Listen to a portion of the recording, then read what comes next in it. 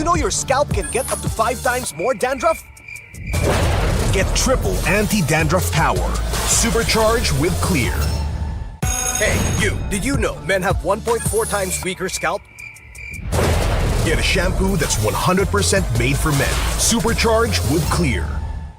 Enemy alert. Your scalp gets 1.5 times greasier, causing dandruff. Get triple anti-dandruff power. Supercharged with Clear. Stop and pull over. Your scalp gets 1.5 times sweatier. For cooling power. Supercharged with Clear.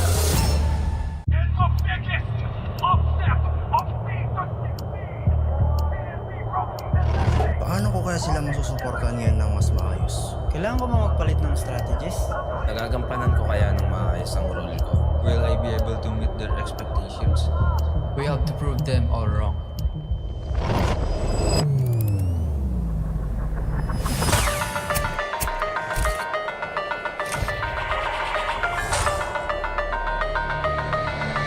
It's time to win.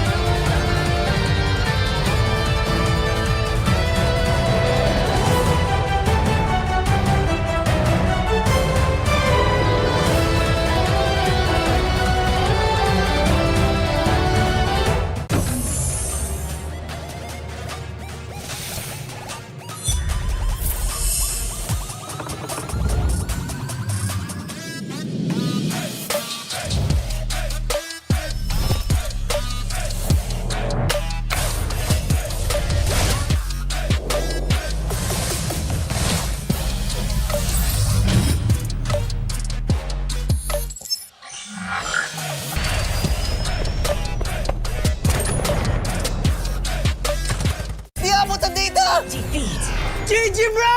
Don't worry! Be only with Smart Power All 99. Hindi bitin with 10 gig data to power your games plus only Facebook or only TikTok. 5 times more dandruff? Get triple anti-dandruff power. Supercharged with Clear. Hey, you, did you know men have 1.4 times weaker scalp? Get a shampoo that's 100% made for men. Supercharged with Clear. Enemy alert. Your scalp gets 1.5 times greasier, causing dandruff. Get triple anti-dandruff power. Supercharged with Clear. Stop and pull over. Your scalp gets 1.5 times sweatier. For cooling power. Supercharged with Clear.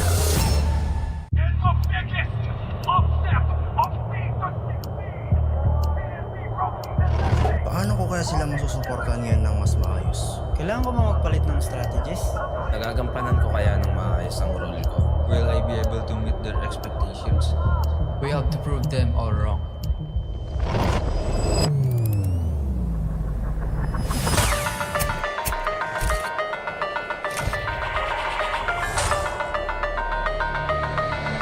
It's time to win.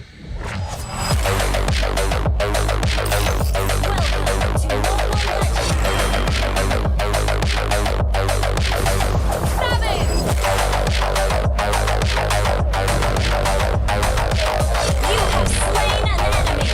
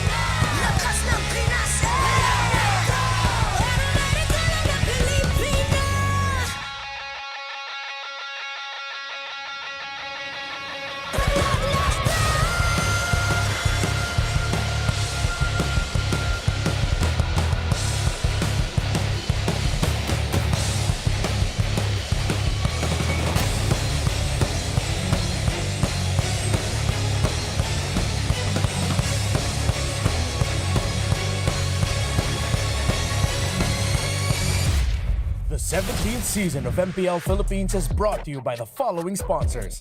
Infinix, the official gaming phone partner, the power behind every madlang gamer. Smart, the simply reliable connectivity partner of the MPL. Our partner in esports, Clear Men. And our strategic partners, TT Racing, Fairy, and SIP. Don't miss any MPL action by following our official Facebook and subscribing to our YouTube channel. Follow MDLPH on TikTok for more content. Catch the MDLPH Season 17 playoffs live at the San Juan Arena. Grab your tickets now via the official MDLPH website, Palag Na To. MPL Philippines is monitored and supervised by the Games and Amusement Board.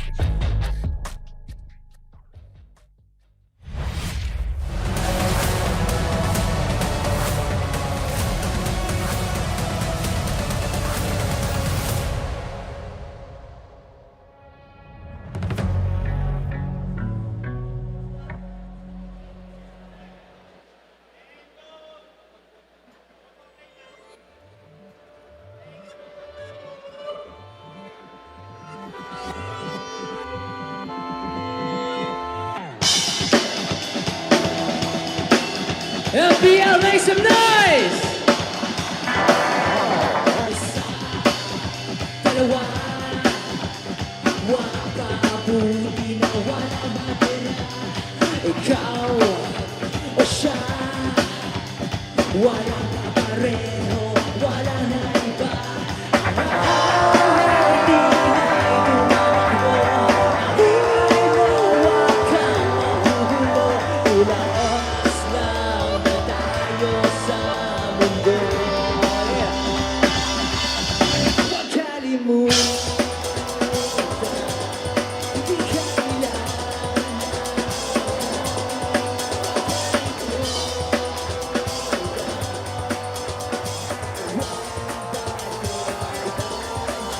Kanya-kanya.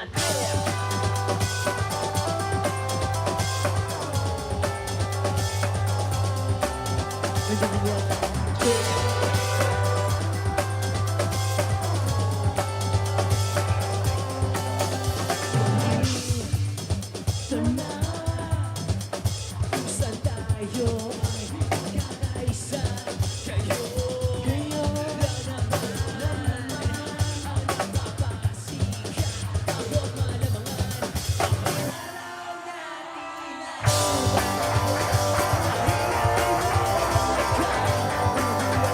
Ilang oras lang tayo sa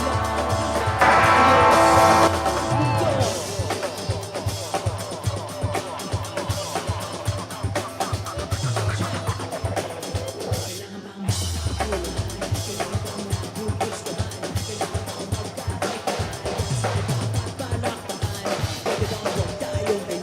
Pwede bang simplehan na lang? Pwede bang huwag ka nang matakot sa di mo maintindihan? Iba lang di makapuluhan, iba lang di nagugustuhan, iba lang gusto ng iba at ika'y naiilang. Iba lang di makapuluhan, iba lang di nagugustuhan. Kung magtataray-tarayan, bahala ka na dyan. Peace sign in the air! Huwag kalimutan, hindi kailangan ng magalit. Huwag kalimutan, wala nang bad trip, iparang jeep at matutunan. Yan na lang nasa paligid. Huwag kalimutan, wala nang bad trip, iparang jeep, kanya-kanyang trip.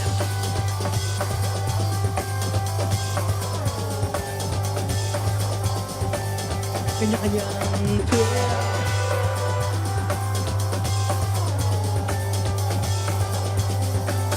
Kanya-kanyang trip. Everybody make some noise!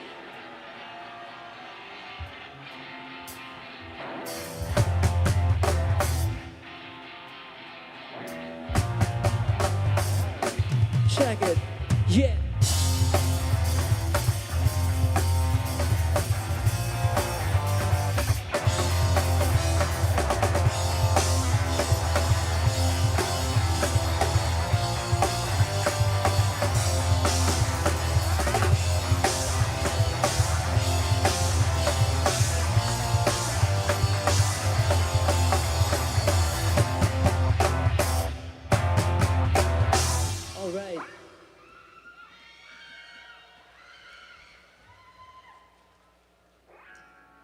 We are one click straight. That song was called Trip Lang. This one is called Telepono. Dedicated to you all. Maraming salamat. Let's go.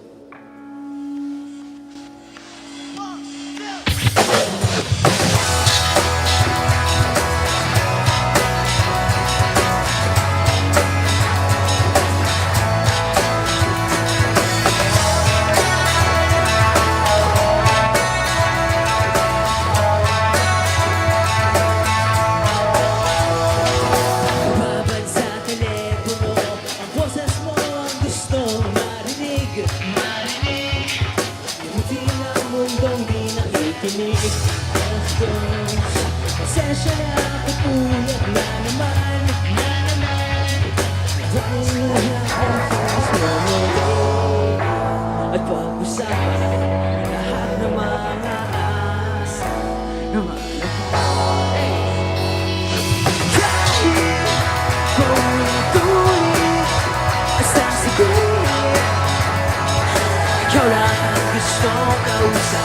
Lagi kaya amin basta siguro na ikaw lang ang gustong kausap. Tulog pa ang mundo, sumisilip na ang araw sa dilim. Panaginip ko na kaibigan alas 6 at di makahintay ng umuwi para marinig ng boses mo muli at mag-usapan lahat ng mga araw at panahon. Dahil paulit-ulit basta siguro ikaw lang ang gustong kausap. Lagi may aaminin sa sasabihin na ikaw lang ang gustong kausap. Kahit saan mapagkat, kahit saan pa mapunta, ikaw palagi ang una sasabihan ng mga bawat kwento at salita. Meron tayong wala sila. Wala sila, wala sila, wala silang magagawa.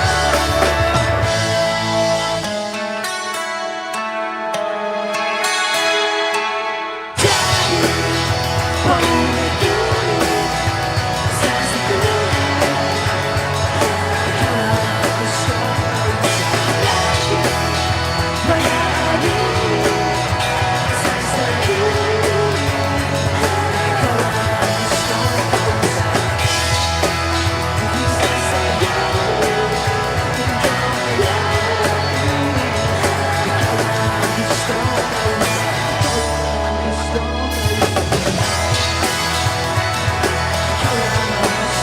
kausap.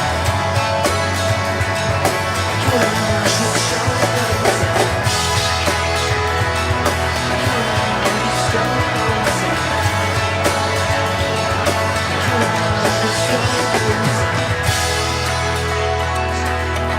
ang gustong kausap. Ikaw lang ang gustong kausap. Thank you very much.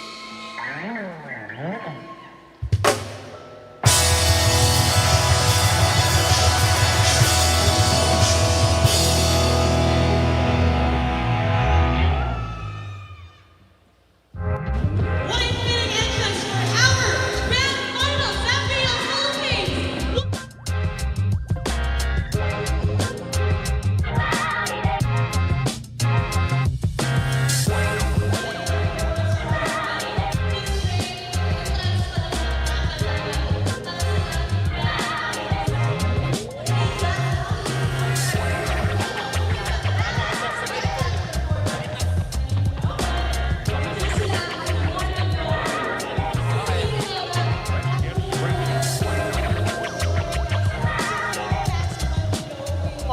Can we know your names and your position in the band?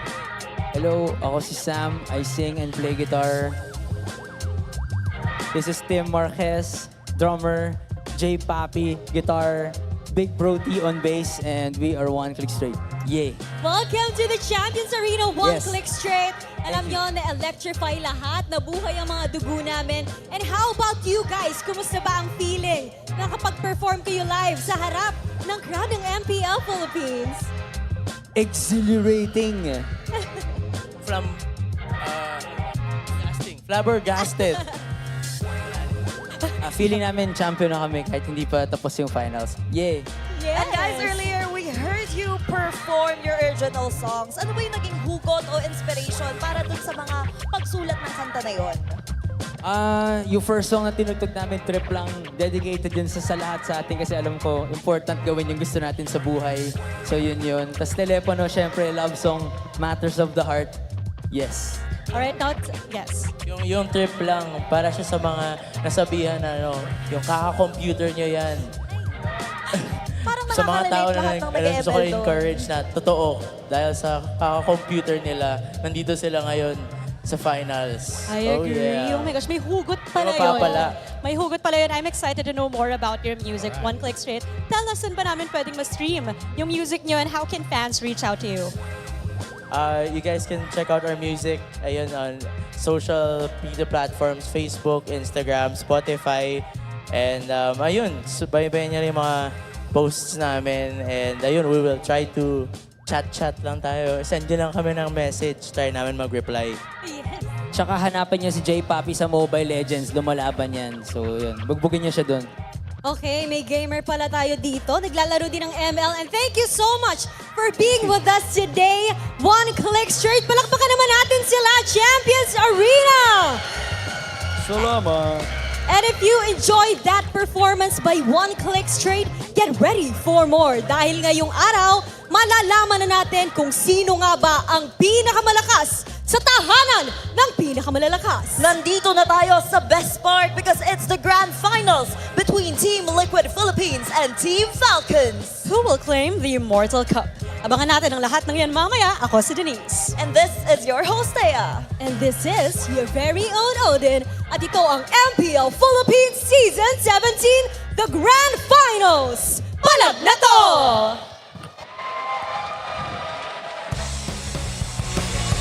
Magandang hapon sa lahat ng sumusubaybay sa MPL Philippines Season 17. Kami ang inyong makakasama para sa ating Grand Finals. Narito na po tayo sa pinakahuling araw ng ating season. Uumimid Bonito and Midnight para sa Filipino Desk at para naman sa English. Over on the English stream, it'll be us, the Wee Bear Bros. It's me, Nice Leo, Renmar. We'll be joining you guys in just a bit. Grabe ang makikita nating bakbakan ngayong gabi dahil ito na ang pinakahuling serye between Team Liquid Philippines and Team Falcons. And of course, MPL Philippines is monitored and supervised by the Games and Amusements Board. Isang best of 7 na naman ang ating makikita at kagabi, muntikan pa tayo umabot sa 7. Oo nga eh. Kahapon ay wala ako dito. Nanonood lang ako. And kasama ang pamilya ko ay sumisigaw talaga kami sa mga nangyayari.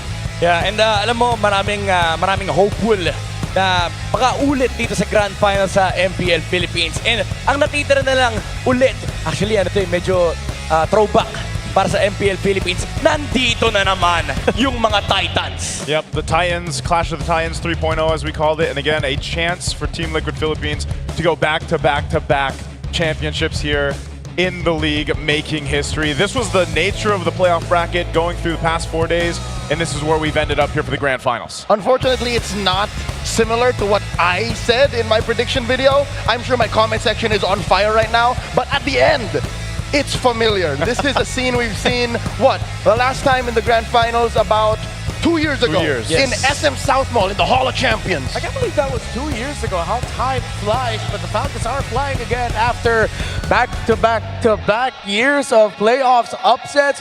They're finally back in the grand finals, but it's a Liquid team that is on the way to ending another very, very dominant season. Yeah, the series na napanood natin mula sa Team Liquid Philippines kontra Onek ay talagang naging dominante. And sa ngayon na makikita natin na magtatapat na naman ng dalawang Titans ay makikita naman natin ang ating tournament history kung saan ay kung titignan lang naman natin kung sino may pinakamarami ay masasabi natin Blacklist International, nandyan na yan. Pero yung Team Liquid, humahabol na pare. Yeah, isa sa mga kapansin-pansin dyan, pre, wala pang nakakagawa ng 3 beses na magkakasunod at tuloy-tuloy na kampyonato at yun ang hinahabol ng Team Liquid Philippines eh. Yeah, and nabanggit ko ito kahapon sa English broadcast. I-correct ko lang, pero since Season 11, 2 beses lang nag-miss ang Team Liquid Philippines /Echo sa isang Grand Finals. So I'll pose a question. If Echo was to blacklist, does that mean Falcons will be what is to Liquid? Is that a hot take or no? To be fair, it's a question. It's a question. I'm asking. I'm not proclaiming. To be fair, sa history ng DLPH, isa ang Falcons talaga sa pinaka-consistent na bumabangga sa kanila. Oo. Ay makikita natin all around San Juan Arena, the Champions Arena, makikita natin ang mga naging kampiyon for the past few seasons of MPL.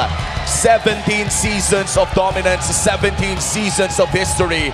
At dito natin masisilip ng isa na kamuntikan na makapag-3-peat na harangan lamang ng RSG Philippines.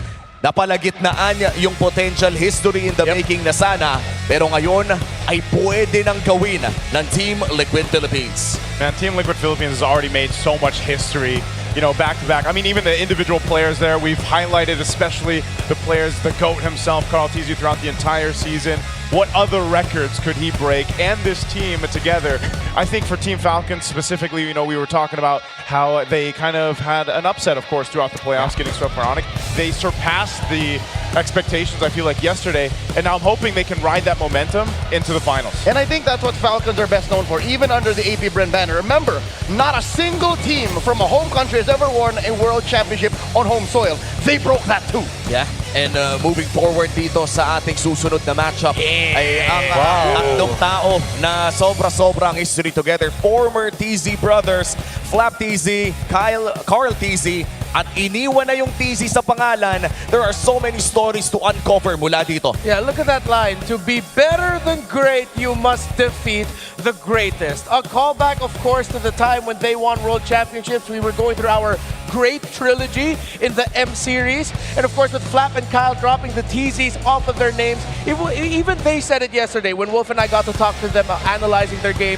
It really means a lot to them. They dropped the TZs for a reason. They want to be remembered as Flap, as Kyle, and the legacies they made, and other than the shadow of the man in the bottom of the screen. Yeah. And tama naman kasi kapag tinignan mo ang history, actually, in fact, even yung mga legacy players natin, nandyan sila JP, nandyan si Flap, si Haji, inaaalala nila to. Kung titignan natin yung panahon 5 years ago, namumuhay pa rin tayo sa mundo ng TZ. And ngayon, hindi na lang kasi dati sinasabi lang si Carl TZ isa sa pinakamagaling na players talaga. Ngayong 2026, you can definitely say that he is the best player in MLBB, the GOAT and the face of the game. I mean, on paper pa lamang na tinitignan natin yung mga achievements dito ni Carl TZ. Ayan, Kaya masyado na ata mahaba ang papel. You have M2 World Champion, M4, MSC 2025, SEA Games 2019, SEA Games 2025, Season 6 Champions, S17. Pwede bang may iba namang sumalo? Habulin mo kayo ba? M2 Finals MVP, MPL Philippines Season 6 Finals MVP, MPL Philippines Regular Season MVP, MPL Philippines Season 17 MVP. Hindi patakbo! Time record sa kanila. Ako naman. Most played, 622, 384 na most win games. Top 1! May top 2 in assist. May top 2 in total damage. Napakarami nito. Wait, meron pa! Hindi patakbo! Marami pa! 673 kills total. Number 1! 15 playoff appearances. Number 1! 936 in assists. Number 1! Teka lang Number 1 in games 1, 93.57%. May iras pa! Hindi pa tayo na boss! Pero pa tayo boss, pero pa. Grabe! Anak ng kambing! Ayan, no? Wow. Kita din dito yung pag-glow up niya, no? Oh my. That's the multiverse of Carl Tizzy, basically. That's true. In what could probably one of the longest graphics na makikita natin dito. Ganun na rin kahaba ang karera. May bagong record na naman. Longest graphic in MLB history. Lahat na lang. Grabe ka na, Carl. Ano pa bang stats sa pwedeng talunin ni Carl? And as of now, binibiro natin na tinatalo na lang ng Liquid ang kanilang mga record. But this has been the truth. For the past few seasons of MPL, sila na rin lang yung sumisira ng sarili nilang record. Yeah, masasabi ko na ganun talaga eh. And again, base nga doon sa, kung maaalala natin yung intro, no, nabanggit ni Carl TZ sa sa lugar na pinakamalalakas, ako ang pinakamalakas. So kinlaim na niya eh. Talagang inaako na niya na siya talaga ang pinakamalakas eh. Alam mo translation nun? Ano yan? So, kambing. Kung makikitan ng Falcons, if they ever beat Liquid as hard as they tried, and they did once in the regular season, what does that make Falcons? That's true. This is a big question para sa Team Falcons, a big challenge kung saan pwede tayong makakita ng potentially one of the biggest upsets as well. Grabe na ang binibigay natin na pressure dito sa Team Falcons. Kaya naman palamigin muna natin ang mga bagay-bagay with our real cooling tactics natin ng Infinix GT50 Pro. Simulan natin yan sa Team Liquid Philippines. Early aggression is key. Alam naman natin ito ang susi sa Liquid Stampede. Kung saan kapag nakukuha nila yung early game tempo na para bang hindi na pwedeng pigilan itong team na to. Trio mid, doon nagsisimula ang lahat. Tapos dinadala nila yung pressure sa may side lane. Sumasama sila Sanford and doon na nagsisimula yung kanilang pag-takeover ng mapa. And then also prove that they have the better goal team. Kahapon nakita natin si Super Marco ay pinabagsak na ang the pressure. What can Teddy do here for the four horsemen of the cavalry? Kamusta naman ang ating Team Falcons, Renmar? Well, you talked about the early aggression for Team Liquid Philippines. Falcons need to take over the first turtle. That's how you stop the early aggression of Liquid. Take a page out of Onyx Philippines' book. Get those pickoffs in the center of the map. Find those pickoffs in the river. Make JP and Sanji uncomfortable. And then maybe you get a chance to take over not just Turtle 1 and then the next turtles after that. Macro-based gameplay will be the key. In the playoffs, Onyx Philippines, that's what they got over Team Falcons. Little by little, Falcons started to get their macro gameplay back. They have to continue that against Team Liquid Philippines. For the overall key to victory, it's all about the Lord Dances Midnight. That's what wins championships. Yeah, you know what? Iba't ibang legacy na ng Lord Dance na nakita natin. Nakita na natin yung Lord Dance 101 ng Blacklist. Nakita na natin yung systematic Lord Dance ng Falcons. And nakita na natin yung Stampede Lord Dance ng Team Liquid Philippines. So, who wins it today? We don't know. Pero kailangan talaga nilang alagaan yung macro department nila. At gustong-gusto ko yon yung key to victory natin na micro wins games but macro Lord Dances in general wins championships. Yan na siguro yung aantayin natin na para sa gabing ito. Sino nga ba ang magiging mas maganda ang setup sa mga malalaking objektiba natin between Team Falcons and Team Liquid? Our top two teams of the regular season, ang dalawang upper bracket finalists din natin ang magkikita dito sa pinakahuling araw ng Season 17. At panigurado, sana naman maging sulit ang ticket ngayong gabi. 7 games, please. 7 games. Nasaan si Bri kita? Nasaan ba si Bri? She's somewhere. Ito si Oh, Bri. she's there. Ito si Bri. 7 games. 7 games. Ayun pala Channel. Well, bago tayo magsimula at tumako sa mainit na Grand Finals na to, ay pumunta muna tayo sa main stage dahil meron tayong mainit na pasabog. Hello, MPL Superfans. This is Denise. I'm joined by Thea, and joining us are two very special guests on this Grand Finals Day. We have Mr. Marlon Marcelo, the Executive Director of the Philippine Esports Organization, and joining him is Dr. Oliver Evangelista, the OIC of the Professional Sports and Games Development of the Games and Amusements Board. Hello, sirs, and welcome to the Champions Arena. Now, Dr. Oliver, we now have representatives for the Asian Games, the 20th Asian Games, as well as the MSC and the MWI at the EWC 2026. Now, how important is it that we have players representing the Philippines on the global stage? Yes, it's very important, no? Because when they carry the flag abroad, they have a chance to prove not only their talent sa paglalaro, but also the discipline, yung puso nila, and of course, the national pride. At hindi nga tayo nagkukulang ng national pride because, Mr. Marlon, marami na tayong napadalang esports athletes internationally and they prove that they can dominate. Now, from Peso's perspective, what does this say about the current state of Philippine esports? I would say, ito yung validation na gumagana na yung pinagpagura natin. Peso's goal has always been to build a sustainable path from the grassroots to the global stage. So, and here we are. Excited na din kami kung sino ang huling papalag. Thank you, Mr. Marcelo and Dr. Oliver.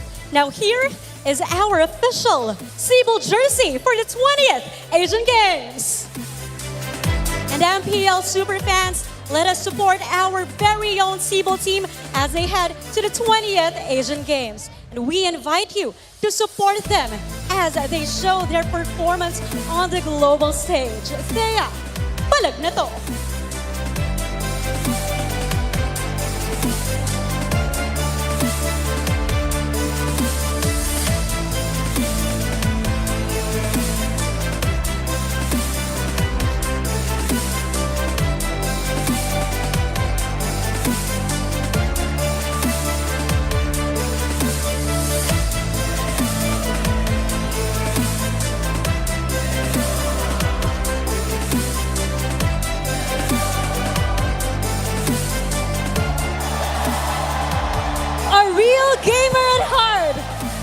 recognize the immense potential of Filipino talent in the global arena. Ang kuya ng esports industry, please welcome Senator Bam Aquino.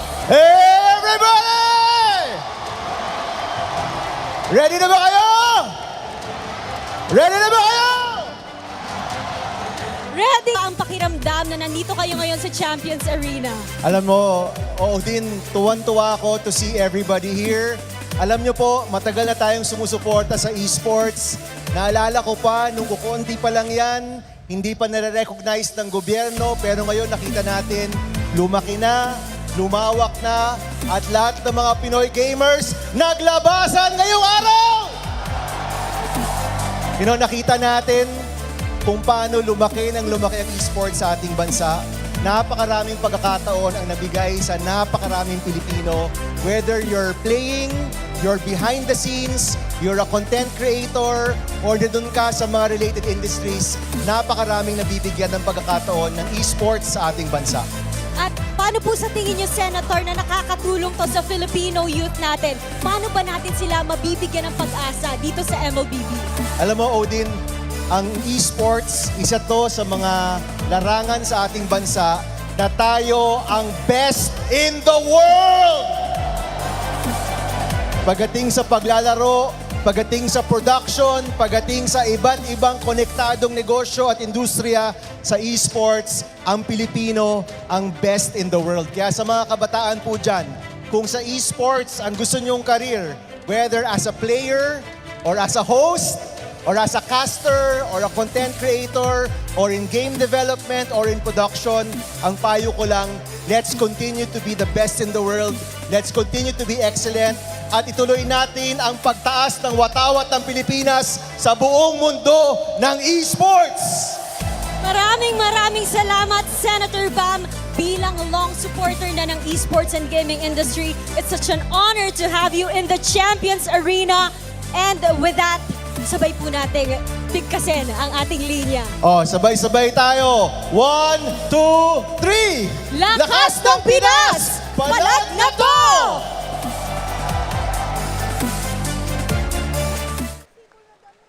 For a long time, traditional sports and esport athletes walked completely different paths. Today, those lines blur. Look around. We are witnessing a new breed of heroes who are redefining what it means to represent the flag.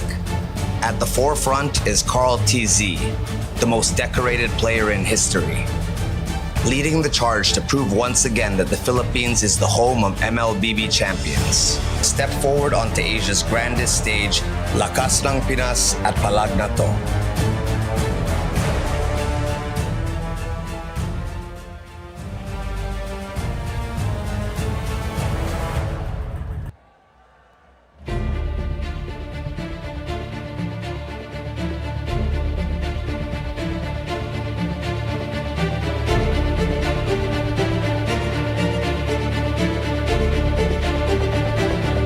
Presenting the Philippine representatives for the Asian Games. EXP Sanford PHI Vinuya.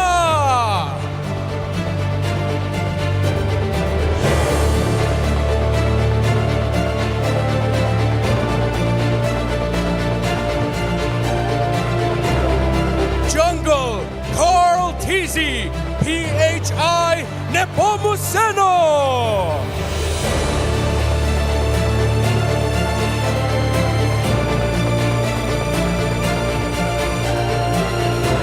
Mid Sanji PHI Amigo.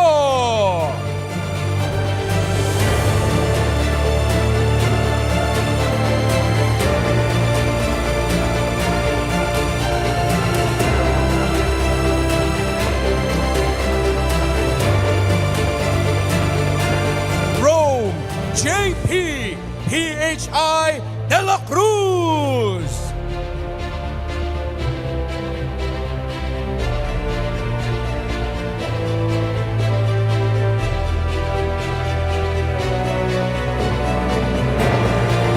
Gold Teddy PHI Viana.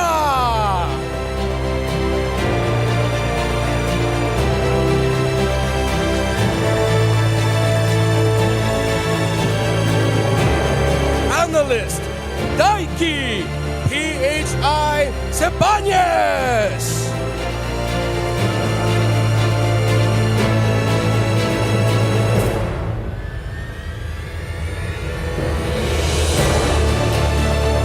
And the head coach, Snap PHI Alvarado.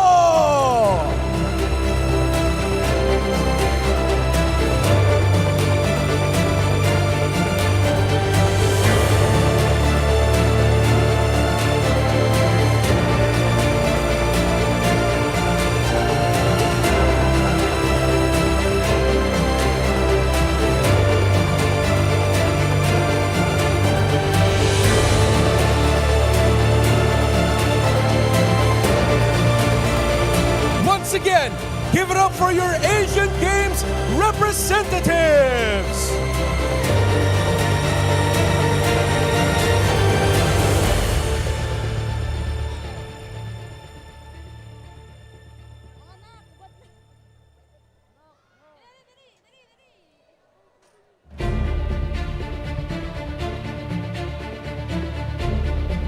And now, may we present our representatives in the Esports World Cup.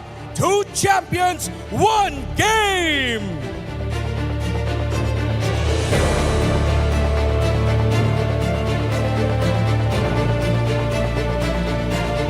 Champions Arena, please make some noise for our MWI representatives, Navi Philippines!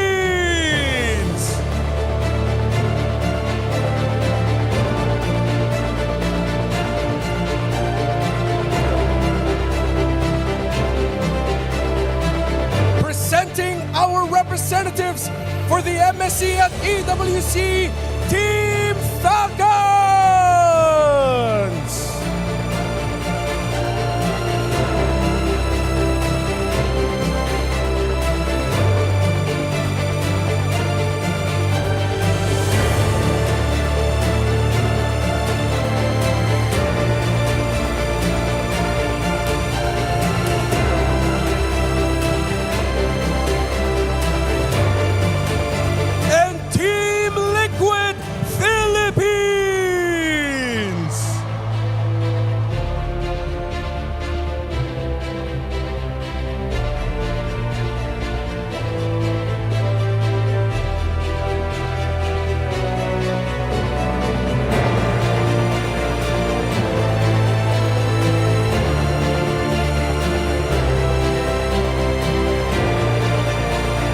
Once again, Champions Arena, make some noise for your EWC 2026 representatives. Bon voyage! Palag Na To!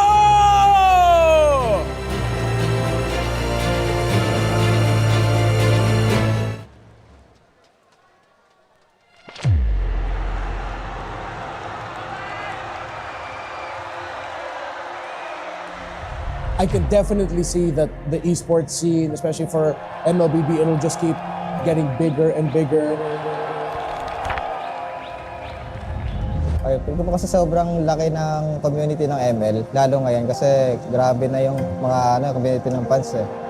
Iba yung feeling, lalo-lalo na sa amin. Tuwing uuwi kami, makikita namin yung mga Pilipino sobrang proud sa amin. Magiging part na ng buhay nila na manood ng arena sa mga susunod pang araw. Hindi lang siya tumitigil sa laro. The stories are so real, the stories are so big, na para siyang superhero movie. For the very first time, nakita ko sa buong pamilya na nagpa-picture sa amin. So parang dun pa lang, namangha na ako. Sabi ko, this is the community that I want to be in.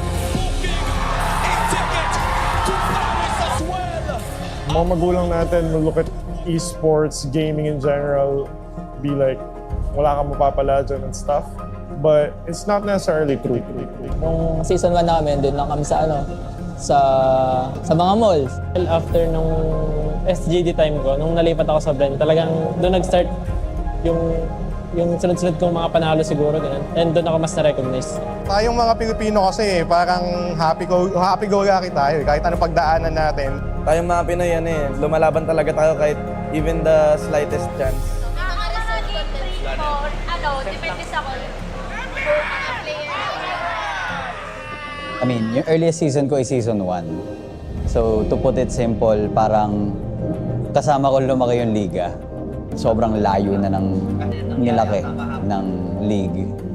Probably, not just the players no, kung titingnan mo, kundi yung broadcast and the whole structure ng palabas din itself. Isa sa strengths ng MPL, I believe, is trying to relate or reflect what the community wants into the league. As Filipinos, we're quite known na maging very passionate about our sport, our field, especially esports, no? Ito yung napoproduce natin, ito yung napapakita natin sa lahat.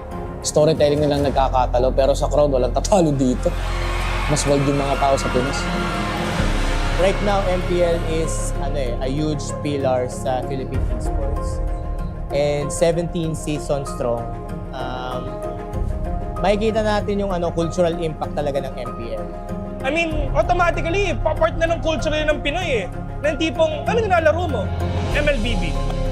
Yun yung dahilan kung bakit ito yung talagang pinakamalaking liga ng esports sa buong Pilipinas ngayon. Grabe, ang laki na ng MPL Philippines. Ang laki na ng Mobile Legends Bang Bang. MPL is now bigger than ever.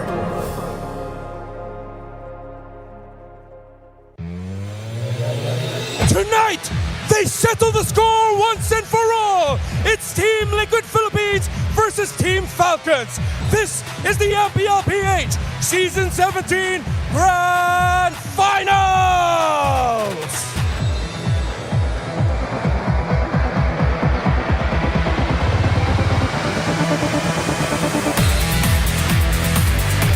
In the EXP lane, it's clear legend, Raging Sanford versus the Filipino cannon, Flap. In the jungle, it's the GOAT, Carl TZ versus the young phenom, Kyle. At mid, it's the lone stallion, Sanji versus the KDA machine, Haji. At Rome, it's El Daddy JP versus Master Ogwen. Finally at gold lane, it's Teddy Teddy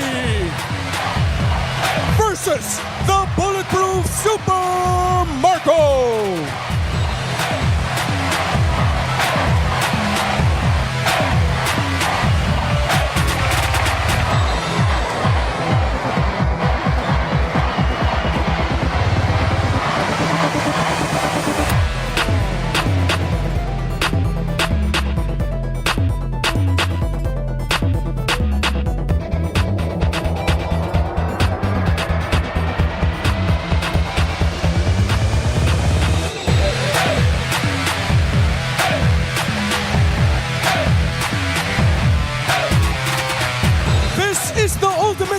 Of Titans, who will claim the Immortal Cup. Champions Arena, make some noise!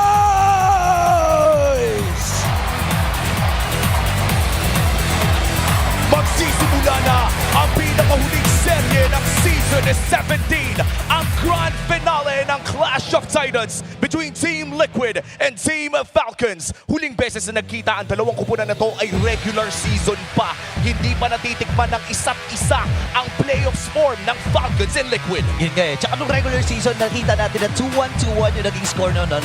Ngayon, gigil na gigil ang Falcons na makuha ang pagkapanalo dito kasi unang beses nag-grab sa Grand Finals to, sinwip sila ng Team Liquid. Alam mo, tamang-tama na binanggit mo yung hindi pa nga sila nagkakaisahan. Kumbaga, pinisuhan nila ang isa't isa. Kaya ito talaga yung wala ng banse. It's time to settle the score between the Titans. And looking back sa regular season score, tama yung sinabi ni Burrito, it was 1-2 sa unang beses na pagkikita nila in favor of Team Liquid Philippines. Pero yung sunod na pagkikita naman ay naging 1-2 ulit. This time in favor of Team Falcons. Kaya naman matatapos tayo sa isang regular season meet-up ng 3-3 ang score. Wala pang nakakalamang sa dalawang kupunan na to at pareha silang umabot sa upper bracket. Kung titignan natin ang ating playoffs bracket, nagkaiwasan din ang dalawang teams na ito. Yeah, and kung maaalala natin, no, yung pumutol din ng win streak na meron ang Team Liquid ay ang Team Falcons din. So kahit pa paano meron ding grudge ang Team Liquid dito. Bukod dun sa parehas na score na meron sila. And hindi lang yung grudge ng Liquid ang importante rito. Kung maaalala nyo, may grudge ang Falcons laban sa Liquid. Kahit ilang beses sila nagtapat sa international pagdating sa local soil, huling maaalala ng Team Falcons yung sweep na ginawa ng Team Liquid Echo nung Season 13 laban sa AP Brent Falcons. And that was 2 years ago kung saan nakita natin yung pagdomina ng Liquid Echo against the Falcons AP Brent during that time. And looking at the Grand Finals appearances ng mga Titans ng ating liga, look at this. This is going to be Team Falcons na solo lamang ang pangalan, unang Grand Finals appearance sila. Pero ang kanilang mga manlalaro ay punong-puno na ng experience sa ganitong klaseng serye. Oh, tsaka dumating din yung punto na nag-World Tour din. Parang 2023 ay World Tour na inilatag talaga ng AP Brand Falcons noong time na yon. Pero ang exciting dito kasi may addition Nandiyan si Haji. Damn, 6 times Grand Finals para sa franchise ito. And nakakatuwa, men, yung binabakit mo kanina na parang pamilyar na sila sa isa't isa. Literal, pamilyar sila sa isa't isa. Sa MLBB Philippines, naging magkakampi na itong mga to. Ay, oo. Diba? Sa civil representation, dati rin silang mga ex-teammates. Even yung mga coaches, naging kakampi na rin yung ilang players sa magkabilang koponan. So talagang pamilyar sila sa isa't isa. So, hindi lang grudge match to Parang family feud na rin in a way. Oo. And to be fair, kay Teddy, ito rin ang pinakauna niyang playoffs at pinakauna niyang Grand Finals. A lot of pressure para kay Steady Teddy na mag-perform dito sa pinakahuling best of 7 ng Season 17. Kailangan niyang ipakita sa buong mundo na kahit rookie siya ay kaya niya sumapay sa pinaka-successful na quartet ng Pilipinas, the 4 horsemen of Team Liquid of Philippines.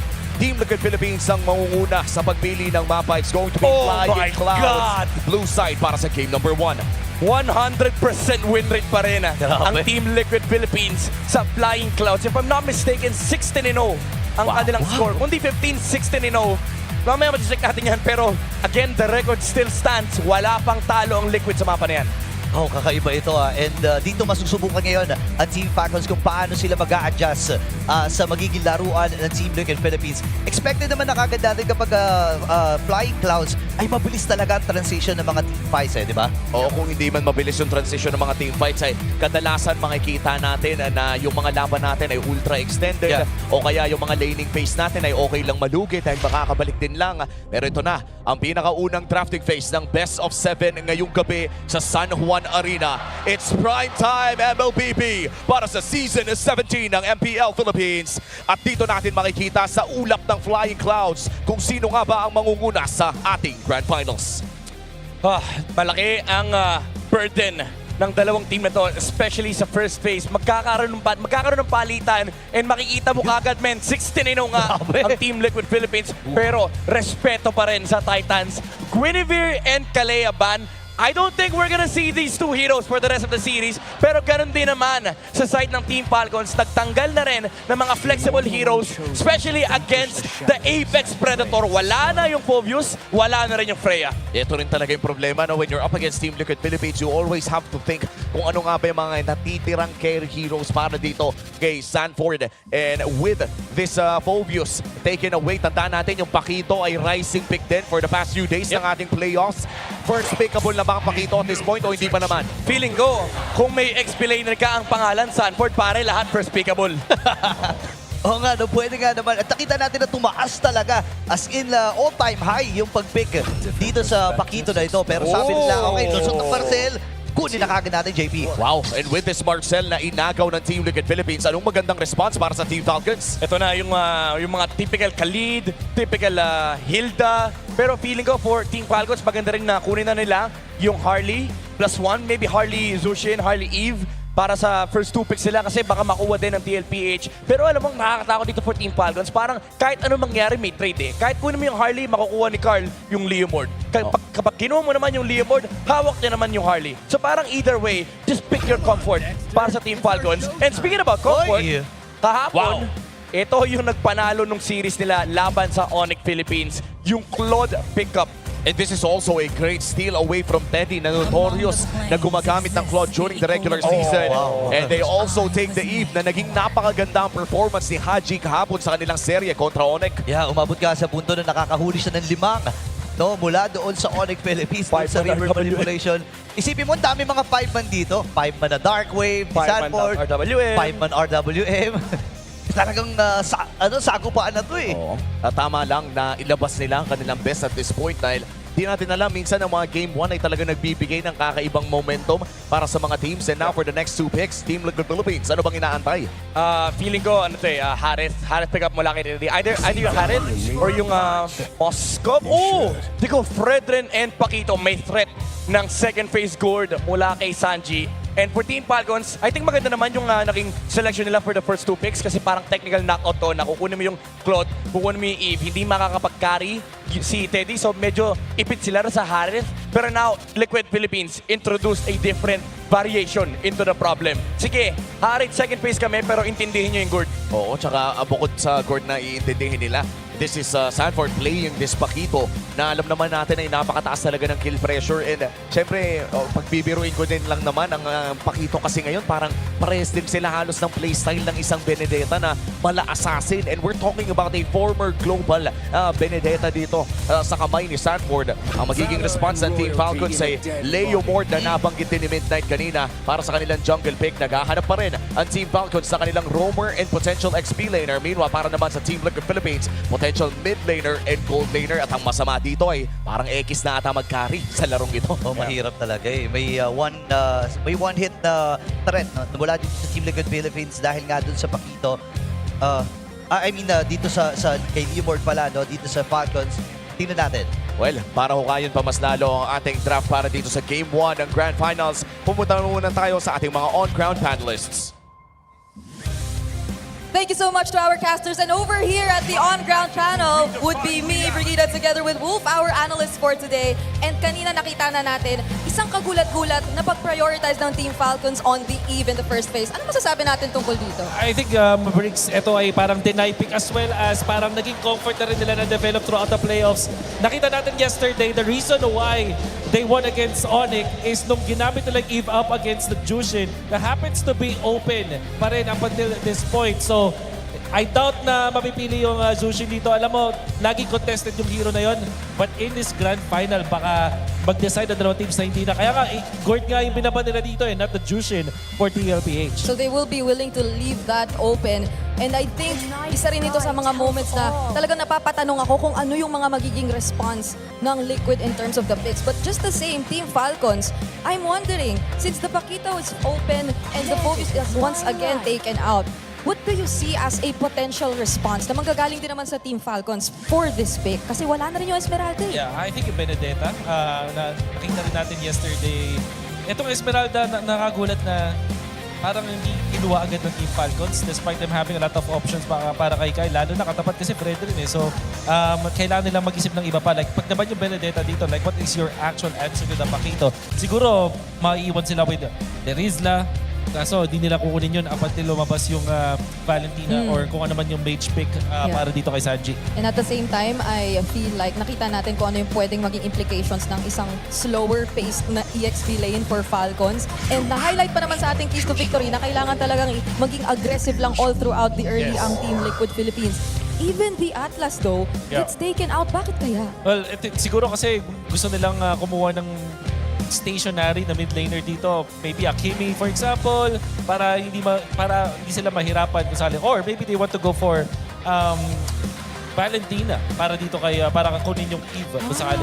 Alam mo yung mga team, sabi nila sa akin hindi daw sila takot sa Valentina kung Atlas sila. Actually, parang mas lamang pa yung Atlas kapag merong Valentina. So I think that could be a consideration here for TLPH. Yep, great way ang isang Atlas na nakapag-close in din bigla-bigla, magugulat ka na lang, no? Pero here we are awaiting if they will go for the Rome or EXP lane pick, and instead they go for the Hilda. So I believe this will be a Master Ogwen hero in the meantime. But a bigger question mark for a lot of us right now is what also could be the Teddy pick? Kasi Yun baka na yung nga Valentina, yun na yung maging consideration for Sanji. But Teddy, wala na yung Harit, wala na yung... Baka mapuwersa silang mag-carry kasi dito para masagutin yung Hilda. But it doesn't really counter itong Eve. In fact, mahihirapan siya dun sa Eve kung sakali mag-carry dito. However, maganda naman yung carry versus the Claude in the laning stage. Another option here is the Bruno, but I feel like mas mag-focus lang sila dito. Kung hard carry, Obsidia could also be a consideration, but there's the carry, as we did say, and the Kimi. Yun din yung mga sinabi natin pipiliin nila Falcons. Etong Hilda, pwede maging roamer na lang, minsan the EXP. And you're gonna be looking for somewhere along the lines of an Arlot here para sa Falcons kasi meron siyang synergy with the Eve at maganda siya kung sakali laban sa isang Pakito at as well as this carry. Last option siguro dito yung Benedetta pa rin pero may damage yung Falcons. But I feel like top option dito, number 1 is that Arlot. Number 2, Benedetta. 3 maybe, they can consider the Terizla. Kaso baka matunaw nga lang pero yun, one of the considerations din yan. Yeah, and because of the Hilda, I feel like they will be a bit more flexible when it comes to their EXP lane pick kasi meron naman na magiging in charge nung panggugulo mo talaga in the early stages of the game, and you would potentially expect to see Master Ogwen all over the map, though not necessarily directly no na magiging panggulo. But kakasabi ko lang ng gulo, they pick up the glue. So even when there's a carry on the opposite end na pwedeng mangtunaw nga kapag hindi mo na timing yung second skill mo, magiging glue pa rin ang kanilang priority dito. Alright. Super fans, you may scan the QR code and predict the match winner correctly for a chance to win 1,000 MLBB Diamonds. Marahaba-haba pa ang ating magiging gabi dito, Wolf. Pero so far, looking at the drafts, kanino ka ba mas papabor sa ngayon? I like the Kimi and the carry. Ito yung na-expect natin doon sa second phase. Just looking at the banning coming out from TLPH, parang ito yung sinasabi ng draft nila. So, I like this ender para sa TLPH. Alright, and there we have our drafts locked in for game number 1. San Juan Arena! Papasok na tayo sa ating game number 1. Ibato na natin sa ating mga casters. Dito na natin makikita kung sino nga ba ang unang makakaisa sa dalawang kupunan na ito. Kung sino nga ba yung magmamarka ng 4 sa 3 panalo na nakita natin sa pagkikita nila sa regular season. This is the first meet-up at Recta Grand Finals pa para sa Falcons and Team Liquid. Yeah, magandang salpukan ng ating makikita ngayon kasi si JP ay nanggugulo kagad. Expected naman to, may mga cut kagad na mangyayari pero si Flopat ay nahihirapan ata dito. In early first blood bomb, and the flicker na gamit ni Sanford. Makukuha naman ni Flap ang kanyang kagustuhan. Nagkasukatan kagad sa XP. Buti umabot ng level 2 si Flap and katabi niya lang yung bush. So he was able to sustain and regenerate some of the HP. Pero Falcons grabe yung dami nilang natutunan dito sa playoffs. Pati sila umu-onic gambit. Ay ko, nararamdaman ni Ogwen at critical kagad ang rover dito ng Team Falcons. Pero gusto ko yung ginagawa ng Falcons dito, nagiging super agresibo at si JP ata ang mapupunuhan. Hindi niya natapakan yung burger dito ni Ogwen, pero tuloy-tuloy pa rin ang paggugulo ng Team Liquid. Papasok pa nga sila dito sa may orange buff and mga kapatid, Midnight Burrito. Inilagay ko yung sarili ko sa sapatos ng mga international viewers. Parang hindi ko maintindihan yung MLBB na nilalaro ng dalawang to. Parang may iba silang sinusunod na rules. Pare, ginawang Lord yung green. May green dance. Kasi sobrang importante yung mga level 4. Pagdating ng Turtle and Team Falcons, sa perspective nila, okay lang yan. Kahit anong mangyari, i-delay lang namin ang the GOAT. At saka kung iisipin, biruin mo yung mga bakbakan na nakita natin, nagkakatansyahan sila, umabot sa punta na yung 1v1 natin doon sa baba. Nung nag-level 2 si Flap, alam niya na kailangan agad niya mag-flicker. Ang malapit doon pare, feeling ko ang daming dinaan ng simulation yan. Sa utak nila nag-play out mga 5,000 team fights. Pero wala nangyari kasi alam nila, troll lang yun. Tsaka alam din nila si Carl TC. Level 3 nga, lumalaban ng pagong yun. Tingnan natin, lalaban na ata din si Flap. Pero siya ay napuruhan dito. Phantom City, nagamit din ni Kyle. Pupuntahan si Carlito, kalahati ang kanyang HP. Pero nandito na to the rescue si Daddy JP. Malayo-layo pa naman ito si Sanji. Papasok pa rin dito si Ogwen. Pupuruhan niya si Carl TC. Si Sanji doon sa may gilid, level 3 pa lang. Pero Critical ang sitwasyon ni Flap. Oo, magkakaroon na ata ng turtle dance dito para sa pinakaunang pagong. Magbibigyan na agad. Drill with manipulation mula kay Haji. Reset ang turtle. Pero hahawakan ulit dito ni Carl. Okay, si Ogen ngayon ang tinututukan. Pero si Flap ay napaplika na rin kagad. At nandun na rin yung traction pulse para kay Sanji at malayang makukuha. Dinagot ang pagong. Grabe talaga tong 4 horsemen, men. Talagang binibait lang nila yung mga skills ng Team Falcons. Pinaforce nila yung mga reaction. And even Carl TZ himself resetting the turtle. Nung lumabas yung RWM, nagka-reset sa perspective ng TLPH. Pinalikan nila yung pagong kasi alam nila hindi na kaya lumaban ng Falcons. And this is just game IQ na nag-uumapaw para sa parehas na kupunan. And for Team Liquid Philippines, securing that first turtle ay magkakaroon sila ng maliit na kalamangan kontra Team Falcons. Hindi pa naman ganun kalaki. Pero si Ogwen ay mabibigyan kasama ni Haching. Golden Hour nagamit, nakaabang yung mga bala ni Sanji.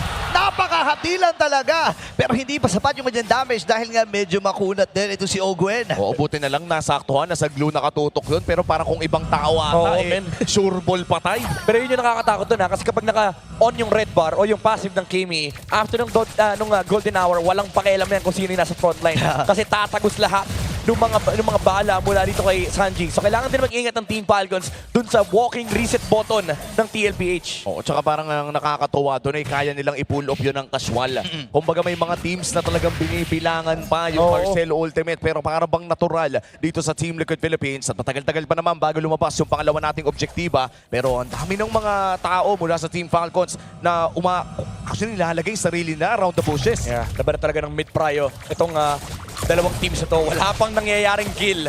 4 minutes na, wala pang nagkakakitilan kasi nagkakabasahan sila sa mapa. Sobrang importante talaga ng control sa mid and alam nila naka-ready ang isa't isa. Pero ang X-factor dito for TLPH is itong Pakito. Typically yung Hilda ay lamang sa matchup laban sa Pakito kasi lagi mong hawak yung XP Prio. Pero ang sagot naman kasi ni Sanford, susuntukin ko lang lagi itong Hilda para kahit mag-rotate siya, wababa yung kanyang HP.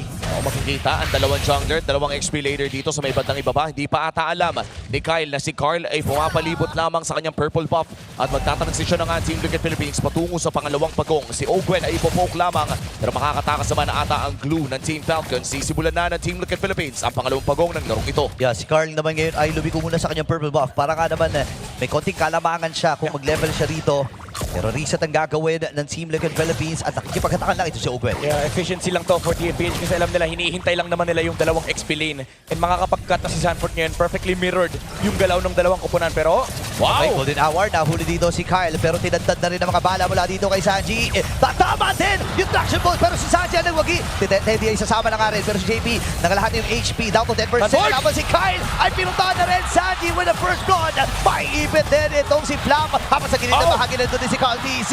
Papatayin na rin itong si Flap at tatlo tutumba para sa Team Liquid. 3 kills, 2 turtles. Team Liquid Philippines ay makakalawang na ng 2,000. May invade pang magaganap mula sa GOAT. Yung force talaga ng TLPH, men, ito yung mahirap kalaban. Kapag ikaw yung Team Falcons, parang lahat ng bato mo ng skill may trade na kaakibat. And for TLPH, even though nauna sila sa trigger with the Golden Hour, hindi nakuha ng Falcons yung pagong. And itong shield na to ay tumulong para sa frontliners ng TLPH na labanan yung Limod. And then yung extra utility mula doon sa Platinum Staff, pati sa knockout strike ay naging enough para kontrolin si Kyle. Early swap as well para sa side laners ng Falcons and Team Liquid Philippines. Si Sanji ngayon ay pumapalibot kay Sanford, making sure na mukhang kontrolado nila itong bottom lane. 1 minuto pa kasi bago lumabas ang panguling pagong ng larong ito. Looking at the items, lumalamang na ata ng 1,000 itong Pakito ni Sanford.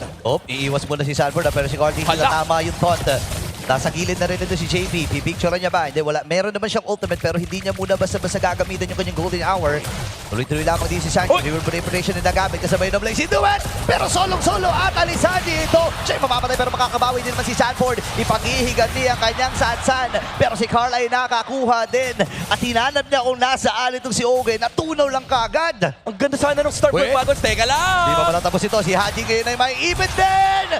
Walang flicker si Haji Pantakas. At si Flap naman ngayon ay pinapasok na sa loob ng turret. And Team Liquid Philippines, nakauna kagad ang Stampede. Parang bang may nakikita itong Team Liquid na hindi na nakikita ng normal na MLPP player. Kaya nga alam mo yung ang ganda ng setup ng Team Falcons, hindi naka-ready. Teka lang, ayaw pabigil! Ayun na, pressure na nagamit din! Sanford with another! Oh my goodness! Grabe ang Team Liquid! Tila ba'y naging hunting ground ang bottom lane at sa mid lane si Haji na naman ang bibigyan! Wala pa rin siyang flicker, men! Sinasamantala ng Team Liquid Philippines sa pagkakataon ngayon na atras na rin. Ito si Sanford, Phantom City Reaction. Golden hour! No way! Sanji! Si Sanji! Tinagtan ni Sanji dito ng mga bala. Ngayon si Kyle ay nangangalahati. Flicker na gamit na rin ni Owen. Sa sakripisyo na nila si Flap. Bagsak na naman dito si Flap. Tapos si Carl nagpapagong lang, men. Tuloy-tuloy na objective from TLPH. One by one mistake from Team Falcons. Ayaw pa! Ayaw talaga tumigil! Oh my goodness! Mamamaalam na naman ito si Kyle. Sobrang aktibo ni Sanford. Sobra, men. Yung laro ng Liquid Philippines, kala mo achievement ni Carla. Ayaw matapos. Oh my! For the last 3 minutes ay nakita natin na yung 0-0 kill score natin ay bigla naging 11-1. In fact, makikita po natin ang ating Golden Kill Events timeline noong minute number 5 patungo sa minute number 8 ay ibang-iba ang itsura ng laro ito. Oo, wala nangyari. Feel ko narinig ako ng TLPH na open sila eh.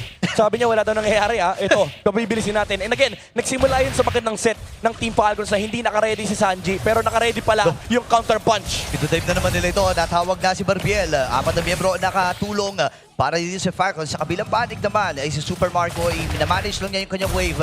Pero nahihirapang lumabas. Ultimo sa sariling base dito ng Falcons. Humihinga pa lang ang Team Falcons ay sinasapak na ulit ng Team Liquid Philippines. Hindi ata makakalisip na dito. Pero mukhang makakatakas naman with bonus movement speed.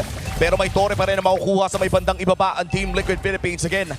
Humihinga pa lang ang Falcons. Sinasapak na agad. Delikado ata dito si Kyle! And he will go down. Ngayon naman sa gilid na bahagi, may nagaganap na yung CarDC versus 2. Sasama na yung Super Marco. Ay bagsak niyo Precious Bad. Dahil nga makunat itong dalawang ito, ay sasama na rin ang Team Liquid Philippines dito. Super Marco. And this time ay mapipicture. Ay, makakatakas din naman. Papatay itong si Ogen. At diretsyo na sila sa gitna. Nangolekta na lang ng bala si Sanji pero grabe yung TLPH, men. Saka nakakita na kanina 5 minutes 700 lang yung lamang nila. After 4 minutes 10,000 gold lead para sa Cavalry. Hindi makahinga yung Team Falcons. Hindi makahanap ng espasyo si Super Marco makapag-farm. I go as far as to say na hindi na makatao yung MLBB na nilalaro ng Team Liquid Philippines. This is the fastest gold lead na nakita ko na nag-transition from a 0-0 mula minute number 5 patungo sa minute number 10. Biglang 10,000 ang hawak nila against Team Falcons over the back of what happened in that bottom lane. 3 turtles, ilista mo na rin tong Lord. This is the hardest question, Midnight. Ano nga antayin ng Team Falcons? Kailangan nila hintayin magkamali yung TLPH, yung mga overcommitment, yung mga out of position na team fights. Pero ang problema kasi, parang kung ikaw yung Team Falcons, hinahanap mo yun eh, pero parang lagi kasi naka-ready yung TLPH. Imagine mo, usually sa POV ng Falcons, yung mga teams, they play for setups, they play for objective fights, they play for positions. Yung TLPH, makakita ng hero, 5 tao yung tumatalon. Yeah, tapos ang hirap pa dito kasi pag pick ni CarDC, ulti ka agad eh. Friend rin ka agad ang kinuha. Friend, game number 1. Pagpasok nila, ulti ka agad lahat eh. 5 ulti eh. Tapos ito si Sanford, nakapakito din na nakita naman nating napaka-gana din para sa gameplay ng Team Liquid Philippines. A 12K gold lead, a Lord in the mid lane. Direkta na nila at mukhang magpupush sila. Pipilitin nila. Real with manipulation mula dito kay Haji. Makakadepensa naman Padya. Pero mukhang hindi pa mag-all-in dito ang Team Liquid Philippines. Dahan-dahan lang. Bot lane naman ang kanilang call. Makakahinga sila dito pero si Sanford ay binabantayan din itong bottom. Habang si Sanji ay nandito rin. Level 15 na by the way. Itong si Sanford na napaka-hapdi na rin. Yeah, pero walang RWM, walang Phantom State. TLPH, pwede nilang i-brute force to, pwede nilang pasukin to. JP, naka-ready siya, pero pa siyang golden hour. Ito toto ata nila to. CarDC looking for that turn hit. Bababay turn. Owen nag-flicker in, pero siya ata na delikado! O siya maibit dito. Adjo, Precious Bad na nagamit din. Wala naman tinamaan yung golden hour. Pero sabi ni Teddy, sige, diretso lang muna ako dito sa babang bahagi. Makakabasag na sila. Pop lane turn na lang ang natitira. Oh my goodness. Ay nagamit. Tumama dito kay Flap, pero hindi pa ata sapat yung damage ni Sanji. Ngayon naman ay nag-aantay sila ng wave dun sa middle. Hihinga lang saglit ang Team Liquid Philippines. Pre, 14,000!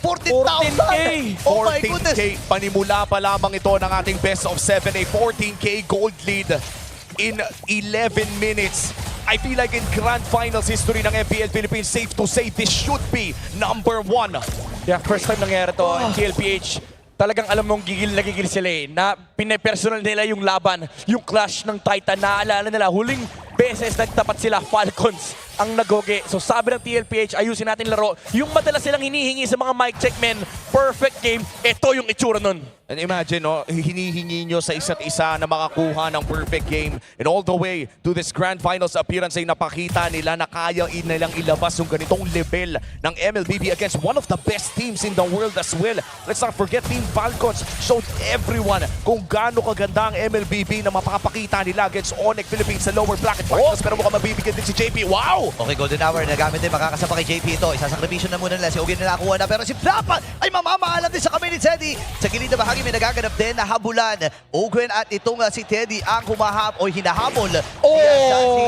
Pero inaabangan din lang nila. Traction pulse ay nagamit. Kaya lang makakaprehitin si Teddy. Hahabulin ba nila kasama yung mga glulets? Nagtatago lamang doon sa may damuhan. Nag-aaban na pagkakataon din si Ogin. Si Sanji ay inaabangan na rin lang ang kamatayan dito ni Ogin. Isasabit pa sa may gilid. Mamamatay pa ata dito si Teddy. Mamamatay pa! Makakapatay pa nga ata si Danny Ogin. Pero siya ay mamamaalam din sa naging proseso. Transition kagad sa Lord at Team Liquid. And that might have been massive. Feeling ko masyado nang nilaro ng Team Liquid Philippines yun. Actually, yun hindi sa paglalaro pero kailangan kasi nilang iwasan talaga yung mga glulets. Oh, kailangan flap, pinahabol. Makahinga naman siya doon at tumapak na rin ng Cyclone Eye.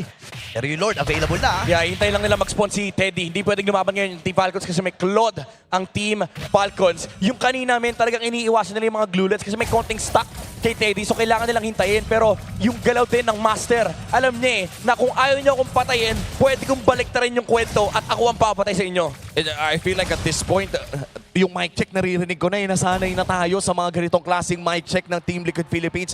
Imposibleng walang pagalit mula kay Carl. Oo. Imposibleng walang sita. Yun. Diba? Imposibleng walang sita. Pero sa ngayon ay malaki pa rin naman ang gold lead ng Team Liquid Philippines. Ay 10K gold lead at sisimulan na nila ang pangalawang Lord ng larong ito. All major objectives ay nasa kamay nila at wala na magko-contest pa. That's going to be the Lord secured para sa Team Liquid Philippines. Grabe, hinihintay pa. Pinalabas pa yung minion wave kasi gusto nila mag-setup ng tri-wave for TLPH. Meron silang oras para ayusin yung mga lanes. Perfect wave and Lord management mula sa TLPH. Pinag-uusapan natin ito kanina sa Real Cooling Tactics by Infinix. Yung Lord macro, in-extend pa ng TLPH. Hindi lang Lord dance, men. Ito yung map dance na from Liquid. Imagine mo, winning na. Naghanap pa sila ng mas winning pa. Hinintay nila yung minion wave para maging mas maganda yung susunod na paparating. And now for Team Liquid Philippines, itutuloy pa nila itong top. Maukuha nila ang individual turn. Pero si Carl! Pero sumasalo na. Abrasion siya nagamit din. Pero doon si Kyle. Wow! Kaya ito ay tatama. Hindi. Kasi na-picture na nito si Kyle. Inaabangan nila nila. Natunaw lang. Ganun lang. Okay. Itong si Kyle. May Lord pa naman nakasama dito ang Team Liquid Philippines. 4v4 to ha. Oo, 4v4 at mukhang susubukan sa dito ng Falcons. Si JP ang mapapirst ata. Okay, napunta doon sa gilid. Si Ogre Kiri may ipit. Si Flap at ang buong kupunan ng Falcons ay pinipilit lamang na ma-depensahan ito. Pero napakahapdi na rin talaga ni Sanji. At rekta na sila kagad sa tore. Game on. Ilista mo na sa cavalry. A dominant game number 1 para dito sa Team Liquid Philippines. A 14K gold lead in 11 minutes. Napakalaking achievement para sa TL. Signature playstyle MO ng TLPH. Bigyan mo sila ng maliit na pagkakataon at palalakihin nila yon. And hindi nga nakahinga yung Team Falcons. Perfect map control, pure dominance ang pinakita sa atin ng Cavalry. Humihinga pa lang ang Team Falcons ay sinasapak na sila muli at kitang-kita natin yan sa gameplay na pinakita ng Team Liquid Philippines. And might I just say na parang hindi natin ito nakita nung huling beses natin napanood ang Liquid sa upper bracket. But this time, parang preparado pa sila mas lalo up against Falcons na naglaro kahapon. And sa totoo lang, parang gusto ko na maniwala dun sa usap-usapan na kapag Grand Finals, hindi natatalo Team Liquid. Oo, men. Parang yung gumigising ng Grand Finals, ibang tao. Oo. Parang nung regular season, na sila, mga halimaw na. Pero nung Grand Finals, parang mga Diyos yung gumising. Ito. Ayan na. Pakito, grabe nga na talaga. Grabe. Nagsumignan lang nga na okay na pero umisa pa ulit. And that's our Game 1 MVP, Sanford on his Paquito, 7-0-5. Isa sa mga pinakamagandang performances na napanood natin ngayon sa Grand Finals. Yeah, now it begs the question for Team Falcons, how do you deal with Sanford? Kahapon nakita natin yung sagot nila sa Paquito was to pick up the Esme, but they didn't do so in this match. But I feel like parang hindi nga nagmamatter yung matchup para kay Sanford. Kasi nakuha naman nila yung heal down sa side of Team Falcons, but it was still the same result. Nakapaglaro pa rin si Sanford. He was dictating a lot of the tempo, a lot of the rotations. In fact, hindi nga siya nalugi doon sa Hilda. Siya pa rin yung unang nakakaalis doon sa XP lane. Yeah, masasabi natin na ako sa totoo lang nakikita ko rin naman ang isang pakito na mas mabilis talaga mag-clear ng wave no against dito sa isang Hilda. Pero kasi iba yung approach niya eh. Pagtapos siya mag-clear ng wave, lagi siya may kasamang isa. Minsan si Cortez yung kasama niya. Paminsan pupunta sila sa gitna or mga agaw or manggugulo dun sa box ng kalaban. May next kasi after nung clear wave, may sunod eh. Yeah. Tsaka alam mo yung parang naka-checklist yung gawa niya na parang alam niya pag susuntukin siya ng Hilda, papalagan niya eh. Pinapalagan niya ng matagalan. Tapos kung hindi mag-clear yung Hilda, siya yung mag-clear ng wave. So parang laging may response mula dito kay Sanford. No matter what, ang shot goal niya siguro sa mga kampi niya, huwag kayong mag-alala pre, aabot ako dyan. And I think one of the best maneuvers na ginawa dito ni Sanford, ating Game 1 MVP, ay yung naging early game decision niya na mag-flicker agad upon level 2 dito ni Flap doon sa nag-cut ng wave. Dahil I think if we look at Pakito as a hero, ito nga tayong isa sa mga hero na bawal malugi ng early. Yeah, tsaka imagine mo kung hindi niya pinadugo yung Hilda, may Hildang i-invade doon sa Fredrin. So in yung green dance na nakakataong nangyari kanina, may tatagtigan pa ng tao mula sa Team Falcons. It would have been devastating for Cartesi. So yung pag-commit niya ng flicker, some people would say na parang bakit niya sinayang yung flicker niya. First of all, ang ginagawa nun is makakabalik siya kagad sa lane na hindi siya maabot ng Hilda. Pangalawa doon, yung ginawa niyang pambabugbog kay Flap, it allows Cartesi a free reign on his own jungle side. Yeah. Tsaka hindi lang yun eh, kasi naka-flying clouds naman tayo. So kahit ano pang mangyari, kahit duguan ka dyan, mabilis ka rin makakabalik if in case na magre-replenish ka ng HP. Ganun nila kakabisado tong flying clouds. Kaya di ako nagtatako bakit 100% pa rin ang win rate nila hanggang ngayon. 17-0. Kumbaga 17 seasons ng MPL, 17 din yung panalo. 17 din yung kills. 17 din yung kills ng Team Liquid Philippines dito sa Game 1 in this 15-minute game. And to be fair, nakita natin na sinubukan naman ng Team Falcons na makahanap ng paraan na bumawi. But sadly, after similar or several kills na nakita natin, ay doon masano sa bot lane ay hindi na talaga nakabawi ang Team Falcons. Grab, anak talaga ng kambing to si Carlo. Support emblem with Inspire, hindi tank. Oo nga, no? And ang alam yung nakakainis dito kung Team Falcons ka, technically pag sa ibang teams ko ina-analyze to, lamang yung draft ng Falcons eh. Sinong nagkakari sa EVE?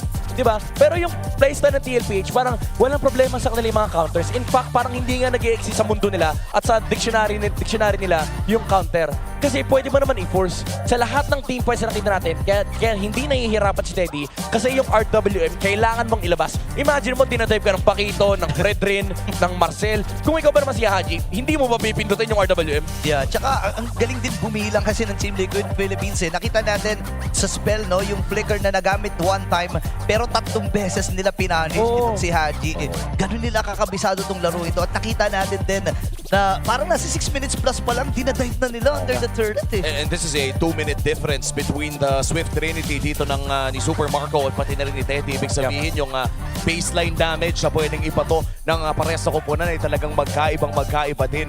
Kaya naman nung nakita natin na umabot na sa punto ng around 8 minutes na pinapasok na lang sa sariling tore ang side ng Team Falcons, parang ang nangyari lang pala nung simula na walang namamatay ay nagkakaubusan lang ata ng ating mga ating mga battle spell. Pero syempre ngayon, pahinga muna tayo mga pare. Mahaba-haba pa ang gabi with the Infinix GT Watch 5 Pro on your wrist, GT Buds 5 in your ears, and GT 50 Pro in your hands. You can now unleash the liquid cooling beast. Powered by HydroFlow liquid cooling and 144 FPS MLBB certified performance. No lag, no heat, pure cool, pure speed every game. Syempre bilang regalo sa ating mga MPL super fans, Infinix is launching an exclusive payday sale from May 27 to 31 with up to 30% off. Scan the QR code now and grab these sulit deals. The GT50 Pro pre-order with 11,999 pesos worth of freebies and discounts has already started. Just go to any Infinix stores nationwide to avail. Huwag magpapahuli. Go get your Infinix today. Oo, kunin nyo na yan. Yan din ang ginagamit ngayon on stage at kitang-kita kung paano mag-dominate ang ating best players in the world. And to dominate the Land of Dawn, you need a connection that never lets you down. From scouting rotations to tracking the pros, stay online and in the zone. Power up with Smart Power All 99. Get 10 gigabytes of data for MLBB and your favorite apps, plus unlimited FB calls and texts. Share every GG moment with Smart, the simply reliable partner of the MPL. At napaka-reliable naman talaga ng ating mga partners dito sa MPL. At tuloy-tuloy pa rin naman ang aksyon ng ating Grand Finals. After that Game 1, parang sobrang hard reset ata ang kailangan natin makita from Team Falcons. And hindi naman na siguro malayo yon, knowing Coach Ducky, Coach Moody. Pero bago tayo pumunta sa Game number 2, ay balikan muna natin ang moments before this series sa Smart 5J Ping Test. Okay, let's go, bro. All right. Bring it on, bro. This is the first time actually we've met. Met, yes. And then now we're going head to head, and I just told you that I've played this game quite a few times, so a bit of an unfair matchup, I believe, you know? I'll figure it out. No, I'm sure you got this. Was it you that killed me? Yeah. It was, message namin sa Liquid, good luck sa atin, bigyan natin ng magandang laban yung fans, tapos huwag nyo kaming i-4-0. Mag-enjoy lang tayo kasi tayo na naman yung nagkatapat. Sobrang saya ko. Tsaka na-miss namin kayo kalaban sa mga international.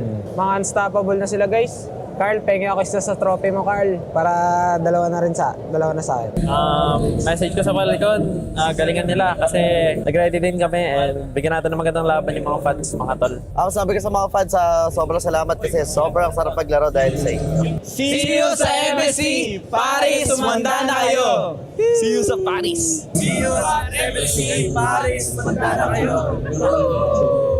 Carl, gusto ko sa Paris, picture tayo pre sa Eiffel Tower. 5 sa tip. Ako din. City of Love. Sabi nga, ikaw nga sa Picture Paris. kayo ni Dol. Sa Eiffel Tower. Picture daw sila ni Dol, guys, sa Eiffel Tower. Pre, daming fans, oh. Welcome back, MPL Superfans. This is Denise. I'm with Thea. And let me introduce an iconic player in the MMA fighting scene. We have Mr. Mark Mugen Striegel.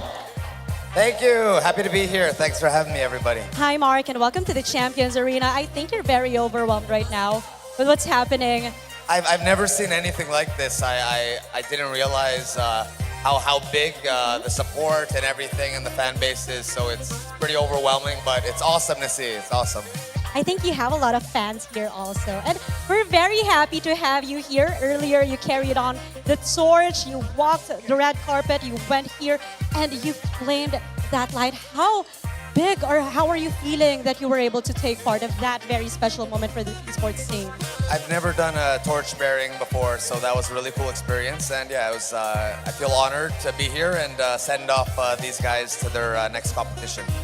And Mark, you mentioned that it was a very big crowd. And you know, gaming was known as just a hobby, but now it's part of the Asian Games, along with traditional sports. Now, can you summarize what does this mean for the entire sports world?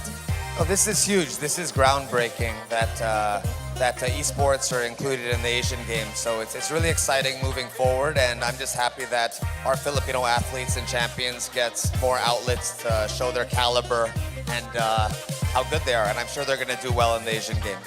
You know, Mark, we know you're a pro in this scene and you've had so much experience already as a sports guy, you know, so to those our players who's going to be in the 20th Asian Games and the global stage, what message can you give to them? Go all out, fight hard, and, you know, just leave it all out there and go for the gold, you know. Fight with pride and, yeah, represent. And of course, Mark, we can't let you go without talking about your recent stint in Netflix, Physical Asia. Now, when you reflect about your journey over there, what was the most challenging part? Honestly, everything on that show was challenging. It was a grueling, wild experience, and I can't say specifically what was the most challenging, but maybe the death match with Sunny, the over the ball in the mud pit, just because he's such a big guy. But everything was hard. Korea was a crazy experience. Korea, and you know, we also heard earlier in the Smart Ping test that you were able to play a bit of MLBB, so you're also an MLBB player, that's right? Yes, I play Mobile Legends. I love it. I play two characters mainly, Val and Terizla. So I can't play too many characters, but I am Mythic, and I play Val and Terizla the most. We love it. I know the fans are loving it right now that they also are hearing you're also a player and a fan of the MPL scene. And you know, Mark, here in the MPL, we have the Wall of Fame where we award various Filipinos who are experts in their field. And of course, we want the honor of you signing this plaque. Thank you so much. Awesome. Oh my gosh, Thea, I think Mr. Mark Mugensiegel is the final one, at least for this season, to sign the Wall of Fame. We've had so much athletes already signing, and it's such a special moment to have Mr. Mark Mugensiegel here in the Champions Arena. MPL Superfans, show him some love, come on. Thank you, everyone. Happy to be here. Looking forward to the rest of these matchups. Super exciting. Thank you, guys. And you know, Mark, your experience here wouldn't be complete if you don't say the iconic line, Palag Na To. So when we say Lakas ng Pinas, you say Palag Na To, okay? All right. Lakas ng Pinas, Palag Na To! Grabe talaga yung mga kasama natin ngayon sa Champions Arena. Thank you so much to our host. At nagbabalik tayo this time, Brigida and Wolf, na nasa side ng Cavalry! Okay, ramdam nating buhay na buhay sila, Wolf, ha? Oo nga eh. Palalong panalo eh, kanina eh. Ang ganda naman kasi nung start para dito sa Team Liquid Philippines. At alam natin din na ito yung expertise nila kapag nag-snowball sila. So I want to show a clip actually, breaks about yun. Kasi nakita natin din sa second turtle, pumapalag ang Team Falcons pero nagawa ng paraan ang MDLPH. Alam mo naman, pag ang MDLPH ay nakahawak na ng early game, hindi na nakakabawi, kadalasan yung kanila nakatapat. So, ang mga naging crucial dun sa team fight na yun is going to be itong first pick na Marcel na makikita natin is important dahil siya yung magpapap ng golden hour para magulo itong pagka-turtle ng Team Falcons. Tandaan, medyo even pa yung game na to. And pagkagamit nga naman ng ating golden hour, alam natin hindi makaka-retrieve. Pero yung Falcons gumawa pa rin ng paraan. Like Ogwen, specifically, makikita natin sa dito banda na ginugulo pa rin ito talagang si Cartesi dahil utility jungler to at kapag na-zone at mo to in the early stages, mahirapan nga naman makapunta pa dun sa objective. Buti na lang, clash dito si Sanji para sa TLPH at kanya-kanyang laban na ginawa dito ng Team Falcons. Makita natin yung mga in and out from JP na tinulungan din eventually ni Sanji at ni Sanford. Tapos makakita natin gagamitin ito Marcel para back-kite yung mga Team Falcons and eventually makakuha ng tatlong kills. Mula dito sa clash na to, Briggs, nakuha na ng TLPH yung momentum sa laban at hindi na nakapalagpa yung Team Falcons. I agree. Overall, honestly, maski mula pa kahapon, parang nailatag na sa atin ni Master Ogun kung ano nga ba yung ideya dito sa glue pick na to. Even with the first 2 item builds na ginagawa niya, grabe talaga yung mga cavalry natin, Wolf, no? May mga pinapakita sila dito. But going back, ito yung kanina katabi ko si Hans Galleria. Kilala mo ba yun? Oo naman, si Idol. Isa siya sa mga pinakamalupit na glue users dyan at naging masaya siya na itong build na ito ay katanggap-tanggap na. Oo, na ginagamit eh. At habang sinusubukan, nilibre kita na mag-stay on topic habang Okay. Okay, tapos na. Lapit na. Dapat ganun, okay. Dapat meron tayo nung camera yung para pagdidikitin yung ganun. Pwede ba? Okay lang ba sa'yo yun? Ba't wala na yung camera eh. Kidding aside, papunta na tayo sa ating game number 2, Briggs. At ang importanteng malaman dito is meron bang nakahanda ang team of Falcons with this kind of composition para sa Team Liquid, yung mga utility junglers. Like, the Fredrin was picked up and we know for sure that Team Liquid really likes and can really utilize itong Fredrin in a masterful way. Marami na silang championship na ipanalo with this Fredrin. So, paano nga ba sasagutin ng Falcons to? Hindi ako satisfied Briggs dun sa Leomord. Kaya third pick na Leomord, I don't think it was the answer. Lalo na hindi rin napigilan yung Pakito. So, this has to be different para sa side ng Team Falcons. Kung hindi ako nagkakamali, meron kang isang suggestion for that third pick kanina na mas prefer mo sanang maging priority na lang nila changes because Team Falcons, I believe they chose red side. Tama ba ako? Okay, so kung sakaling red side ang kanilang pinili, hindi natin for sure. Pero kung sakaling red side, it means na yung third pick yung kailangan nilang ayusin ulit. Kung sakaling Fredrin ulit ang second pick nila ng team ng Team Liquid Philippines, kailangan nilang sagutin ng ibang hero yon like Esmeralda for example. At syempre, not just Teddy, ito si Teddy. Tingnan mo naman, number 1 pala siya sa overall ranking at lane ranking ng KDA. So, natalo na niya si Cartesi sa overall ranking ng KDA natin across all the players. Tapos, dun sa mismong lane, sa lahat ng gold laners, number 1 din siya.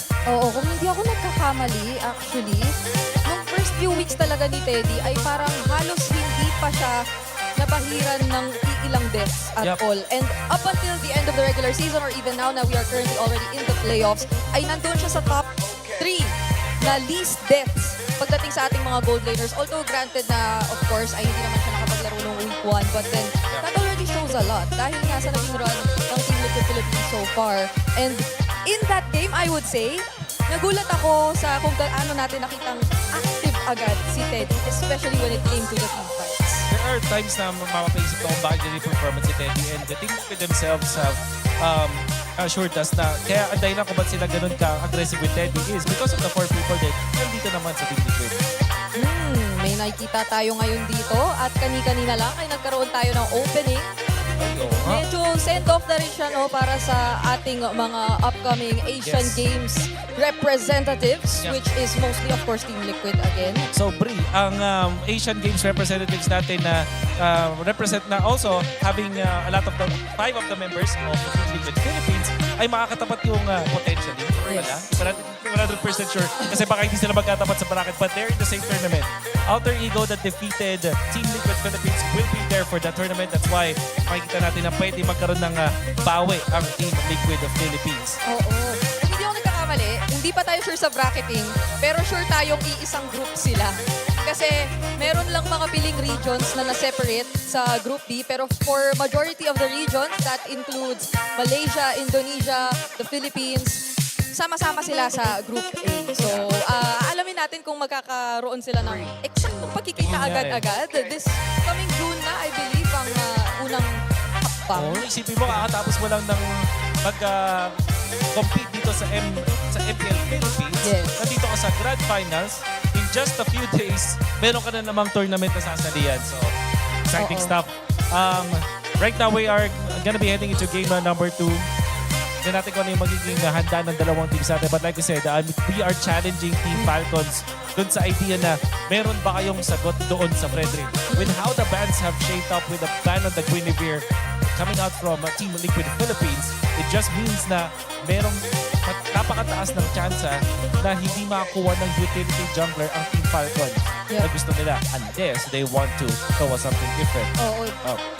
Grabe yung pakiramdam mo na nandito na tayo sa Clash of Titans 3.0 pero Fred rin pa rin. Fred rin pa rin.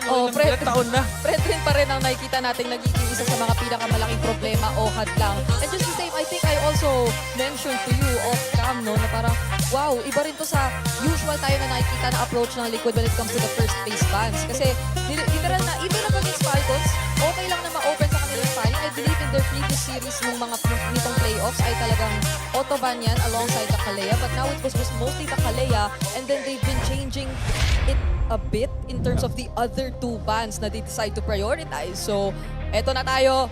Papasok na sa pangalawang game draft for this series. Kinakailangan pang ibawi ng Falcons at ipantay ito.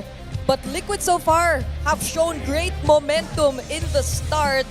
At makukumpirma na nga natin, Wolf, yes, Falcons will be on the red side. Expanding Rivers. Pakito, first pick para sa TLPH. Falcons, what is your answer? So, ban pa rin ang Guinevere. With the Pakito being banned, will be first pick here by TLPH, pwedeng nakawin ng Falcons yung Claude or, again, the Eve is an option. Pwede rin naman yung Esmeralda as the third pick. I'm thinking Suyu and Eve ang sagot ng Falcons sa mga ganitong scenario. Suyu, Eve.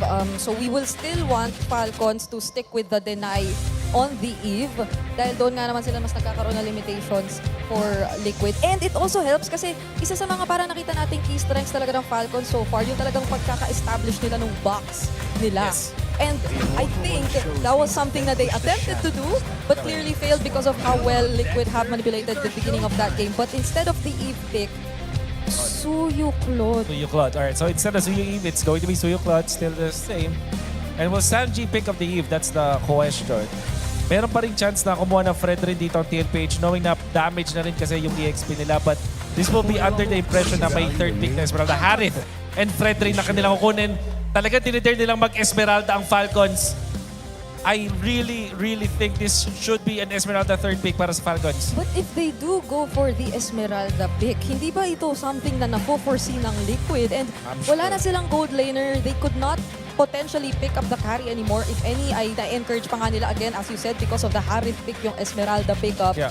So where else could they really expect that damage to deal with the Esmeralda. Yeah, Or, diba? Tama ka doon. Kasi parang ang idea doon ay magkaanap ka na ng mga malakas talaga mga tunaw like the Lunox for example or even the Kimi. So siguro doon manggagaling yung kanilang sagot. But apart from that, just because of the fact na parang ginawa siya na agad natin, there is the Esmeralda as we did expect. Talagang alam mo yung nararamdaman ko dito para sa TLPH, alam nila na Esmeralda na yung pick kasi hindi posible na mag-pick ka ng Pakito at as well as Harith nang hindi mo iniisip yung Esmeralda na pwedeng sagot ng kalaban mo. So, I think the answer for the Esmeralda will come from the mid lane. Somewhere along the lines of Kimi and the Lunox kung sakali. Yeah. Pero malabo din kasi yung Lunox kasi hindi siya meta. So, Kimi and Eve, possible bans here para sa Falcons. Last time I checked, yung stats din natin would say na Lunox was only picked once in this entire season and that was only from Lancy. So, hindi na natin siya nakita lumabas ulit. And Falcons can afford to also take out potential threats towards this pick. But instead, they will focus down muna on JP and ano na kaya ang talagang magiging pansagot ng Liquid dito? Kasi parang ang hirap naman nasabayan na lang sa sustain. We'll see. With the Eve being banned, this tells us na may Jushin pa na pwede nilang kunin. So siguro ang way nila para sagutin yung Esmeralda is not through heroes, pero parang dun sa mga rotation. Kasi nga naman, in fairness with the Esmeralda, mahina siya in the first 8 minutes of the game. Hindi pa siya ganun ka hirap i-deal with. But pag dumating na tayo sa point na gano'n, doon na siya magiging problema. So, siguro ganun yung magiging sagutin ng TLPH. And how do they achieve that? Have a strong mid. Hilda and Jushin yung pwede nilang kunin or the Khalid plus the Jushin para mataas yung kanilang kanilang early game potential. So, Falcons might just go for the Hilda ban as their last ban o kaya naman yung Jushin. Or the Khalid, I mean. There is the Khalid. So, Hilda yung matitira dito para sa TLPH. Yeah, they'll leave it open. I was also thinking about the Hilda because even though may shields din yan occasionally na may expect mula sa kanya, ay ito naman yung kumbaga magiging katumbas na rin naman ng Marcel. And that was something that really enabled them to go for that kind of rotation nung game number 1 kanina for Liquid. Yung napaka-fast-paced na beginning at tas again. Okay. So I think this is Kimi and Hilda na kung ganito yung banning. Pero meron ding angulo nung Selena or Mr. Sanji. I'm thinking Kimi, tapos Selena yung mga options yan. There is still the argument for the Zushin. However, Falcons gonna be looking for a flex pick dito. Pwede sila yung mag-Hilda, actually. Para nakawin nila dito. At the same time, there's the high loss that they can also pick up. But the benefit from the Hilda, nakita naman natin na pwede siyang gamitin sa XP at roam. Pero this time kasi may SB na sila. Yeah. So, nanakawin yung Zushin. Okay. Now I'm thinking if willing din sila na hayaan na lang ang Hilda, the blue option for Owen is also still available. So I think that will also be a potentially great response if ever they do proceed with the Hilda. I think Hylos Kimi yung best answer dito para sa TLPH. So what you achieve from the Hylos is yung Glorious Pathway, so hindi kayo masuslow down, makakapiglas kayo dun sa Zushin. And additionally, yung makukuha mong damage from the Kimi, eventually magiging enough siya against Esmeralda. At maganda pa sa Kimi, strong lane siya up against this Zushin. Right? So I feel like this is the answer for TLPH. Siguro yung outlier dito is Hylos plus the Selena. And the glue as well. Oh, they get the glue. And the gourd pa rin. Interesting. Okay. So this leaves them susceptible sa Hilda from Ogwen. Especially because they just picked up this gourd. So parang pwede nilang constantly guluhin dito. I can only imagine kung ano ang magiging stress na pagdadaanan mo with the Hilda Esmeralda. Potentially trying to always break your formations as Liquid, considering that they've picked up this gourd, which is again a very positioning reliant mid laner. And you have all these high mobility heroes that Falcons have picked up so far. This is so interesting kasi parang mag-rely na lang din sa damage ng TLPH sa kanilang mga windows of opportunity. Oh! Okay. What is that? That is... Padang. Oh, okay. So, di ko kasi kita from my dito. But it's the Padang, which is generally good versus the Gourd. Alam mo, ito ata ang game na maipapanalo ng Falcons from the early up until the late game. I think their draft is complete. Wala yata masyadong makakahawak dito sa Esmeralda. The only threat is the Gourd in the early stages para sa Falcons, but they have the Padang for that one. So, I'm gonna give this game to Falcons. On top of the fact na majority of the damage, I guess you would really expect in terms of magic muna sa side ng Team Liquid Philippines. So, naririnig ko na ang side ng Falcons!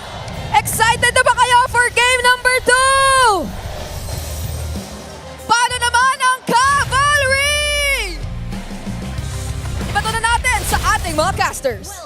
At matapos ang pagkapanalo ng Team Liquid Philippines in game number 1 ay makikita na natin na susubukan naman ng Team Falcons na makabawi dito sa game number 2. Welcome to the Land of Dawn sa ating Grand Finals ng Season 17 kung saan susubukan na ng Team Falcons makahanap ng paraan after that dominating game number 1. Doon pa lang sa draft, nakita na natin kung ano ang adjustment na ginawa ng Team Falcons dito. Ang ganda ng basa nila dito sa Esmeralda dahil nga maraming mga shield generating heroes mula sa Team Liquid Philippines. Talagang sinamantala nila. Lalo na yung pagsamantala nila dito kay Sanji at napaflicker nga kagad eh. And that's early aggression coming in dito sa Team Falcons. Mukhang sila naman na ata ang gumagante ng maaga kontra Team Liquid. Yep, same movement, same pattern ng game number 1. Pero natuto na yung TLPH. Look at where the Fredrin is. Nag-i-invade yung Fredrin. Uy, nag-flicker na nga rin dito si JP para lang mabugaw itong si Kyle. At dahil doon sila pa naaagawan dito ng Green Cubs, men. Oo, delikado pa yan kasi kailangan i-check kagad ni Kyle. And nakuha pa niya. Siya pa yung lumamang. Okay, Purifier nagamit din. Buti na lang nandun si Ogwen para iligtas ang kanyang kakampi. Pero parang nalugi ang Falcons dun sa kinain na oras nila dun, ha? Wala eh. Yun nga yung sinasabi ko kanina. Nabasa na ng TLPH yung galaw ng Team Falcons tong game number 1. Yung Onyx Gambit na madalas nila din nakikita. And ito yung dahilan bakit tagot talaga si Carl TZ, pare. Nababasa niya yung galaw ng kalaban, nag-a-adjust siya kagad, and then he finds a better play. At yun yung isa sa mga kinakatakutang mangyari sana ng Team Falcons, yung walang mapala doon o malugi pa sa unang play nila. But Team Liquid Philippines, despite no kills going down to the ground, ay nakahanap pa rin ng paraan na makalamang. Pagamat maka-i-even out ito ng konti doon sa may bandang itaas, Team Falcons, honestly speaking, nagulat ako doon. Ang hirap kayang umagaw ng gold crab sa harit. Oo, yung yung Chrono Dash Syncopation combo. Lagpas lagpas 800 yun eh. Grabe, taas pala talaga ng damage, no? Kaya nga, ang Falcons ngayon ay papatungo na rin doon sa unang pagong. Nakita rin si Cartesi kung saan magagaling. And JP ay nandito there with those spokes. Falcons ang magsisimula ng pagong na ito pero nasa magandang pwesto na si Carl. Hindi na pwedeng palayasin yung Fredrin sa gitna. Si Sanford nasa may gilid din. Agawan na nga ito and Cartesi ay naagawan ni Ogwen pero sa gilid na bahagi may nagaganap din. Si Sanford niya atras, mabibigpit itong si Cartesi versus 4. Actually, 5 na nga yan. May sikas din ay magagamit dito ni Sanji at nabawian din siya. Supermarket with the Blazing Duet. Pero makaka-atras din naman sa naging proseso. Grabe yung palitan, ha? Palit ulo lang pero ang pagong ay mapupunta sa kamay ng Team Falcons and that's the first minor objective na mapupunta sa kamay ng Team Falcons. Silipin natin ang ating Infinix in-game equipment. Look at the adjustment coming in from Flap. Napakaaga na Dreadnought armor. Yeah, kasi overwhelming talaga yung damage ng Pakito. Lalo kapag nako-combo ka. And yung matchup na kasi na yan, lamang lang talaga yung SP kung kanyang digitan magdamag yung Pakito. Pero grabe Sanford, men. Ay, napakahapdi na pero doon yung face crack and face break. At nakakuha ng kill si Ogwen. Hindi pa sila tapos dito. Maghahabol pa sana ang Falcons. Pero yung aatras na muna na panandalian dito ni Carl. Andiyan si Flap. At pipilitin na maagaw yung dito Wonder. Naagaw pa rin naman ito ni Carl. Pakila parehas sa Cyclone Eye. Iniwasan ni Carl ang plano dito ni Flap. Precious Body nagamit. Kalahati ang HP dito ni Flap. At dahil sobrang kulat dito ay hindi na muna i-go ng Team Liquid. Alam mo naman, si Flap mahilig talaga mangyakap yan. Pero mukhang si Ogwen na mayayakap dito. Mabibig yan, flicker. Forced as well. May shield pa naman. Makakatakas si Kyle dito kay Sanford. Pero hanggang saan dadalhin si Daddy JP? Okay, ang magiging problema ay makakabitaw na dito si JP. Ngayon, siya naman ang pagtutulong-tulungan. Tumapak ng Cyclone Eye dito si Flap para lang manguna doon sa steps ni JP. Oh my goodness. Tuloy-tuloy ang kanyang pokes. Pero wala muna mangyayari. 20 segundos bago lumabas ang pangalawang pagong na ito. Sa paparating nating Turtle 5 Midnight, ano ba ang magiging game plan if your Team Liquid Philippines? Kailangan nila i-zone yung badang kasi naging malaking problema si Ogwen. Even ang first turtle, yung kanyang mga hold, yung kanyang mga mini stun, yung pader of course. So for TLPH, it's a little bit harder for them to actually contest the 4 members of Team Falcons. Pero siguro magiging X-factor dito is yung participation ng mga gold lane. Oo, at simulan na nga ata ng Team Liquid Philippines ang turtle na ito. This is the second turtle of the game. Ang pinakauling pagong or pinakaunang pagong ng larong ito ay nakuha ng Team Falcons with Ogwen stealing it away from Carl TZ. Pero mukhang ngayon ay mas maganda na pwesto ng Team Liquid. Si Kayla nandun sa may gilid. Alam ni Sanji, naku siya inapuntahan din. Flicker ay na-force na rin niya. Tumama rin dito si Gosh. Pero si Carl ay nakakuha na ng pagong habang si Kyle nakabawi. Di naman. Naghahabulan pa sila dito. Napavertical ni si Kyle. Pero habol pa rin ni Carl. Hindi tumama yung Princess Run. Pero nandun si Sanford para linisin ang mga naganap. At makakakuha siya ng kill. Super Marco versus Teddy. Atras na rin muna siya dito. Ay Carl, pinoproteksyon na lang kanyang gold laner. JP ay lalayo na rin. Naghahabol si Ogwen. Masyado siyang malalim. At tumama rin yung fist crack. Pero iiwas na muna ang Falcons doon. At kahit nakakuha ng Team Liquid Philippines ang pagong na iyon, lamang pa rin naman ang Team Falcons ng 700. At hindi pa naman ganun kalaki ang kalamangan. Kaya naman ano bang pwede nating ma-expect sa pagpasok natin ng mid-game? I feel like for Team Falcons, lamang sila na nakakakuha sila ng trade, nakakakuha sila ng equal value sa kung naman kinukuha ng TLPH. Even if hindi nila makuha yung pagong, as long as they're able to take something on the map from TLPH, okay na okay sa kanila yun. Kasi mid-game spike ang habol ngayon ng TLPH with this incredible frontline on the Fredrin and yung damage ng Harit, mid-game power spike yung kanila hinahanap. Pero sa Team Falcons kasi, meron silang scaling factor. Ito yung binanggit ni Wolf kanina na lamang sila sa early game kasi meron silang ways to stop TLPH from doing what they want, and then also they have the scaling on their side with the Claude on Super Marco. Maagang cut dito mula kay Sanford. Alam niyang umuwi dito si Flap, kaya naman mabibigyan siya ng mahabang oras na gumawa ng play all around the map. Kasama dito si Carl. Magtatago muna dito sa may Y-Bush, pero si Ogwen ay nag-aabang din ng paraan para magbigyan vision at daan sa Team Falcons. At ay susunod na ata nila to. Papasok ata si Guy. Teka lang! Okay, umiwas na doon ha. Falling Summer nagamit din. Pero effect na si Carteezy dito. Kaya lang sobrang kunan talaga. Apat na miyembro na ang magtutulong sa kanya. Nagamit na rin yung beacon. Atras si Carteezy. Ayun, bebuelo lamang ang Team Liquid. Alam nila kung manggagaling sa ibaba ang Falcons.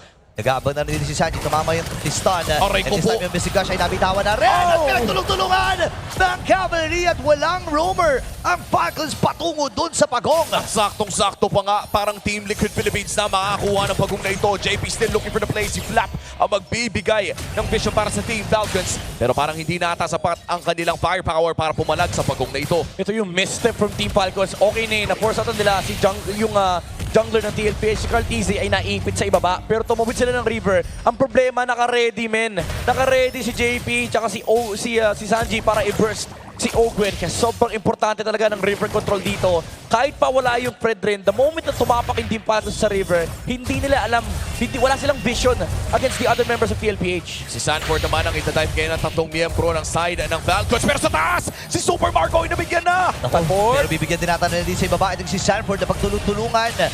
Pero importante yung nakuhang kill ng Team Liquid Philippines kasi si Super Makmak yun Parang lugi ata sa trade ng Falcons dun Higher value yun kasi nandun pa si Teddy, man. Pwede pa siya ma-pressure ngayon. Yung river na naman, hawak ng Liquid. Speaking of pressure, pinipressure na rin ang Falcons or ng Team Liquid. Itong Falcons, kapit si JP, mapapaflicker din.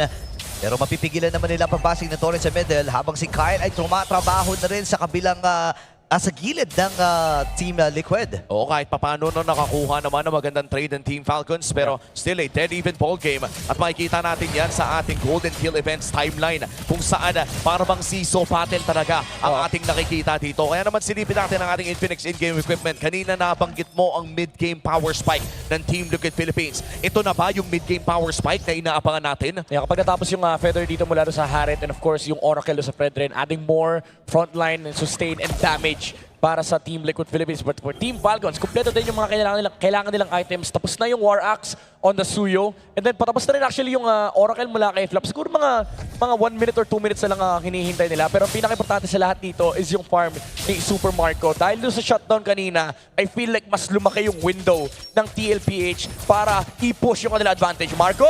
Napaka-hap din ng combo ni Sanji. Hindi pa lumalapag yung stun or yung projectile ay tumama na kagad yung Mesigash. Flicker nagamit din na untong ito si Ogwen. Gagamitin niya yung Fest Crack. Pero nandun na itong si Sanji para nilisin mga lagana. Pero mabibinti si JP. Alam nila na wala itong Flicker. At makakapatay din naman. Kapalit dito ng ulo ni Ogwen. Home for home ang naging palitan doon. At mukhang mid lane naman ata magiging sunod na labanan para sa pares na kupunan. Si Flap ay matutod. Aray ko po!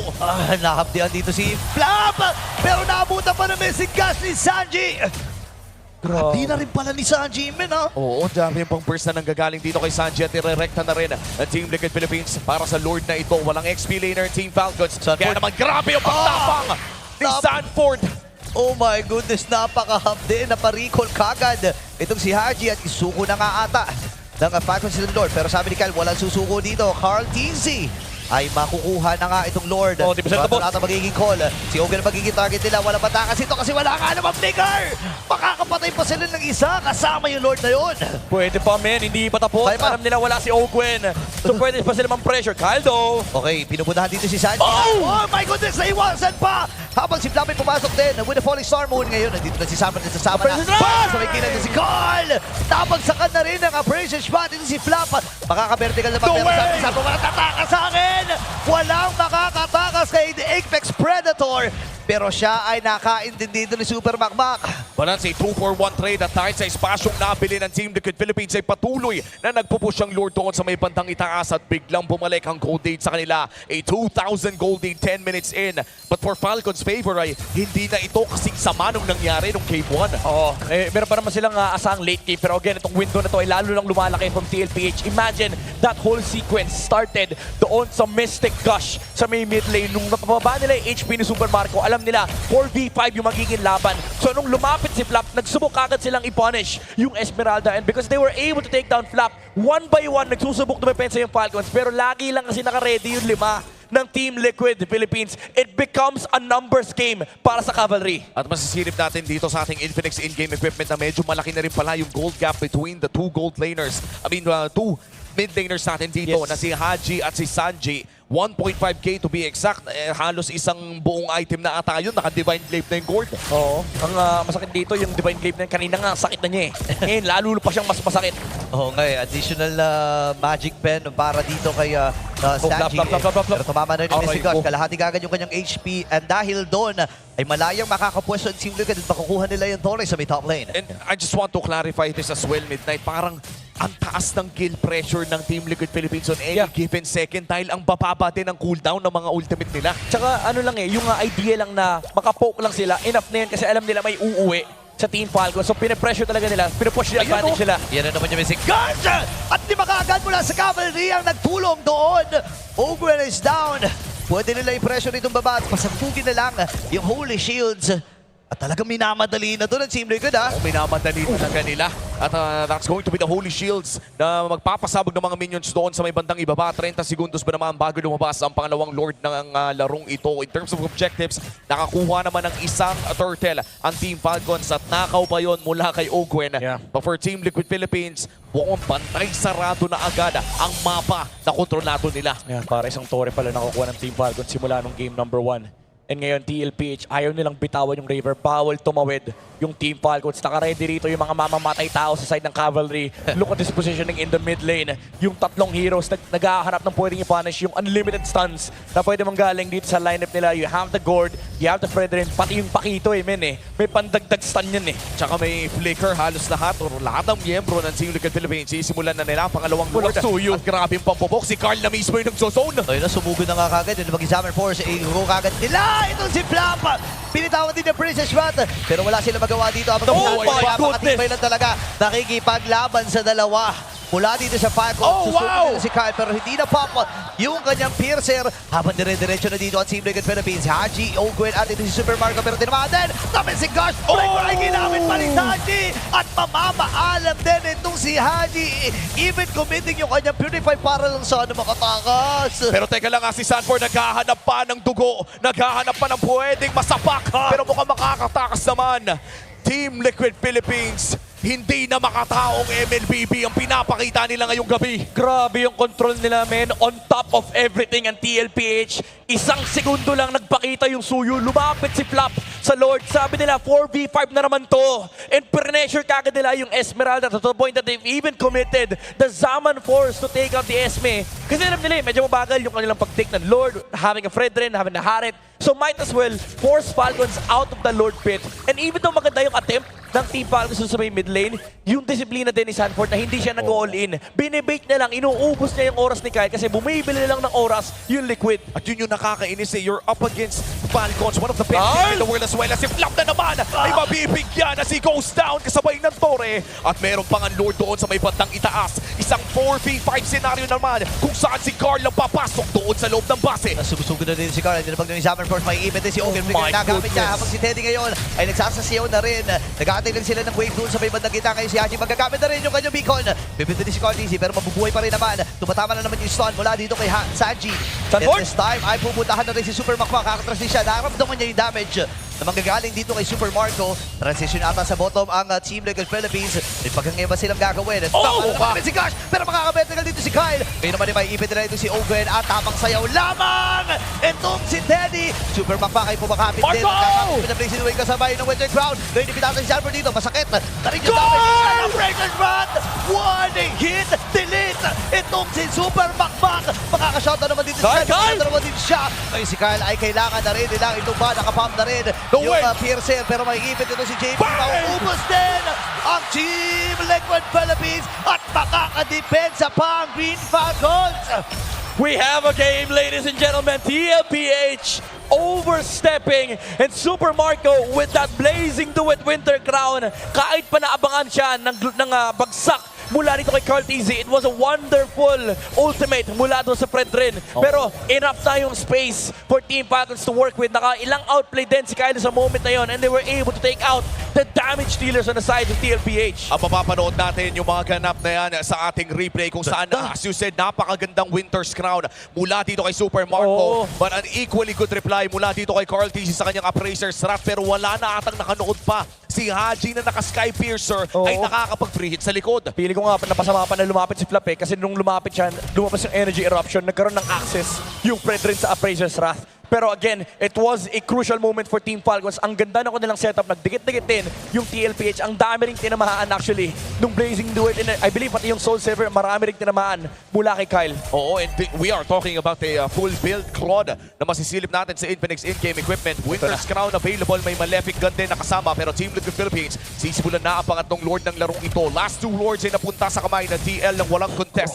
Ang tanong, Team Falcons, magko-contest ba? Lalaban ba para sa Lord na ito? Ayaw nila palapitin ito. Si Ogwen ay makikita nila. Hindi nila alam kung saan magagaling ito si Kyle. Mache-check na rin ata ni JP. Pupuntahan niya ito. Makaka-vertical din. Crucial start from Sanji, ladies and gentlemen. Mamamaalam si Kyle ngayon naman. Pinagsasmak. Si Ogwen ngayon ay maiipit din. Ngayon kailangan na niya umatras kasi ayaw siyang paatrasin din at ayaw palayuin. At makakapatay na rin si Teddy ng isa pero may habula pa nagaganap ha. At bukas si Flap na ata ang susunod na biktima dito ni JP. Kakapitan naman pero mukhang makakatakas mula sa sayaw. Hindi masastan ni Carl. Immortality bot at endable na ata ang call nila. Oh my gosh ha. Doon pumasok na rin si Sanboy. Mamamatay ito si Haji. Ngayon naman nagamit din yung Winter Crown. Sabay amintin ko lang lamang ito. Ngayon si Flap pinipilit na proteksyonan ang kanilang base. Pero ang Team Liquid Philippines ang magwawagi sa Game 2. Another dominant victory mula sa Team Liquid Philippines.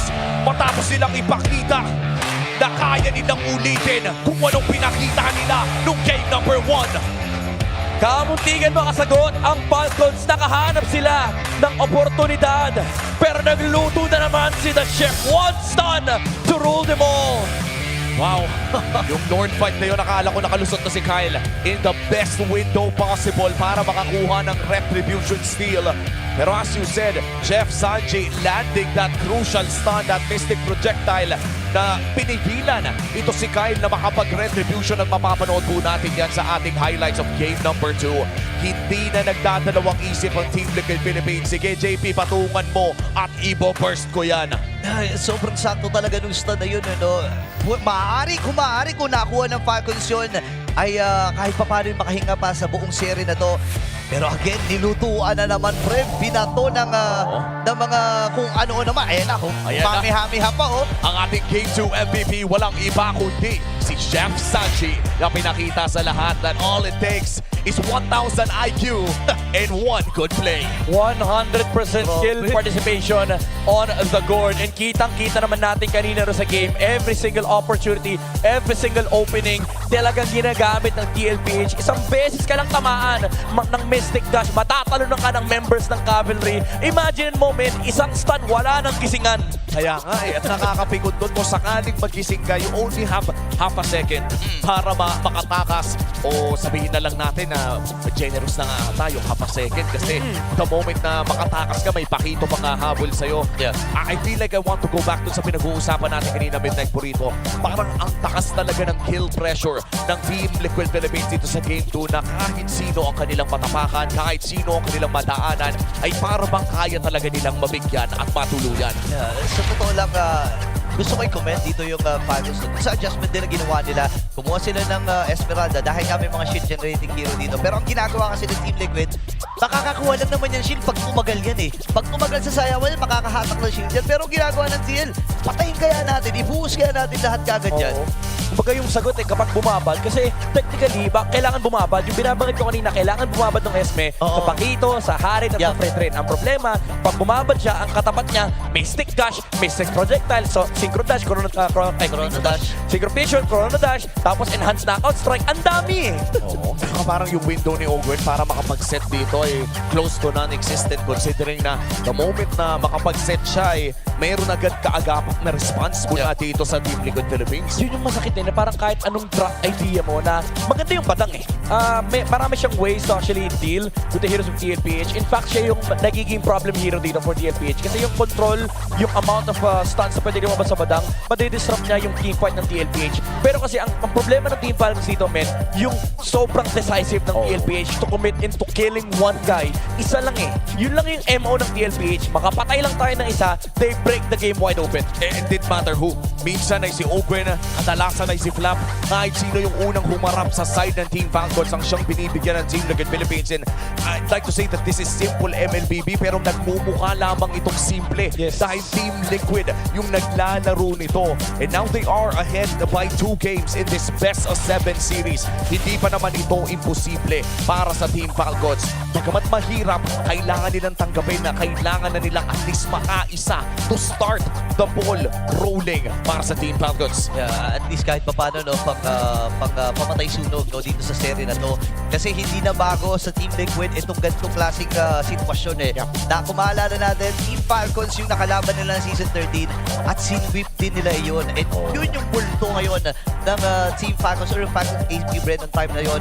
Paano sila makakaalis doon sa ideya na kapag tinatapat ng Team Liquid sa Falcons, napo-4-0 sa finals. Yung mundo, yung multo ng nakaraan. Pero kapag nirevisit mo naman yung nakaraan ng Team Falcons, lalo itong history ng kakapatan nilang dalawa, yung mga times na nanalo yung Team Falcons versus Team Liquid Philippines, parang nagpapalit sila ng identity. Yung aura ng Liquid na pupunta sa Falcons, kung saan pa. So feeling for Team Falcons, ito yung effect ng playoffs, yung masyado kang calculated, yun yung kailangan nilang i-let go. Especially against Team Liquid na parang hindi naman sa hindi nag-iisip. Pero alam mo yung for Team Liquid, parang wala na silang takot. Gawin lang natin tong play nito. Kung magkamali, okay, move on.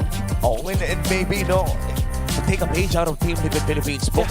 Dahil may nakita tayo kanina, I think the start of this game, I want to talk about it bago tayo mag-coupon sa susunod na laro. Yung ginawa nila na parang advanced orange gambit ni Carl Tizzy at dinepensahan yung sarili nilang sabihin natin green camp during that time. Gaano ba naging ka-importante yung starting play na yon for both teams sa larong ito? Sobrang importante ron kasi this game, kailangan nila ng tempo. Kailangan nila ng konting hinga sa early game para ma-activate nila yung Harit, para ma-activate yung Gourd. Kasi kung mag-snowball tong Team Falcons, sila naman yung di makakahinga. Imagine mo, ang kalaban mo rito yung Sky Vision ng Suyo. That's true. Tapos yung scaling clone, tapos may immortal na Esme na nasa unahan. So sobrang importante na for Liquid na maging okay yung kanilang start. But that's also very true for Team Falcons. So sila naman yung nangangailangan ng magandang start. Kaso, sinagot sila ng dagot. Well, mamaya malalaman natin kung paano nila isasagot yan. Sa ngayon ay sobrang importante din na uminom ng tubig dahil Sip Purified Water is filtered through volcanic rocks for a crisp, clean taste that quenches like no other. Alis wow, sip na. Sip muna tayo. Sip muna kayo dyan. Sige. Maghihintay lang muna ako toast dahil meron pa tayong kailangan ipakita sa buong audience dahil nakikita nyo ba yung Max 5D dyan sa stage? That's clever engineering keeping these teams locked in. No distractions, just pure performance. Brought to you by TT Racing Philippines, we have your back. O habang ako naman ang nagsisip ay ibabalik ko rin sa inyo yan mamaya dahil maya-maya lamang ay malalaman na rin natin kung ano pa nga ba yung mga malupit dito sa loob ng ating liga. Sobrang exciting eh ng ating mga nakikita ngayon. Tsaka punong-puno guys ha. Punong-puno ang San Juan Harina dito sa Grand Finals na to. At talaga masasabi mo na history is in the making. Superfans, the very first MCGG crew clash has officially kicked off and the competition is heating up. Tama ka dyan. Your favorite KOLs are locking in the crews right now and are clashing head on for ultimate bragging rights. And you too can get it on the action. Scan a QR code now to support your favorite KOLs and get a chance to score massive rewards. Let's go. May mga Pilipino tayo dyan. Nandyan si Flap, nandyan si Kyrie at marami pang iba. And sa ngayon ay nandito na po tayo sa game number 3. Kung saan lamang na lamang ang Team Liquid Philippines 2-0. Kung isasabak natin yung regular season meetups ng dalawang to, ang official score ay 5-3 sa lahat ng kanilang pagkikita ng Season 17. Pahinga muna tayo sa mga stats, guys. Bring your game face on for your smart power pose. Ayan, naka-Team Liquid naka-jacket na. Saktong post lang po tayo dyan. Meron po bang papalag kay Kuya na naka-Team Liquid jacket? Gayahin lamang ang post na nasa screen. Ayan, si Kuya. 1v1. Congratulations sa'yo, Kuya, na naka-Team Liquid jacket. Ikaw ang winner sa ating Smart Power Post. Marami pa tayong ganyan ngayong araw na to. At kung hindi pa po kayo nakakadaan sa MDL Philippines Season 17 Playoffs Festival sa labas po ng ating Deloitte Arena, sa ating San Juan Arena, ay napakasaya po ng ating mga pakulo doon. Super fans, alam nyo ba na ang mga lalaki ay 5 times more prone to dandruff? Don't let flakes ruin your focus. Power up with Clear, man. Its triple cooling power gives you 100% dandruff-free hair for that ultimate fresh feeling. Supercharged with Clear. Kuya, ingat po tayo ha ng regular season po kasi may nag-shampoo talaga sa stage. May nag-glue eh. At kinailangan rumekta sa CR. Malapit lang naman daw. Malapit lang Lalabas naman. ka lang, tapos kaliwa ka lang ng konti. Wow, sobrang enjoy dito sa pinakahuling araw ng ating playoffs midnight burrito. Kahit saan ka tumingin, makikita mo hindi lamang ang history ng ating liga, kundi ang mga tropa, pamilya at mga magkakaibigan na nagbabanding ngayon dito sa San Juan Arena. Yeah, ako nga, yung community ko rin ay nandito din eh. Kaya masaya ako na makita lahat. At saka may mga bago tayong mga kaibigan din na makikilala dito. For example, kung kayo ay cavalry, yung mga katabi nyo, pwede nyo kausapin yan. Di ba kung kayo naman ay part ng Green Falcons or Falcons Nest, kausapin nyo rin naman yung mga katabi nyo, di ba? Oo. Marami kang pwedeng gawin dito. Marami kang pwedeng makilala. Ayun, hanggang dulo meron. Hanggang dulo, no? Hanggang dulo. Minsan nga may mga umuwi dito, may mga bago ng Facebook friends, may mga bago ng mga social media ng mga kasama. Friend lang ba talaga? And next time, kasama na nila sa regular season 18. Sa ngayon ay magpapahinga muna tayo sa init ng serye na ito. Pupunta muna tayo sa init ng mga pakulo doon sa ating festival. Direk, hello? Ay, sorry po. Nandito po ako sa Super Fan City. Opo.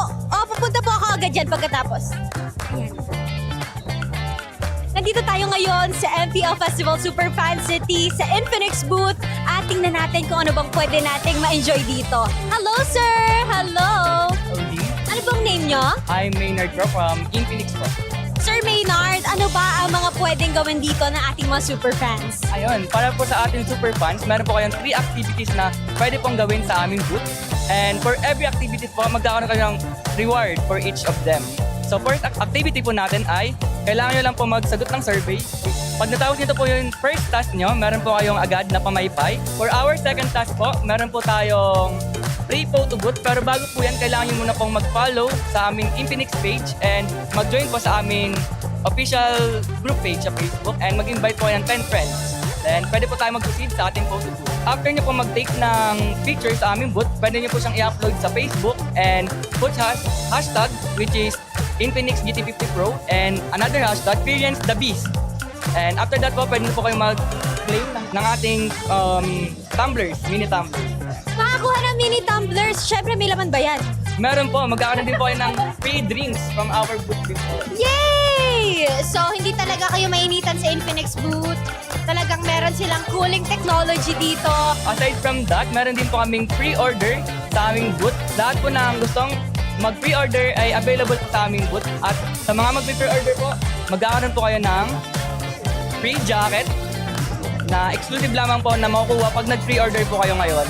And another po ay free tickets for tomorrow's finals po. Sa everyone na gusto bumisita dito sa MPL Festival Super Fan City, libreng-libre po ang entrance. Visit Infinix booth and get all the freebies that you can.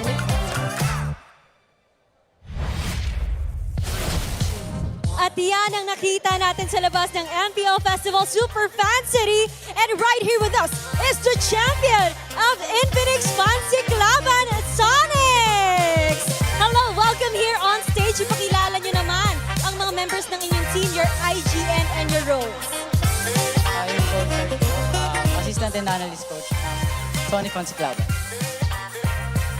I'm Charles T. Rios po. You can call me Sano Rios. And my IGN po is Rayuna. manager FEM and I'm check and jungler of Sonic. May Genis Topo po. And gold laner po ng Sonics. I'm Amir Ong po, mid laner ng Sonics and also the team captain. DJ Del Rosario po, Romer po. Siegfried Gomez po, XP lane po ng Sonic. Iverson Ginagaspi, Ivia, and head coach po ng Sonics. Wow, congratulations to Sonics! Katalo nila ang defending champion ng Infinix Fancy Laban. At kumusta? Ano ba yung naramdaman nyo? What was going through your mind nung nanalo kayo sa Grand Finals ng Infinix Fancy Laban? Gusto kong tanungin si Check kasi napukaw niya ang aking atensyon sa kanyang IGN. Sobrang saya po kasi nung early game, loging-logi po talaga kami. Tapos sabi na ng mga kampi ko, item lang tol. Yung gold na namin yung bahala. As long as maprotektahan ko po yung gold, ay na po yung winning condition namin. Wow, 2-0 sweep yan, Thea. And check. Speaking of, sabi mo nga na early game kayo, but it was a 2-0 sweep and mahaba yung naging journey nyo. Pwede nyo bang ma-describe kung ano yung naging preparation nyo going throughout the tournament? First 2 games po is na-earlyhan po talaga kami. Pero ang sinasabi po namin sa bawat isa is as much as possible, wag po magpabawas ng tower sa kalaban. At ang tiis na yan, Thea, ay nagbunga. Dala nila ang kanilang trophy as the Grand Champions of Infinix Fancy Laban. At pwede ba namin malaman ano pa ba yung mga nakuha nyo aside from the trophy? Kasi nakikita natin yan, hawak nila ngayon. Yung mga nakuha po namin is trophy po. Then, ito pong Infinix GT Watch 5 Pro po. Lima po siya and 25,000 diamonds. Ang dami nilang napanalunan, Thea! And kasabay ng Grand Finals natin is yung Grand Finals ninyo naman kanina. You were challenging the defending champions of the Fancy Laban, the Auroras. But it became a 2-0 sweep. Ngayon, meron ba kayong message sa mga sumusuporta sa inyo?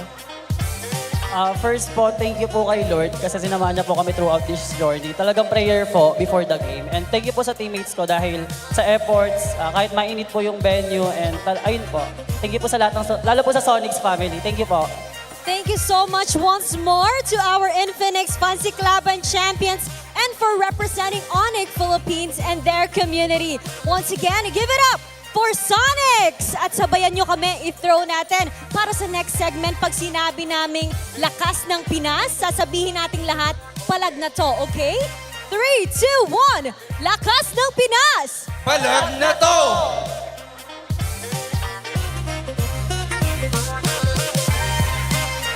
Palag na talaga kami dito at meron tayong makakasama bago tayo tumalon sa ating game number 3 together with us. Wolf, pwede ka bang magpakilala para sa mga hindi nakakakilala? Ako nga po pala si Dian, dating player ng Echo noong season 11. Season 11. So, Coach Wolf, mga ilang taon na po ang nakaraan? Oy, 4. Apat Na taon. Tama, 4 years na. Apat, pero tingnan nyo. 4 na taon na nakalipas, andito pa rin siya. Todo bigay suporta para sa Cavalry. And ngayon, ano bang pinagkakaabalahan mo recently? Matagal-tagal ka na namin hindi nakita eh. Wala naman, nag-aaral lang ako. Nag-aaral. Bumalik lang ako sa school. Bumalik sa school? Alam mo, Bri, engineering student. Para tong si Gian. So, matalino talaga to. So, ano naman yung parang na bumalik ka sa pag-aaral after ng isang malupit na career sa esports? Actually, na-stop ako nung season 11. Season 11. Tapos, na-delay ako ng almost 2 years. Pero yun, masaya naman. Nakapag-aaral na ulit. Oo. Pakiramdam ko yung transition talagang medyo nakapaninibago kapag bumalik ka. Pero, I believe sumusubaybay ka pa din sa eksena. Tama ba? Para lagi kita nakikita sa Facebook, nakakapag-share ka pa ng mga memes at yung mga jokes ay relate na relate ka pa. Tama ba? Tama. So, ngayon, nakita mo rin ang mga kaganapan sa playoffs. Medyo expected, pero magaling kasi silang dalawa yung TL at Falcon. So parang palitan na lang sila ng hero tsaka sa pindutan na lang. Nung nakasama mo itong mga Echo player, or dati sa Echo, tapos eventually naging Team Liquid na players, gaano ba talaga kasipag tong mga to? Kasi lalo na nung mga time na nandun ka, mga bata pa sila nun. So medyo hindi pa ganun ka mature as now, di ba? Makukulit pa rin. So paano ba sila sa bootcamp? Sobrang sipag ng mga players na yan. Kahit tapos na yung practice. Minsan kahit break time, hindi ko makaya, nag-RG lang talaga para mga practice. So iba gumigising ng maaga. Dati kasi may call time kami. Kaso yung iba hindi sumusunod sa call time, gumigising ng maaga para makapag-practice. Masingit pa yung practice, kumbaga. Okay, masipag pala ang Team Liquid. Noong kapanahonan na yun. Pero occasionally ba ay nakakasama mo pa rin sila recently o nakakausap? Nakakasama pa naman. Tsaka pag nag-gym, nakakasama sila. Sa bagay nga naman, Coach Bull. Bagay. Neta nga naman, no? Tsaka mahilig na sa mga kotse itong mga tropa natin sa, ano, di ba, sa Team Liquid eh. So, nakakabanding mo ba sila over sa ganong bagay? Yung mga editor lang. Motor. Sa motor naman. Okay. Sa motor kasi nakakasama. Ano kasi, no? Parang isang malaking pamilya din ng mga back-end people ng bawat team naman. Kaya masaya talagang makita magkakasama. Pero papasok na tayo sa draft for game number 3. Ganun lang pala kabilis sa mga pangyayari at masasaksiyan na natin in just a bit. Okay, so kanina nagkakausap kami dito ni Gian at napansin niya din na yung first 3 picks doon sa game number 2, parang pabor siya sa Falcons like what we said. Pero sa tingin mo ba yung sa mga ganong moments, ito bang Team Liquid dahil na kasama mo sila, parang nagmamatter pa sa kanila yung mga counter pick, mga ganun yung lamang sa rate, o talagang magaling lang sila talaga pumindot? Yung mga yan kasi may mga may mga baon ng picks. Kumbaga may simulate na. Kahit maka-counter sila, alam nila kung anong gagawin nila. So, ganun. Okay, sige. So ngayon, ang first pick, Briggs, ay TLPH. Sila ang blue side ngayon. So, with that, ang kanilang pinarioritize ng game number 1 was the Claude. I feel like pwedeng yun pa rin na priority. There's the Suyo ba ng Falcons. Lalong mapapa-Fred rin Troy ang TLPH dito. Baka nga i-first pick pa nila. ang curious lang ako though, parang ngayon lang na-open ang Fovius din in the series so far. So, not even the Pangito Prayo anymore kasi may ganong consideration. Was that a Harley? Oo, sa Harley. Alright. Sa tingin mo ba, Gian, ang magiging sagot dito ng Falcons eh, yung, kasi naman yung Suyo eh. So paano yun? Leomord na pa to? Sila pa yung mag-Fredrit? Tingin ko siguro kukuha sila ng Claude. Pwede kumuha ng Claude yung Falcon. Tapos, pwede sila kumuha ng isang XP siguro. Tingin ko. XP na. Obvious, no? Na-mention nga natin. And if they do that, no, parang hindi ka na rin masyadong may encourage magharit. Yeah. So, Claude, Fovius. Tingin ko naman Claude and Paquito. Pero meron Pwede din rin isang Paquito. something tells me na may Fred rin na aagahan ni pick ng Falcons dito eh. Sa bagay mo, wala nang Baksha, wala nang Suyo, wala nang Guin. Ano pa nga bang susunod mo?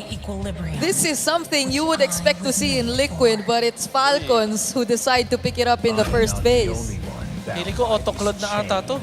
Kasi nag-eve na eh. Tapos, what do you think about this Fovius though? Tingin mo ba sa parang gana to sa TLPH? Oo, gana to. Sobrang gana yan. Pero hindi kinuha ng Falcon yung Claude. So, pwedeng makuha ng TL yung Claude. Pwede. Kasi sa meta ngayon, parang Claude wins games. Claude wins games talaga. Agree naman ako sa'yo. Tsaka tingin ko hindi na sila mag-Harley eh, or carry. Lalo na Eve yung katapat, parang talagang tempting na kumuha na ng Claude dito eh. Actually. Tsaka mas warranted naman na sila yung magharit kasi may Eve naman sa lineup nila. Nonetheless. So, typical Falcons box, parang pwede naman nating i-expect from them this time. But do you really think na harit na ang ilalock in nila dito or may pwede pa silang ibang prioritize? Sa tingin ko yung Falcon, pwedeng kumuha dito ng Esme. Esme ulit. Parang pwede sa Focus. Okay. Yeah, it was the answer before sa Fovius, yung Esmeralda. There is a chance na kumuha sila ng Hilda, pero feeling ko nga baka marksman na yung dito or code name. Pwede sila kumuha ng pwede carry siguro. Carry, alright. Which is yung pagtunaw nila dito sa Fovius kung sakali. Siguro yung worries yung mga dash stun, but I think it can work. Tapos yung isa pa yung Harith and the Hilda. Okay. Hilda gets secured dito. I think in a way din mas kaya naman i-pull off to this time kasi nga kita mo na ano yung magiging jungler ng Liquid din, which is of course the Harley. Parang kailangan mo yung scout every now and then. But that's a trio mid. So, sides ngayon ang magiging reserba ng Falcons for their last 2 picks. Interestingly, baka hindi na makalusot yung Harit na pinag-uusapan natin. Yep, that could be the ban for TLPH. At the same time, yung Moskov. Although, ang problema kasi dun sa Harit tsaka sa Moskov is yung full view. So, parang wala silang interest. Baka nga itong TL, baka mag-focus na lang sila sa bans para kay Flap. Like, even yung the Benedetta, for example, can be banned. And there's the Gourd para sa Falcons. Okay. Actually, nung mga kapanahunan, no, parang Gourd, expect mo, kalaban ng Fredrin. Pero kanina, parang sabi ng Liquid, pwedeng Gourd plus Fredrin. Sa sobrang ganda nung pagkakamanipulate nila nung Energy Eruption plus the Mystic Gush. So that would be a Sanji hero taken out. Para sa akin kasi, tingin ko mahirapan na magharit yung Falcon. Gawa ng merong Phobius kasi yung TLPH. Kasi pag dash ka ng dash, talon lang din ang talon yung Phobius. Yeah. So hindi na nga siya ibaban ng TLPH. Parang okay lang. Sige, bigyan na natin yung Harit, yung Moscow, pero naman tayo Phobius. We'll just focus on the EXP laners na pwede maging problema para dito sa Phobius. Granted, itong Hilda, pwede pa siya mag-EXP, pero ang bans na dito is going to be the Uranus. Tingin ko yung Alice din ay ibaba ng TLPH. Pwede rin silang mag-Alice. Oo, pwede. O kaya Bene, pwede din. Bene for Flap. So Alice or Bene ang tinitignan natin para sa kanya. Pero ang question ko rin this time, Sanji pick. Ano kaya sa tingin mo, Gian, no? Yung magiging Sanji pick dito sa ganitong lineup? Kasi parang yung Eve nakuha na ng Falcons eh. Sanji pick. Pwede si Sanji dito Valentina siguro. Valentina. Valentina. Para pwede din niya makopyahin yung ulti ng Eve. Pwede rin. Okay. Para po sa ating mga online viewers, gusto lang po naming ipaalam na meron pong nagaganap dito ngayon sa ating Champions Arena na dance-off ni Mima laban sa sarili niya. Meron pong mga tambol. Okay. Coach Bull, nakikita mo ba to? Nakikita ko. Nasa front seat tayo. Wala na akong ibang maisip na pick. And there's the carry na in-expect nga dito ni Gian. Okay, sabi rin ni Gian, baka Valentina for Sanji. Do you agree? Yes, that could be an option dito. Zushin is not available. Pwede rin Zushin.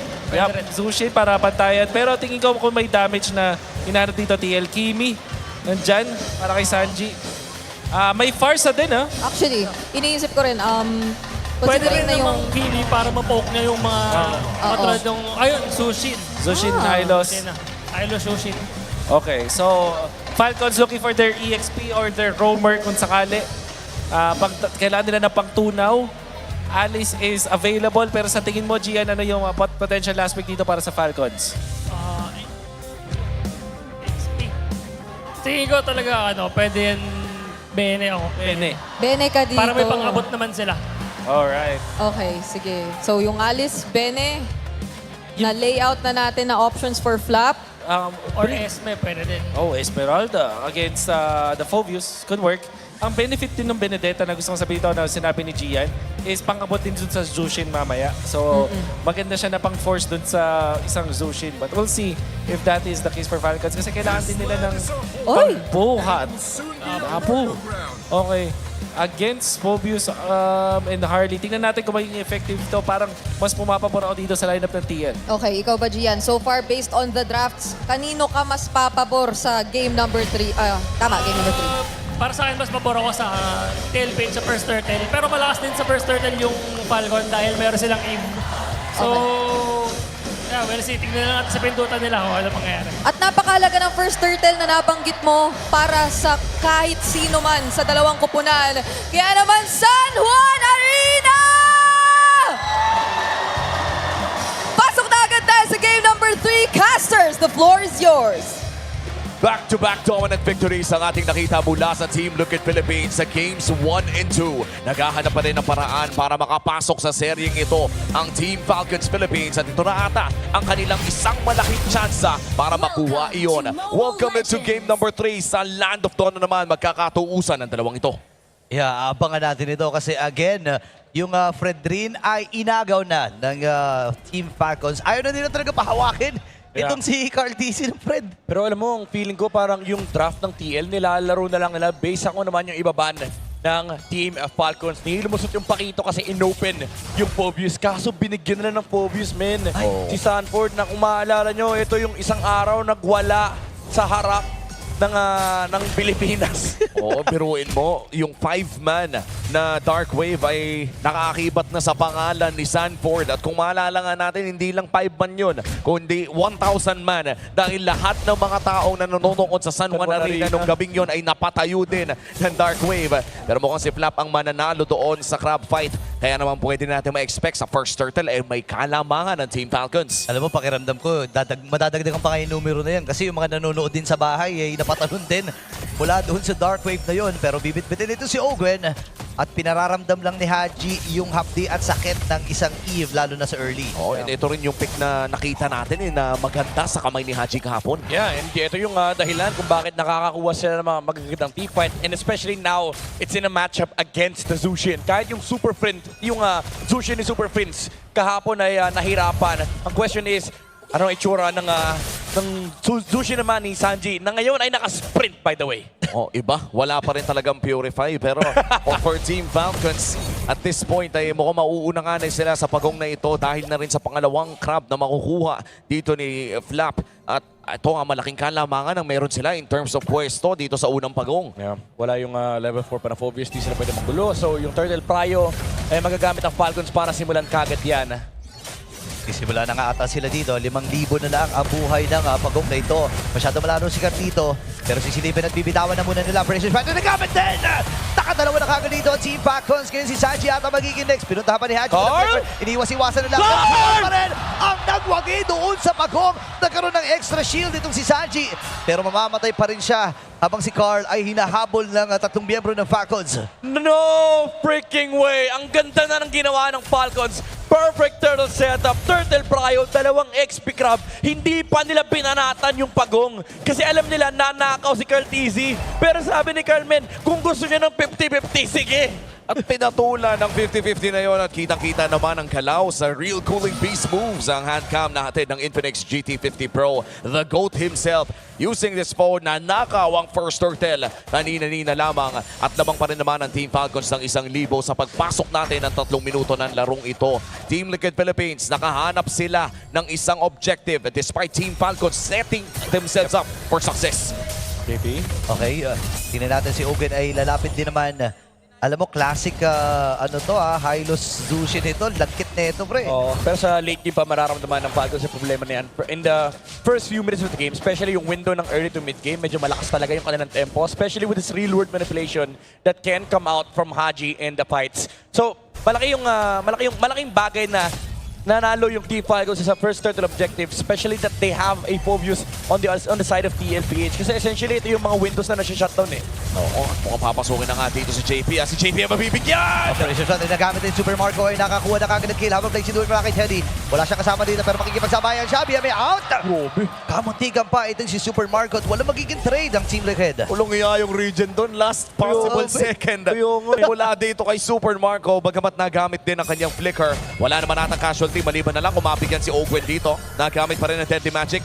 Buhay ang roamer ng Team Falcons. Lamang pa rin sila ng lagpas 1,000 papasok ng pangalawang pagong. Paano po protektahan ang objective na ito? Well, kailangan talaga mauna yung magkabilang team doon sa pagong. Sino man yung makakauna sa mga bush, malaking bagay yan. Even itong Zushin na usually kaya mang zone mag-isa sa turtle, ay may hihirapan kasi may Eve na nakapasok dito sa river pero nirarush siya. Alam nila wala si Carl TZ dito. Oo nga, Brave Spider ginamit din kagad. Bababa sa 5K yung buhay ng pagong na ito.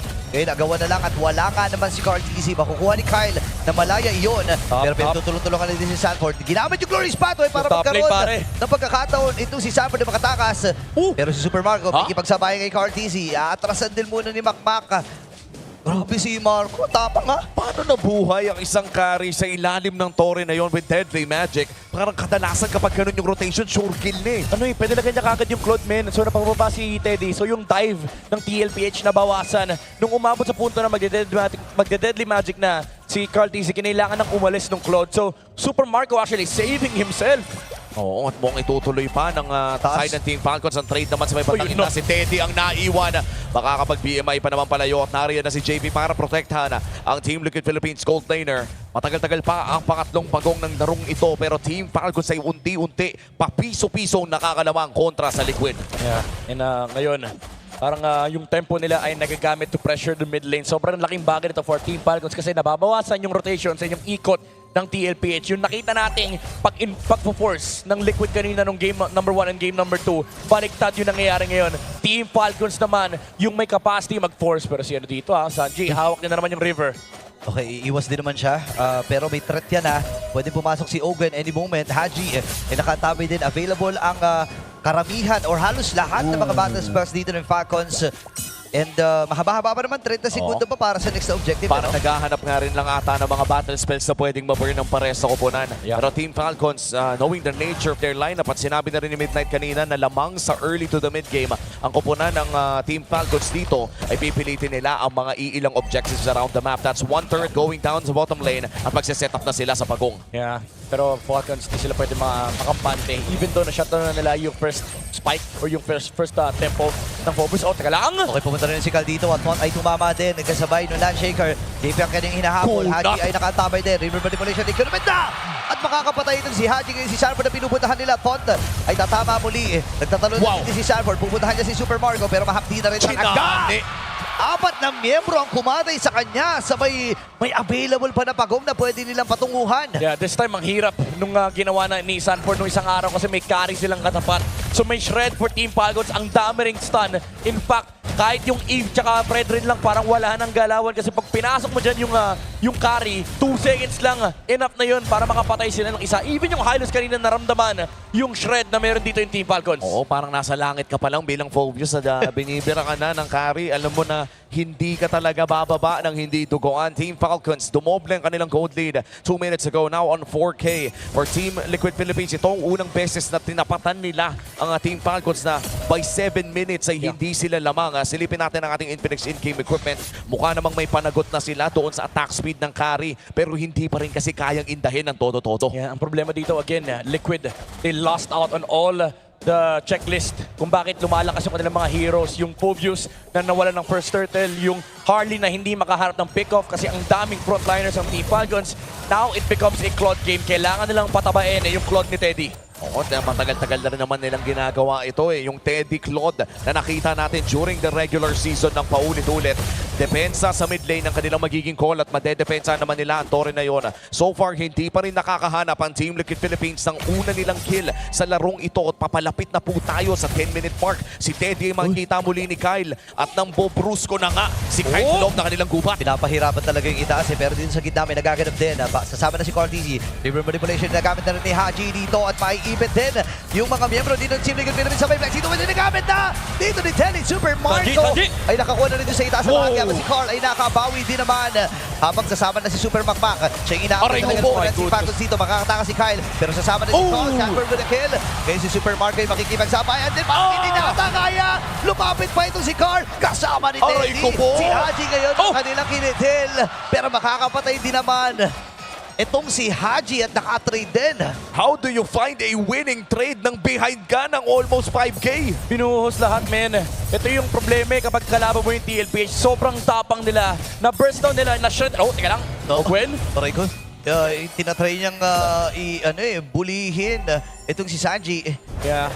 And kung titignan natin itong replay na ito, ginamit lahat ng skills dito sa Hylos, pati na sa Phobius. And look at Sanji, pumesto sa gilid. Siya naman yung naka-cover dito, hindi maka-free hit yung ibang members dito ng Team Falcons. And late din dumating si Super Marco. So TLPH found a window, an opportunity to actually fight back. They brought in the numbers. And nakahanap sila ng mga gandang angulo. Si Cartesian na-enable yung kanyang damage kasi nawala na yung mga front lines. For the side of Team Falcons, ang laking bagay nung pang-zone ni Sanji sa gilid. At napakalaking bagay din ng Lord na ito dahil maliit na lamang gold lead ng Team Falcons. Kailangan nila makuha ito para ma-reclaim ulit ang nawala kanina-dina. Pero nasa magandang pwesto ang Team Liquid. Reset muna ang call para dito sa Team Falcons. Divine Glaive secured para kay Carl at papasok si Kai. Lumapit na si Carl dito habang si JP atras. Ngayon, tinabahan ng stun ito si Flam. Kaya niya ba makasurvive? Parang hindi nakaata kasi free hit. Ito si Teddy sa may flex. Ito may ginamit din niya. May ipinili si Sanford. Nagamit yung precision shot. Makakataka si Carl at si Teddy. Ligtas yung dalawang damage dealer from Team Liquid Philippines at si Plap at Sanford lang ang nagkamdamatayan. Imaginein mo kung kumonti pa. Kung may konting urong pa yung damage ng Appraiser's Wrath ni Kyle. Pero sapat yun para mapauwi ang ilang miyembro ng Team Liquid Philippines. Tuloy ang Lord para sa Team Falcons. Pero rush na ito ngayon. Makikita din si Carty. Si makakalapit pa siya. Si Owen na lang ang kanilang Evo-Burst. Na maalam na rin itong si JP. At hindi makakalapit itong si Carty. Isusuko na nila itong Lord. Grabe yung box ng Team Falcons. Ito yung 4 na araw ng pinag-uusapan natin, yung kanilang box. Even though, nakahanap naman ng mga magandang angulo yung Team Liquid Philippines with that Blazing Duet and of course yung Deadly Magic. Kaso yung Appraiser's Wrath, nung tinamaan yung Cavalry, kailangan nila mag-back. Tama si Omi, kung binanatan pa nga nila yung Freddy ng konti, baka nawala yung Harley tsaka Claude Oh, that was just one Appraiser's Wrath at recta mid lane na ang call ng Team Falcons dito. Si Kyle ang mangbobrusco. Makukuha nila ng libre ang mid lane at may Lord pa nga na nagmamarcha doon sa may bandang itaas. Mukhang kakalmahan na muna ng Team Falcons sa kaniyang call at si Carl TZ naman ay magbibigay ng side lane pressure para sa Liquid. Kaya kailangan niyang gawin ito kung gusto niyang maghati-hati ang Team Falcons. Kasi yung ganitong klaseng lineup na binuo ng Falcons, box talaga to No, makikita natin na lagi magsasama-sama ito. Pero ang hihiwalay nila itong si Owen. Na-try niya i-burst. Grabe, pero masyado talaga makunat. Nire-regen siyempre sa damo. Hinihil the trick! Umakapit lang Hinihil the... Grabe, master na master! Tignan natin, nagkakaroon ng may kruhan pero sa itaas sa bahagi may nagaganap din. Lord, ang kanilang pupuntirahin. River Manipulation na gamit ni Haji. Atras muna si Sanji. May wave pa naman sila na paparating doon sa may bandang gitna. Ibabalibag itong si Haji pero dahil nga doon sa River Manipulation ay hindi niya maiaang at palapit sa kanila. Wow, pinakitaan ng moves, Team Falcons. Even though hindi nila na-maximize yung gamit ng Lord, at least hindi nakasama si Carty Zero sa defense na yun. And yung Deadly Magic, tinangkilang. Tinangkilan niya yung Deadly Magic dito ni Carty. Ginamitan pa ng heal the bush trick. At nakakatakot yung ganong klaseng gawain ng isang Hilda, no? Yung tipong kaya mong tanghin talaga yung damage na nanggagaling dito sa isang Carl TZ na Harley. By the way, 2-0-3 sa larong ito. Still a perfect game para dito kay Carl TZ. Pagkamat in terms of objectives, ay lamang-lamang si Kyle. 9 assists out of 11 kills ang meron ng Fredry nito sa kamay ng Team Falcons at papunta na nga sa Guardian Helmet. Only hawak ang pwede nating makita mula kay Kyle. Only sustain, only durability, and only plays for Team Falcons. Pero hindi sila, again, pwede makampante, knowing kung ano yung nakita natin kay Sanford nung isang araw. And of course, yung scaling heroes din ng TLPH. Kahit umuulan ng Radiant Armor dito from the side of Team Falcons, ang plano lang ng TLPH, isa lang ang win condition nila pag napatay nila yung carry ni Super Marco. Papasok ata dito si Kyle. Kukontest nila ang purple buff pero mukhang hindi naman ata nila may kukuha ito.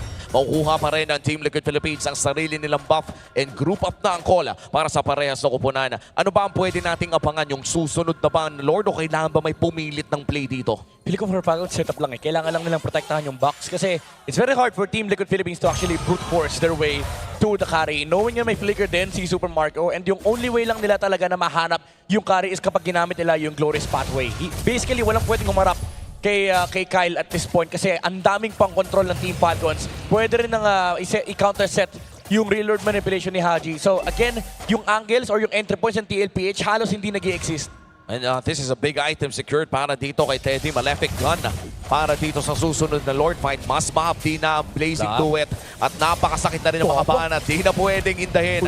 Si Kyle ang hahawak ng Lord na ito. Si Ogwen ang hahawak ng push. Team Liquid Philippines, available ang kanilang mga ultimates and battle spells. Pwede silang lumaban dito. The same could be said para dito sa Team Falcons. Ano ang kailangan ingatan ng Team Falcons para manatili ang gold lead sa kanila? Kailangan din sila mapok ng todo-todo. And maganda yung ginagawa ni Carl tsaka ni Teddy na ginagamit nila yung mobility spell nila kasi alam nila hindi ganun kadali for Team Falcons na huliin itong dalawang heroes ito. So they just go in and then find a poke pero nakahawak na ng pwesto rito ang Falcons.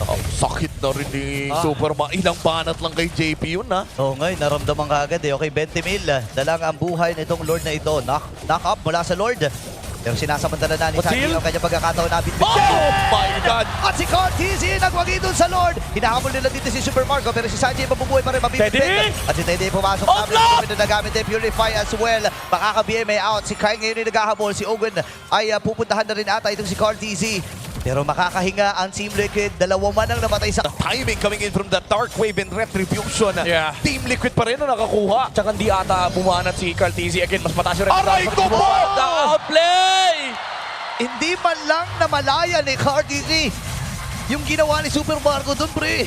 Sino ba naman kasing gagawa nun? Sino? Naalala ko tuloy, yung Beatrix niya nung dumaan si Albert doon sa may bandang baba. Sa baba? The $1 million shotgun at ngayon naman, ito yung papakita niya. Saan ka nakakita, men? Only in the Philippines. Nakumar si The GOAT. Oh my God. And that, just like that, Team Falcons, nadepensahan nila ang Lord na nakuha ng Team Liquid Philippines. At sila pa ang uopesa. River Manipulation na gamit na kasabay ng Crimson Beacon. Sabi ni JP, sige, try nating Aray ko lumaban po! din. Pero Aray! nakakahandi na ni Makmak. Mabibigit si Kyle, pero the-dash out lamang siya. Ultimo itong si JP, pre, hindi na kaya yung mga shuriken dito ni Marco. Unang silip, idlip. Oo, men. ito yung inaabangan natin kanina pa, pinag-uusapan natin to, men. Tapang lang, tapang at puso para sa Team Falcons. Again, kung ikaw yung tatanungin ko, sinong gumagawa nun, men? Yung carry nasa delikadong pwesto, walang check push. Sabi niya, may tataan dito. Oo, imagine mo, feeling ko kahit si Carl Tizzy ay matatawa sa ganong klase. Kasi hindi mo i-expect in a grand finals like this.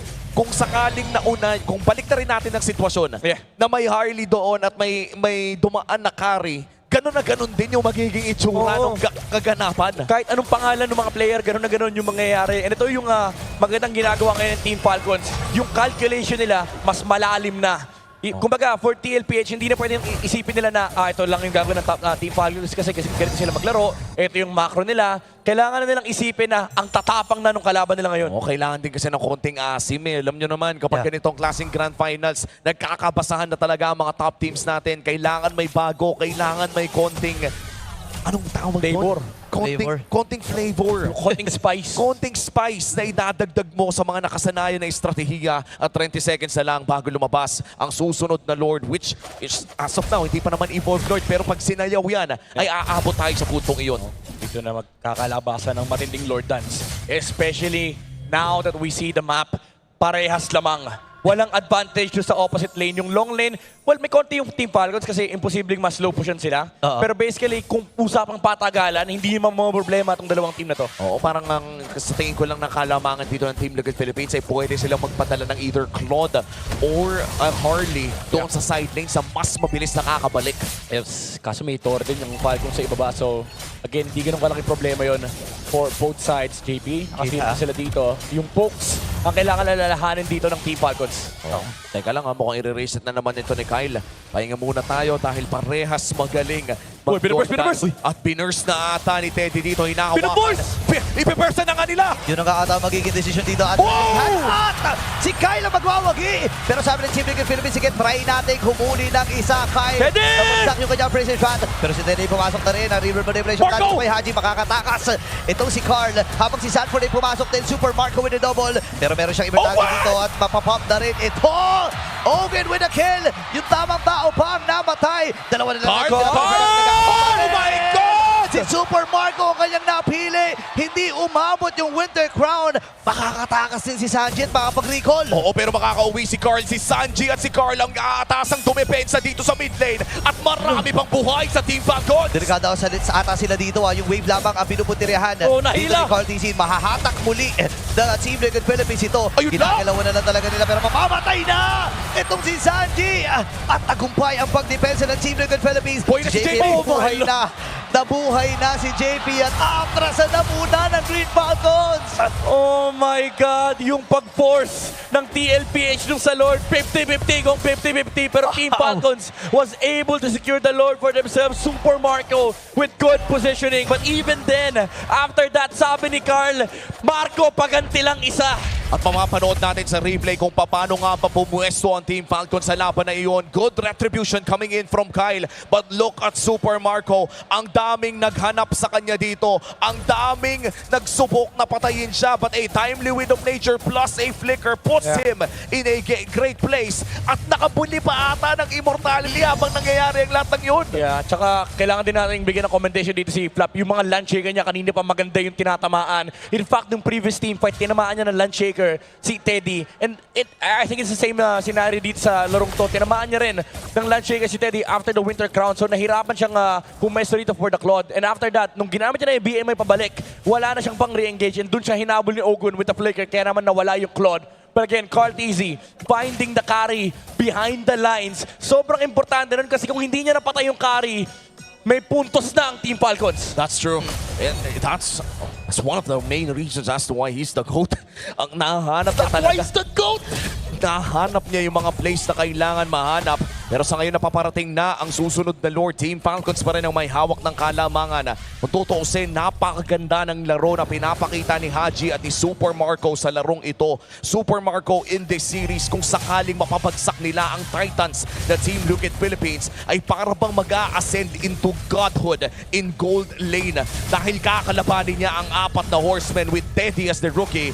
And sisimulan na nga ng Team Falcons ang Lord na ito. Reset ang kanilang call dahil lamang sila sa mga lane. Kita mo yung dalawang ways of treating this Lord fight. Falcons gusto nila i-reset. DLPH, they wanna brute force. Yeah, gusto-gusto ata nila to pero si JP ang napupuruhan. Napapababa ng unti-unti yung kanyang buhay. River manipulation ay bibitawan na kagad. Pero ang si Kyle ang magwawagi. JP may ipit. Nakaplay si Super Macbang pero sa likod na bahagi ni Carl TZ. Pinuntahan si Haji. Mabubuhay din naman siya pero napakakita naman si Super Marco. Nagamit niya rin niyang wind of nature.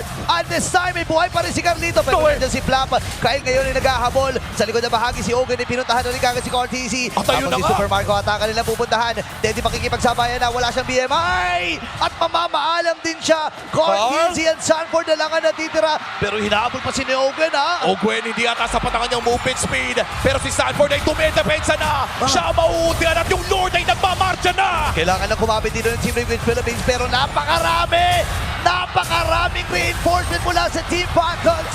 Mamamaalam din si Carlito at 2-1 ang ating score. At nakuha na ng Team Falcons ang kanilang unang panalo sa ating Grand Finals. 2-1 ang ating score. May serye tayo ngayong gabi. There's no sweep for today, San Juan. Hindi mauulit ang Season 13. Team Falcons puts one on the map. At napaka-importante ng pagkapanalo na ito para sa Team Falcons dahil kinailangan nila ng hard reset matapos ng Game 1, matapos ng Game number 2 na parehas naging dominante ang pinakita ng Team Liquid Philippines. Sa larong ito ay nakakita tayo ng dikit na labanan sa early to the mid-game pero ang naging malaking diferensya ay ang performance na pinakita ni Super Marco sa loob ng mid to late game. Pero kung tutuusin, lahat ng setup na yon ay nanggaling sa KDA machine. Yeah, kaya siya yung missing piece pare. Siya yung nag-iisang solusyon dito sa game na to, forcing out the mobility skills mula dito sa side ng TLPH, even to the point na siya yung dahilan bakit napagamit ng space escape si Carl TZ and lumayo sila sa Lord, and then followed up by the Landshaker para doon sa sombrero nung Harley. Eto na, grabe naman! Wow! Grabe naman! Nag-real world manipulation dito sa San Juan Arena. Our game number 3 MVP. Walang iba kundi yung KDA machine on this eve. Para bang ito na talaga yung nagiging panglaban nila yung kumbaga the Haji hero of Season 17. Oo, itong KDA machine 91% kill participation. Feeling ko yung nawawala dito yung solo kill ni Marco Pero other than that, almost perfect participation mula kay Haji. These real-world manipulations forcing out a lot of the mobility skills mula sa TLPH. Karamihan sa mga team fights na nalulugi yung Liquid kasi napapareact sila, men. Napapunish sila nung pokes mula sa Eve and of course yung box setup, and it allows the protection as well para kay Super Marco. Kaya naman nakita natin parang hirap na hirap yung TLPH. Tulad ng pinapakita natin kanina, hindi nila ma-brute force yung Falcons. Hindi sila makaharap ng angulo. Even yung Glorious Pathway hindi sapat kasi ginagamit pang out. And to think, ito rin ang unang beses na hindi nakahawak ng threat rin ang side ng Team Liquid Philippines. Masasabi talaga natin na medyo may napasa ang Team Falcons sa pattern ng Liquid. And look at the angles coming in from Haji sa mga ultimate niya dito. But this was one of the biggest highlights of this game.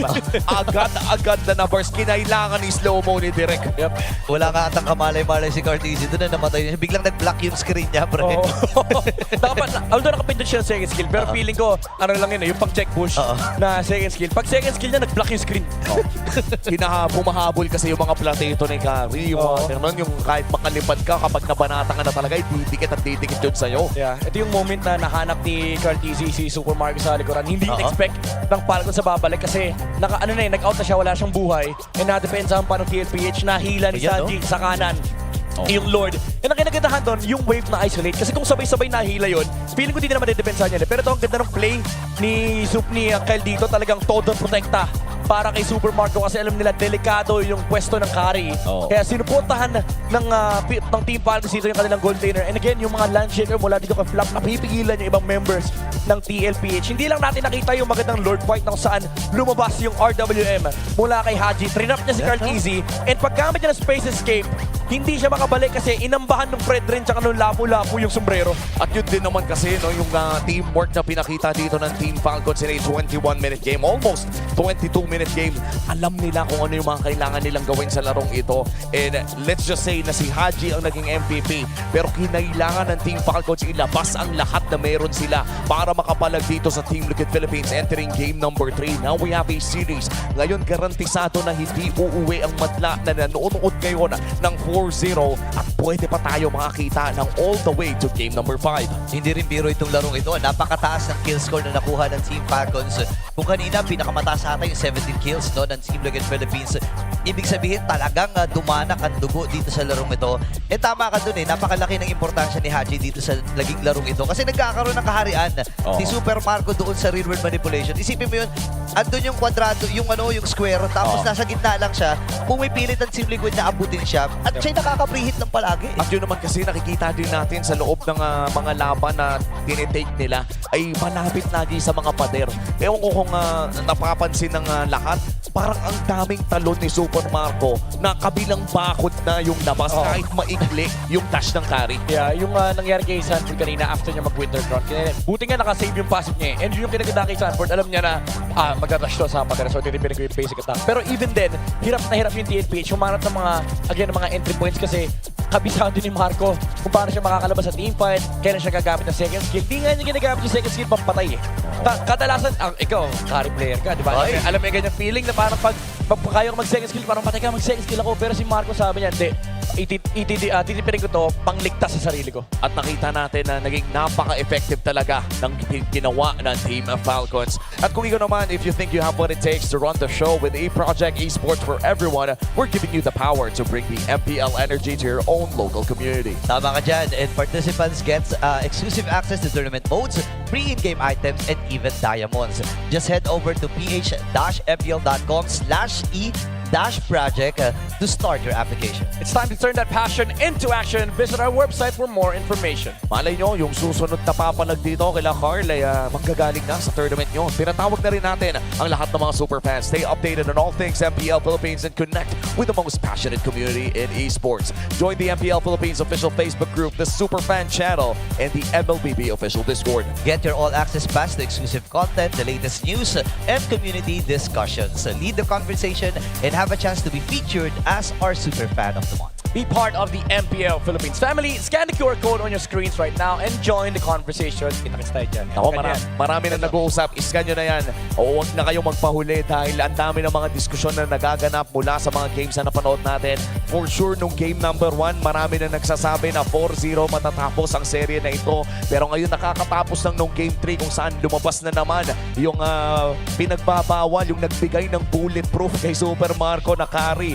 Ay syempre magbabago ang ating diskusyon. Kaya naman balikan natin ang history ng Clash of the Titans mula Season 13 to 17. Ilang araw, ilang beses, ilang laban na ang nakita ng mga to ng magkakasama. Yeah, and kung susumahin mo, no, sa local scene, lamang talaga yung Liquid Philippines. Pero dito mo makikita yung kanilang rivalry. Halo-halo may international, may local. Di mo na alam kung sino yung nananalo. Lately, umuusbong talaga dito is yung Team Liquid Philippines. Pero itong pagbalik ng Titans is talagang kakaiba eh. Parang may crutch talaga eh. Oo, tapos looking at the date, Season 13, parang 2 years na naglalaban tong mga to. Hindi pa nagkakasawaan. Alam nila kung anong may expect. Alam nila kung ano ba yung pwede nilang ilabas, yung bawal gamitin. At this point, the Clash of Titans, feeling ko it's not just a show of Philippine MLBB dominance. It is a show of consistency na nandito pa rin sila, na lumalakas pa rin sila at hindi nila kailangang magpahinga ng magtagal o mag-retire agad dahil patuloy silang umaangat. Ang cute ni Haji at saka ni Carl dito. Mga baby pa sila dito, Oo, bro. baby Mga boys pa. Mga baby boys pa dito sa evolution ng Titans men eh. Ako masasabi ko, inaabot ko yung evolution nila kasi literal, inaabot ko pa ng baby boys pa si Haji at si Carl. Nasa SGD pa sila nun. Iisang team pa sila. And ito yung unang naging rivals talaga eh. Yung kwento ng Haji at ni Carl. Tapos umusbong sila Flap, di ba? Yan, nagkaroon ng era ng TZ. Tapos lumabas din sila Kyle. Tapos lumipat, yung kwento ni Carl kanina sa video, sa playoffs video natin, nung lumipat siya ng Brent, doon nagsimula yung pagkapanalo nila. Kahit yung kay Haji, di ba? Yung Omega, nag-M2 pa silang dalawa. Tapos nag-blacklist, di na natapos yung rival na nila. Hanggang sa naging Titans. Kasi, imagine mo, baby boys. Tapos on top of the world ka na ng MLBB. Hanggang ngayon, naglalaban pa rin kayo. That's true. And yung rebuild dito, no, dito sa 2022, malaking bagay din yan para sa AP Print because that was also the season, I think, around season 10 of MDL Philippines kung saan nagkaroon ng mga rookies ang AP Print na ngayon ay kinikilala na sa buong mundo after their world tour. We watched the entire process. Kayo na MPL Philippines community, napanood nyo ng magbinata ang mga manlalaro natin. Nakita nyo ng manalo ng sunod-sunod, makabili ng una nilang sports car. Parte kayo ng success na mga manlalaro nito. Di ba nakakatawa isipin nyo na yung mga minsang bata na naglalaro lang ng ML, ngayon karera na nila to. Well, sa ngayon ay magpapahinga muli tayo sa aksyon ng ating Grand Finals. Pupunta muna tayo sa Champions Arena kasama ang ating hosts. It's getting wild inside the land of Dawn. That's 1 point for Team Falcons against TLPH with 2 points in the match. And just a proof that they're not gonna give up the title of being the champions. And right here with us is also a champion of ML Master Series Season 1 all the way from India, the coach of True Rippers, Coach Zan. Welcome to the Philippines. Thank you po. Hello. Welcome. Maligayang pagbabalik sa Pilipinas. Kumusta ba ang experience mo dito sa Champions Arena? Napakaraming tao. First time ko po ngayon manood ng live. Ng live? Opo. After a long time? Or Opo. first time talaga? First time talaga. Na MPL Philippines. Opo. So, para sa kaalaman ng lahat, Pinoy coach po si Coach Zen at dumiretso ka talaga ng international. Tell us about your background. Saan ka ba nag-coach? Para alam lang din ng ating mga super fans. Nag-coach po ako sa MPL Cambodia for 3 seasons. And SEA Games 2023, national coach ng Cambodia and MSL Myanmar noong 2025. At nakakatuwa lang din na first season sa India na nagkaroon ng ML Master Series and you are the coach of a whole Indian team. How is the experience coaching there? Ano ba yung difference ng playstyle here in the Philippines and there in India? Siguro mas kailangan maging technical kapag nagko-coach dito sa Pilipinas kasi expected na sobrang lalakas na rin sobrang lalakas ng mga player kumpara sa ibang region. And ayun, medyo malayo pa yung kailangan tahakin ng ibang regions para makapalag sa Pilipinas. And even so, champion pa rin naman kayo sa India. And you are qualified already for MSC at EWC. You got a slot there. Hindi kayo wild card, right? So ano ba yung nilook forward mo coming into MSC at EWC? Siguro kailangan namin, hindi ko alam, hindi ko sigurado kung kaya namin pumalag sa Pilipinas. Pero gagalingan namin para mabigyan namin ng magandang laban lahat ng makakalaban namin. Of course, alam naman natin na hindi mo pababayaan ang iyong buong team. And watching here with TLPH and Team Falcons, ano ba ang prediction mo for the Grand Finals? Game 7, Team Falcons. Team Falcons! Team Falcons, make some noise! At syempre, hindi rin naman magpapatalo ang TLPH! Grabe, Coach. Alam mo, punong-puno ang ating Champions Arena. But why Team Falcons? Siguro bias lang din. pero ang tanong kasi, ang hirap kasi talunin ng TLPH. Pero buong-buo yung suporta ko. Siyempre kay Coach Bren, kay Flap TCN sa buong papunan ng Team Falcons. you were together with them in SEA Games before. So maraming salamat, Coach Zen. Ano ba ang mensahe mo sa lahat ng mga super fans na nanonood and even your team who's watching MPL Philippines right now? Gusto ko lang i-shout out yung team ko sa India, True Reapers. Kimi, Kyle, Asuna, Rehan, Shai, and Ians, and to all my managers. Akash, and my boss. Nalimutan ko yung pangalan. Okay lang yan. Maraming salamat, Coach Zen. Once again, sabayan niyo ako pag sinabi kong lakas ng Pinas, sabay tayo. Sabihin natin palag na to, okay? 1, 2, 3, lakas ng Pinas! Palag na to! Alam mo, Odin, tama ka dyan eh. Ang dami-dami nating kasama ngayon sa Champions Arena. Wolf, tingnan mo naman. Hi. Eto, nakapagitna sa atin. I believe his name is Christian. Hello, Christian. Christian? Hello. Yeah, and we have with us here RJ. So Christian is a basketball player and RJ is a battle rapper according to them, no? So Christian, how's the experience so far watching here in the Champions Arena? You know what, honestly, it's kind of pretty fun. You know, I got to see a bunch more, enjoying. There are even people, you know, celebrating their birthdays somewhere over there. Shout out to my boy Pabida. I hope you have a really good one, but yeah, it's pretty cool. And I hope Naisu's proud of me, man. He really has a big buff, you know. Okay, I believe he will be very proud of you. How about you, RJ? How's the experience? Yeah, it's so fun. Yeah, it's so Meron fun. lang akong question sa kanila. Okay. Pwede nyo mahawakan to kasi analyze natin yung laro. Papakita natin kung isang magandang play na makikita natin dito sa ating laban. Christian, okay? So, ang gustong gawin dito ng Team Liquid Philippines, si Team Falcons ay buuin yung kanilang box.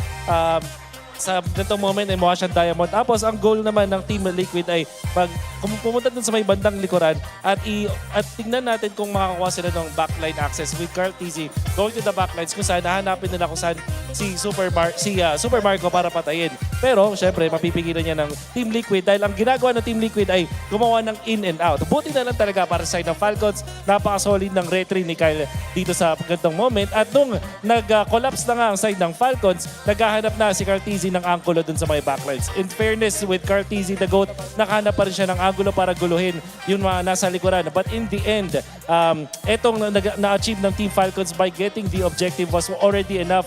Ogwen was able to get the kill to Teddy at na-salvage pa nga. However, ito si Carl TZ, eventually, mahanap niya itong si Super Marco that actually allowed TLPH to defend. Pero, dahil dito sa play na ipinakita natin, yung Falcons, magbabago yung last Lord take nila. So, ang lesson learned para sa Falcons ay protektahan yung kanilang backlines kahit nakapag-box sila up against TLPH. At nung huling Lord fight na nakita natin, dun na sila nanalo. Yep, very commendable. Nakita natin for Team Liquid Philippines, there was a clear attempt and I think they were very decisive kasi they also tried to burst down the Thank you, objective Christian. countless times. Thank you, Christian. Thank you, RJ. We're happy na nag-enjoy kayo dito. But just the same, grabe din ang ipinamalas doon ng Team Falcons. May Wait lang, parang alam ko namang pogi naman si Christian at si RJ, pero parang may nakita rin dito sa side, parang Pogi din. international. Pogi din. Pogi din. Sino Oo. yan? Sino yan? Sino yan? Okay. Isa sa mga favorite ata ng mga viewers natin. Oy! Okay. Lipat tayo, Wolf. Lipat tayo dito. Hello. Can you guys hear me? Yes. Yes, I think the whole arena can hear you. Naririnig niyo ba siya? Okay, they can clearly hear you and I believe a lot of us know who you are. DJ Y, welcome to the Philippines! Thank you. Yeah, okay. So, Can you introduce your friend to us as well? yeah. Diehard geek, but you can also call me Daddy. Nah, just kidding. Yeah, just call me Geek. All right, so he's geek, but you can call him daddy sometimes. All right. Okay, so we have DJ Y and Geek. And so, let me just ask you real quick. So, how's the experience so far watching here in MPL? I got invited to MDLPH like yesterday, right? And then, when I came here, I didn't expect to get recognized by a lot of people. So I'm actually really happy that I came here. I wasn't supposed to go here and just watch at home, but I'm glad I made a decision to come here. All right, so what's the difference now? Because you've been watching MPL Malaysia, right?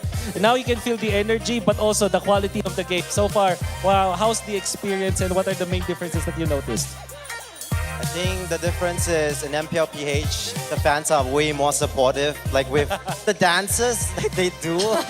And like, you know, I get recognized more here compared to Malaysia. But still, both regions are pretty cool, actually. But, you know, I appreciate both the regions. Okay. I think I just got to ask your friend as well, because Geek, yes, I heard previously you introduced yourself as the EXP laner, right? So, what do you think about the games that you've been seeing so far here in the grand finals, especially from your perspective as an EXP laner? I was shouting so much. Like, Sanford was doing so exceptionally well. And also, Carl TZ, you are so good! Oh my God! Like, in exception, like, he's not dying. Like, when he's about to die, he's not dying. It's just way too perfect, his gameplay is. Okay, okay. So I believe that DJY and Geek here will help us with the upcoming draft. So far, there is something in the Philippines where if TLPH plays in the grand finals, all of a sudden, Fredrin comes up. And DJY here is a jungler as well. Why do you think is the Fredrin all of a sudden the priority here for both teams? Why is Fredrin the priority? Why is Restreaming the priority? Because I think right now damage junglers are just way too much risk. You have to make too much risky plays. And the plays you make are more like flip points. But Fredrin, you can just play safe. And then even if you make risky plays, it won't really be like a 50-50 as well. Okay. Do we expect the utility junglers again, like Fredrin, to appear in game number 4? Do you expect utility junglers to show up again, like the Fredrin in game number 4? Or would you expect to see utility junglers again? Or is there a chance that you feel there might be assassins sometime? Yeah, but I hate utility jungle so much. So, but I think it's still gonna come out, especially Fredrin. Okay, so he still thinks it will be a Fredrin. And looking at the Vans right now, Wolf, it's a bit clear that they've been sticking with somewhat of a format that it's been a Baksha, once again taken out. The only thing I feel that we haven't been able to take out just yet is also the Guinevere. So hold on, could you just wear this so you could hear us a bit more clearly? All right, can you hear us now properly? Can you hear us now? Okay, this is so much Perfect. better. That's so much better. All Yeah, right. that's so much better. Okay. Okay, so now we will have the first pick available for TLPH. They prioritized the Claude before. DJY, do you think the Claude for TLPH is going to be the priority? I feel like they might prio Fredrin here because they actually banned out the Boxer, right? Oh! There we go. Well done, DJY. Okay, DJY. Now, what is the answer for Falcons? Because what I saw from games number 1 and 2, and I also mentioned it in game number 3, is that the Falcons, they don't have the... Okay. Okay, before I say anything, do you think the Freya or the Fredrin is better than the Freya when it comes to a priority pick? I think Fredrin is way better right now because Freya can be countered in a lot of ways now, especially by Phobius as well. Falcons actually pick out Phobius here, or actually, I think Esme is also pretty good. I see Flap played the Esme pretty well earlier as well. It's also good against the Junsin here. Okay, so for you think that the Phobius can really counter out the Freya in laning. Is that correct? It's Phobius and Esme, like either one of them. Yeah. Phobius or Esme. And how about the Eve that Falcons really like to play? Yesterday we saw it. They use it against Super Prince as the Jushin main. They pick up the Eve to counter that. Do you think it will be picked up as well by Falcons? It might be actually. It's their comfort pick too. Yeah, honestly, looking at it right now, Falcons can still go for whatever strategy they went for the previous game, but they don't opt for the Eve. Okay, instead they prioritize the Phobius. Now, I want to ask Geek, because you are an XP laner, so personally, how do you feel about this matchup of the Phobius, if ever, let's say, that the Freya is going to the XP? To be honest, Sanford can just pick all he wants and it's gonna work well. But I think Paquito is gonna get picked here as it's not is banned yet. By Liquid? By TLPH. Okay, so you think it's still okay despite the presence of... I think so. I mean, yeah, Paquito is a dashing hero, but still utility-wise and tankiness-wise, he still can pose much more threat. Okay, but here Wolf is a Yi Sun Shin that they decided to pick up. What are your thoughts on this? I'm actually surprised that this will be the case. Typically, this is picked up in the the gold lane role during season 17, right? They're the start of the regular season. However, I think this is more of a flex pick. We don't know yet where the Freya will go. It could be gold, it could be EXP, and then that's also true with Isang, it's gold or jungle. However, because they picked up the Fredrin, I feel like TLPH has more incentive putting it up in the jungle role. Just because there is not much contention in the jungles, I think eventually TLPH will ban out something like a Hilda so that they can secure the jungle for this Isang. But yeah, how about you, DJY? Where do you think this Isang will be placed in? I think right now YSS is not really that meta, to be honest, but I think TLPH is the one and only team that can pull YSS off. And I don't know, bro. I think in MPLPH, bro, TLPH is the only team that can pull YSS off right now. Okay. So if, let's say they do hypothetically put this in the jungle role, then would you also think that it's best to put the Freya in the gold lane? Definitely. Freya could also go to the XP lane here, but because of the phobia, so he's probably forced to go to the gold lane. But as we can see TLPH always go for the YSS jungle here, and the thing is, I think they'll be too squishy though if they put Freya to the XP. So I think gold lane is still better here. Gold lane for Isang. Yeah, this is gonna be a Freya. This is gonna be a jungle YSS. Jungle YSS, and probably sustain EXP for Sanford if that happens. Something like maybe even a Glue or even a Uranus, so that they will not have a greedy EXP laner. Okay. Yeah, like what Geek said, I think Geek said Esmeralda is kind of a good choice. Esmeralda is a good choice. Esmeralda. For TLPH. For TLPH. Okay, so clearly we are yet to actually see who the front line will be and who will hold down the front line for Team Liquid, because as of the moment, Falcons have already taken out the high loss as well.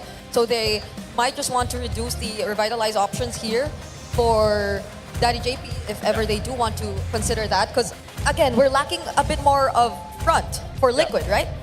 Yeah, so Uranus, potentially, that's the Turista being banned. TLPH will go and take their fourth pick. We are expecting them to go for a tanky frontliner. Yep. You can go for the Uranus, you can go for the Alice. Apart from that, the Glue is also an option for TLPH. Okay. Geek, what do you think would be the best option for Sanford in this scenario? For me, it's gonna be Esmeralda or Paquito, whichever is more comfortable for him. I think, arguably so, Esmeralda might be the better pick here, just because there's a Povius. Povius has shields, and they need a super tanky frontliner, and Esmeralda can fulfill that role. Exorcist of the Dragon. So it's Yuzhong. They're going damage. Oh, okay. There's quite a reaction from Geek here. What are your thoughts? I mean, it's Sanford. What can we say? He's so comfortable with Yuzhong, it might just work. It might just work. All right. So typically, when you see a Yuzhong, you don't want stationary mages out there. So Falcons might just go for something like a Lilia or maybe not even Kadira, a Lilia or maybe a Kimi, I guess, for Falcons. Okay. To go with their Ogwin hero. They're looking for another tanky hero as well for the setup. Gatot Kacha, they might take away from TLPH as well. Okay. So Gatot Kacha for Ogwin. You might need a bit of protect though. Oh, it's Atlas. And Eve, maybe? Atlas Eve. Oh, Lilia. All right, so it is indeed the Lilia. Wow. There's just one pick left for Liquid to complete their draft. We're looking for a roamer for JP. DJY, who do you think would fit this lineup best? Wow, this is actually a hard choice to make. Oh, it's a Glue. Just a Glue. It's gonna be the Glue. All right, so this is, I think that we guarantee this will be the Freya in the gold lane, the Yuzhong EXP, and Isang jungle. DJY, is this a draft that TLPH you think can win? TLPH can get easily punished here because of the lineup of Falcon can punish YSS so easily. But this really depends on the early game, the first third of the game. So TLPH has the lock in. Okay. Geek? What do you think? Who takes this game? I'm a TLPH player, sir. So I will just say they will win. Okay. All Very right. simple. Thank you so much, DJY and Geek, for your insights. Thank you so much. And now we have our drafts locked in for game number 4. San Juan Arena Magingay! Casters, take it away. malalaman na natin kung paano nga ba magpapatuloy ang ating Grand Finals. Mama-match point na ba ito ng Team Liquid Philippines? So magpapatuloy ba ang serye na ito with Team Falcons securing another point? This is already our game number 4 of the Grand Finals. Malayo-layo pa pala sa match point dito ang Team Liquid Philippines kung makakabawi ang Falcons dito. Yeah, ang mas maganda rito sa draft na nakita natin, kanina nung first 3 games, dinala tayo kung saang era. Nakita natin yung era ng M3, M4, M5 pagdating sa draft. Ito literal 2 years ago lang. Yuzong, actually last year lang, Yuzong YSS para sa TLPH. At nakakamiss din kasi yung mga ganitong klaseng mga burst lineup na maaga pa lang ay kaya ng pumalag. Usually kapag high tempo, makikita natin Zushin, ganito, ganyan. But looking back at the Echo Express pa during that time, Sanford's Yuzong has been a key piece sa history ng Echo Express. Oo nga pala, no? Alam natin kapag nangalahati na yung buhay ng Pagong, may lilipad talaga na dragon sa inyong uluhan. And ito yung kailangan tingnan ngayon ng Falcons. For sure naman, nakahanda naman sila sa mga ganong klaseng atake. Siguro ang kailangan lang nilang matahan dito ay kung paano nila bibigyan yung mga frontliners dito ng TL para hindi mangyari yun. Oh. And right now, it's Super Marco. Back-to-back games dito sa carry. At mukhang ang sagot ng Team Liquid Philippines ay kumuha ng Freya na panood natin sa serye ng Smart Omega sa kanilang lower bracket run ay gumamit din sila ng similar na estratehiya kung saan ginamit ni Netsky ang isang Freya laban sa isang carry kung saan nakalamang talaga siya ng early to the mid game. No, kung range kasi pag-uusapan, medyo lugi talaga. Pero Purify, pinapop na rin para dito kay Sanji. Mabibigtin si Ogwen. Pero kritikal ang sitwasyon ni Haji at kailangan niya mag-back away. Tignan mo naman yung pagkat dito. Napakaaga mula dito kay Teddy.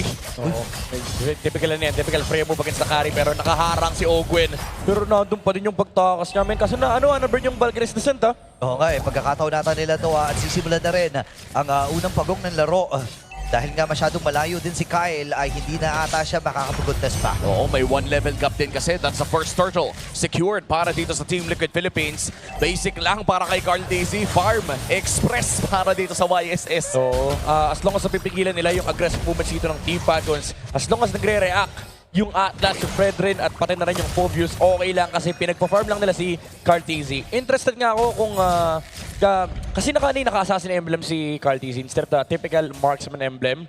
Pero with the added damage na meron dito yung assassin emblem, at least meron silang tempo sa mid-game. With the marksman, baka maging greedy siya sa pag-farm. So maybe we might see a aggressive move mula sa TLPH once na ma-hit na nila yung first timing sila. Napakasakit din pala ng poke damage na manggagaling dito kay Ogwen. Burning the regen as well dito kay Sanji in the mid. Si Carl TC ay susubok naman poke sa mid pero mukhang hindi pa naman mag-hard commit. No available mounted shocker pero kaka-ulti din lang dito ng blue. Okay, level 4 na rin din si Ogwen ha. Ngayon nagamit yung mounted shocker!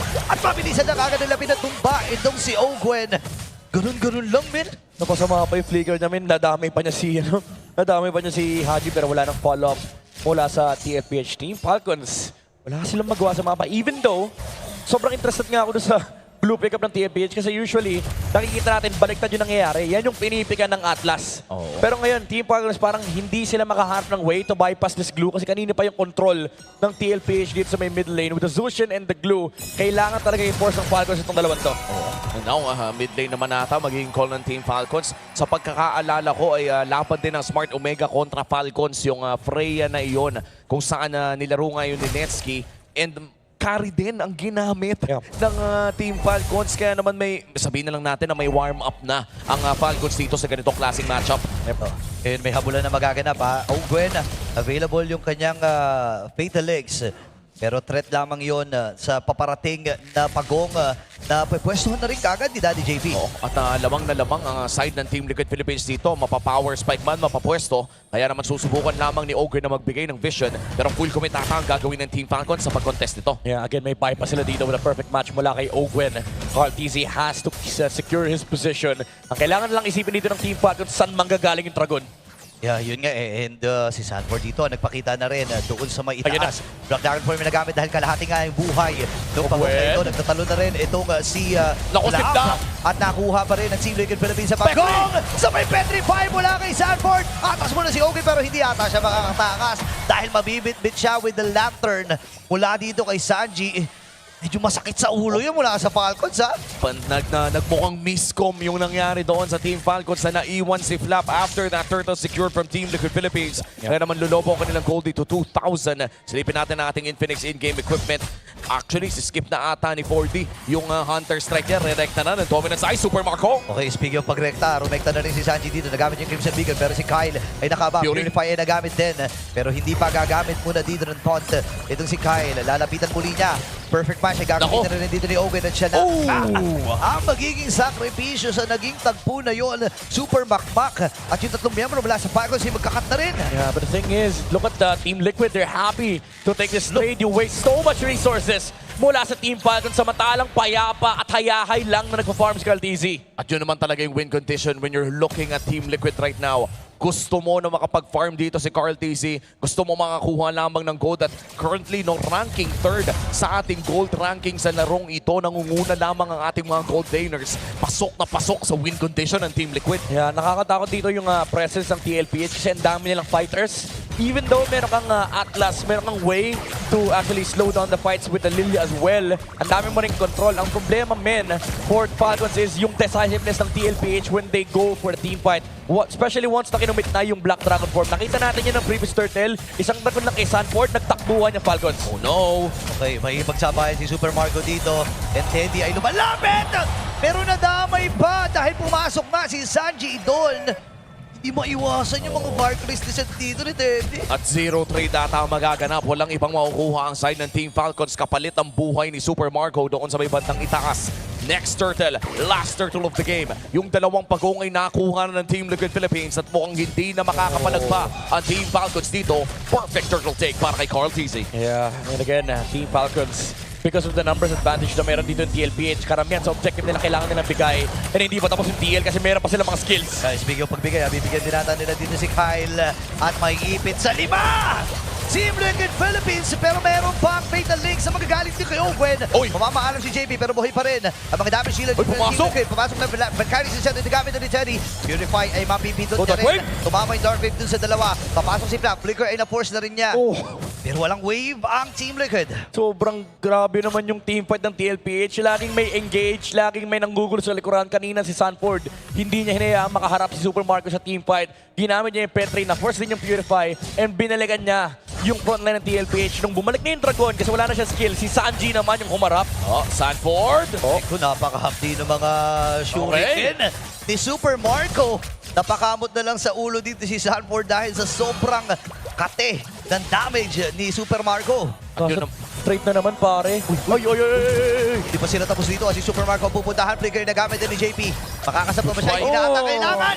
At mamamaalam din yung gold laner from Falcons. At hindi talaga pwedeng may libre para dito sa TL.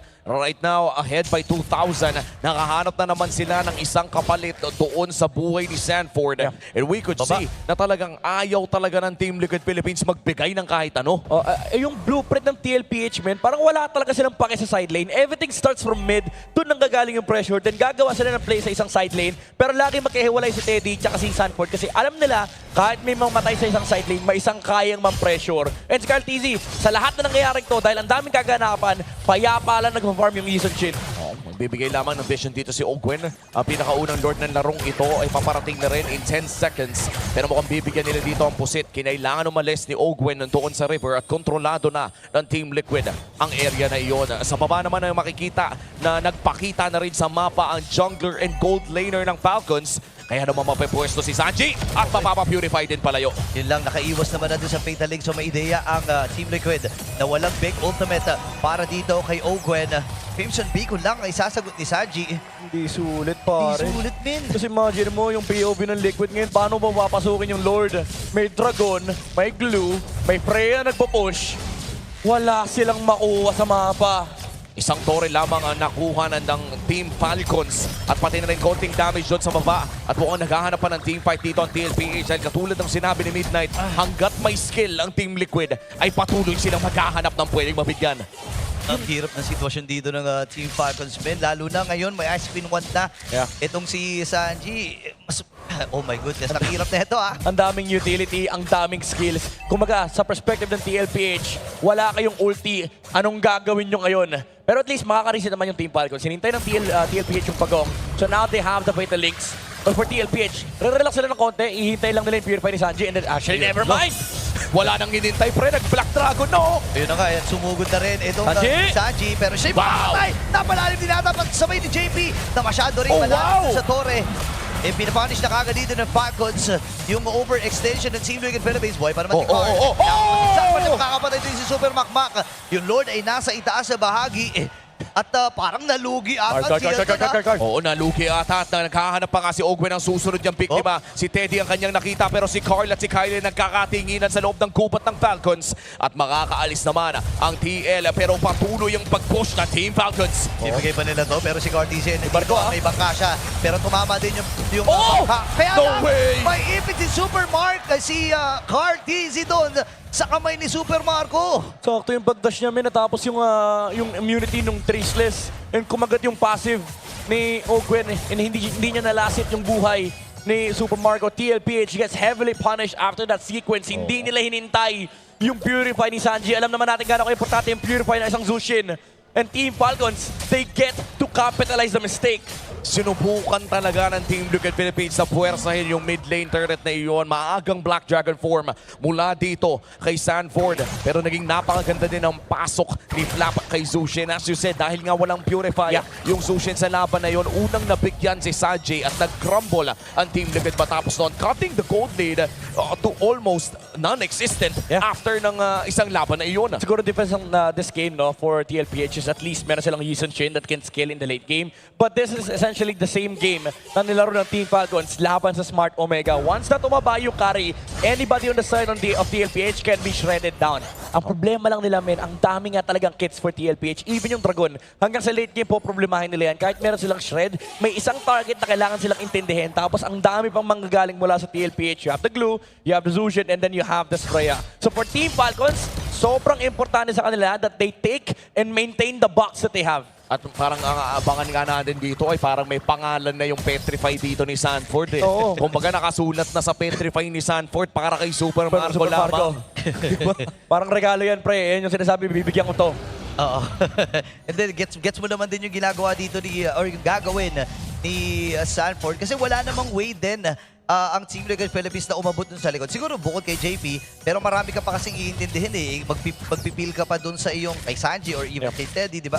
Grabe yung sideline, man. Walang ka-pressure-pressure ng TLPH kasi hawak nila yung River. Alam nila hindi sila pwede pasukin ng Team Falcons. Even si Teddy, nag-clear ng minion wave sa harap ng Atlas tsaka ng Kari. Pero gagawa nata ng paraan ng Falcons sa papasok sila dito. Kitang-kita kung nasaan sila. Okay, Dragon Form may nagamit kasabay ng Fatal Links mula dito kay Ogwen. Ngayon yung Lord ay makukuha ni Carl. May ipin dito siya lang ang magiging sakripisyo. Buhay pa rin naman si Ogwen. Papasok si Super Pack. Masakit na yung kapana dito ni Carl. Pero makakakuha ng kill si Carl. Atras muna si Sanford. Mahabdi yung mga shuriken dito ni Super Makmak at makakakuha sila ng dalawa. At makakakuha pa sila ng torrent dito bago lumabas ang Lord ng Team Liquid Philippines at itutuloy nila ang pag-invade. Uy! Flicker! Flicker yung nagamit Pero this time ay tumama din! Oh my goodness! Nakakuha ng stun mula sa Dark Wave itong si Flap. Napakaganda punish mula sa Team Falcons. Wala na yung Dragon. Yun naman pala ang solusyon.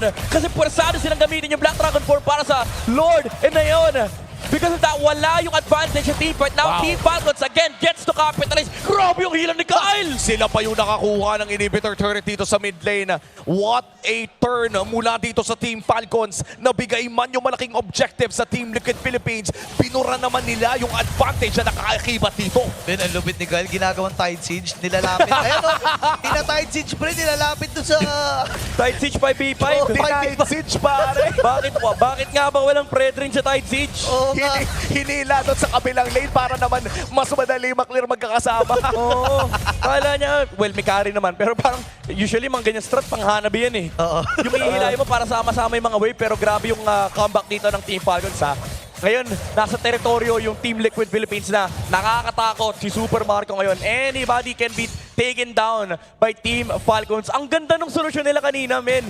Paulit-ulit sinasabi natin, problema tong Dragon na to. Ginamit yung Dragon sa Lord. For Team Falcons, it's go time. At yun ang isa sa mga naging rason kung bakit for a short time ay nawala sa meta ang Yuzong dahil nasimulan ng basahin ng team or mga teams dito sa MPL Philippines kung paano bilangan o i-force out yung Black Dragon form. At nakikita natin yan ngayon 15 minutes in kung saan burado na talaga ang hawak na gold day ng Team Liquid Philippines. And for Team Falcons as of now, hindi lamang si Super Marco ang mahirap hanapin kung hindi si Haji. Currently 107 sa kanyang Lilia. Actually, feeling ko nga never mamamatay itong Lilia na to unless ma-wipe out talaga sila and siya yung huling kill na makukuha ng TLPH. Pero ang problema din kasi kanina for TLPH is sobrang mahal nila yung isa't isa. Nahuli si JP, sinubukan pa ni Sanji yung mga zone sa ibang members dito ng Team Falcons kaya naman nakahabol pa yung Team Falcons with the Infernal Pursuit mula kay Flap and of course the Dark Wave. Nahuli pa nga si Kaltizi doon sa flagrant ni Ogwen. So for TLPH, sobrang kailangan maging decisive din sila sa kanilang pag-disengage kasi kayang-kaya silang habulin ng Fredrin at pati na rin ng Atlas. And this will be the third Lord of the game 20 seconds from now. Ito na ata yung pinakapatas na Lord fight na makukuha ng Team Falcons dito kontra Team Liquid Philippines. Considering na yung last two Lord fights natin ay may hawak na gold day ng side ng Team Liquid. For Team Falcons as of now, lamang na lamang talaga sila dahil pati yung mid-lane inhibitor turret ay tumutulak para sa kanila. Sobrang for TLPH, crucial na nung mga positioning na i-detect nila sa team fight. Hindi na nga tinapos si Sanford yung kanyang counter-strike. Usually makikita mo to sa kanyang mga Yuzong games kapag alam niya kailangan niyang mag-survive, hindi makapatay. And ang problema ngayon for TLPH is they cannot even engage kasi may threat lagi ng Fatal Links. Medyo malayo-layo din yung Freya, pero Carl Tizzy nandun lang sa Gedli. Okay, 10k na yung buhay ng Lord na ito. Black Dragon form pinagamit, pero si Kyle magwawagi. Paikot-ikot pa rin yung Dragon, pero si Flap ay maiipit din. Nagtatalo na. Pero nagamit yung Fatal Links. Purify naman nagagamit din. Dito ni Teddy, Super Marco ay nakaka-free-hit din. At makakadalawa na si Makmak. Free-hit din naman itong si Teddy, pero si Haji ay makakakuha din ng kill. Naubos na isa-isa ang Team Liquid Philippines. Si Sanji na lang ang natitira. Rekta mid lane na ang call ng Team Falcons. San Juan Arena! Para pwede na ata ilista ito. May 2 for 2 ata tayo. Nagiging maingay na nga ang San Juan Arena at ang Falcons matatabla ang sering ito. Pilipinas! We get a clash of the Titans! The Grand Finals comes down to a best of 3! Well, ang sarap maging MLBB fan ngayon. Parang lahat ng bumili ng ticket in advance, lahat ng mga kakabili lang ng ticket ng isang araw, sinong mag-aakala na makakakita tayo ng ganitong katikit na aksyon sa San Juan Arena para sa Immortal Cup?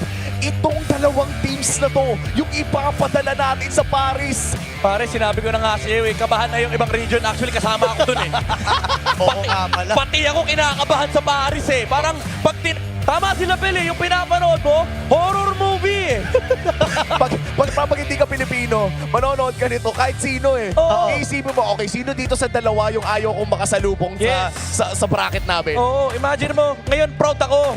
In the next 2 weeks, hindi. Hindi na. Oy, at least may isang week ka pa para magpahinga. Sige. Tama naman. Ihinga mo lang muna. I-absorb mo muna. Grabe yung mga Titans, men. Oh, wow. And of course, our MVP for game number 4, Super Marco.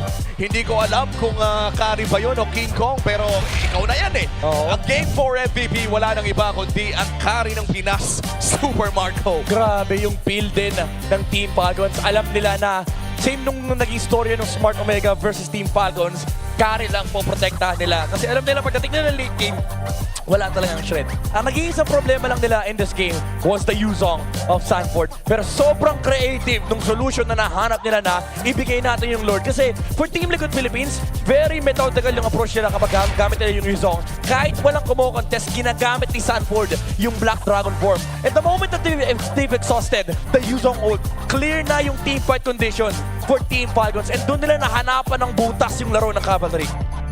Yeah, and makikita natin dito na talagang decided ang Team Falcons kapag magko-commit sila dun sa mga team fights, lalo na kapag nasa paligid nila itong si Super Marco. May kita natin dito sa mga team fight na to. Ito yung medyo naglalim na ang Team Liquid Philippines. Kinumit nila yung Black Dragon form. Siguro nakalimutan nila na merong Haji na nag-i-exist. Ang bilis sa tunaw ng mga wave dahil doon, naipit si JP dun sa loob, naipit si Sanford dun sa loob.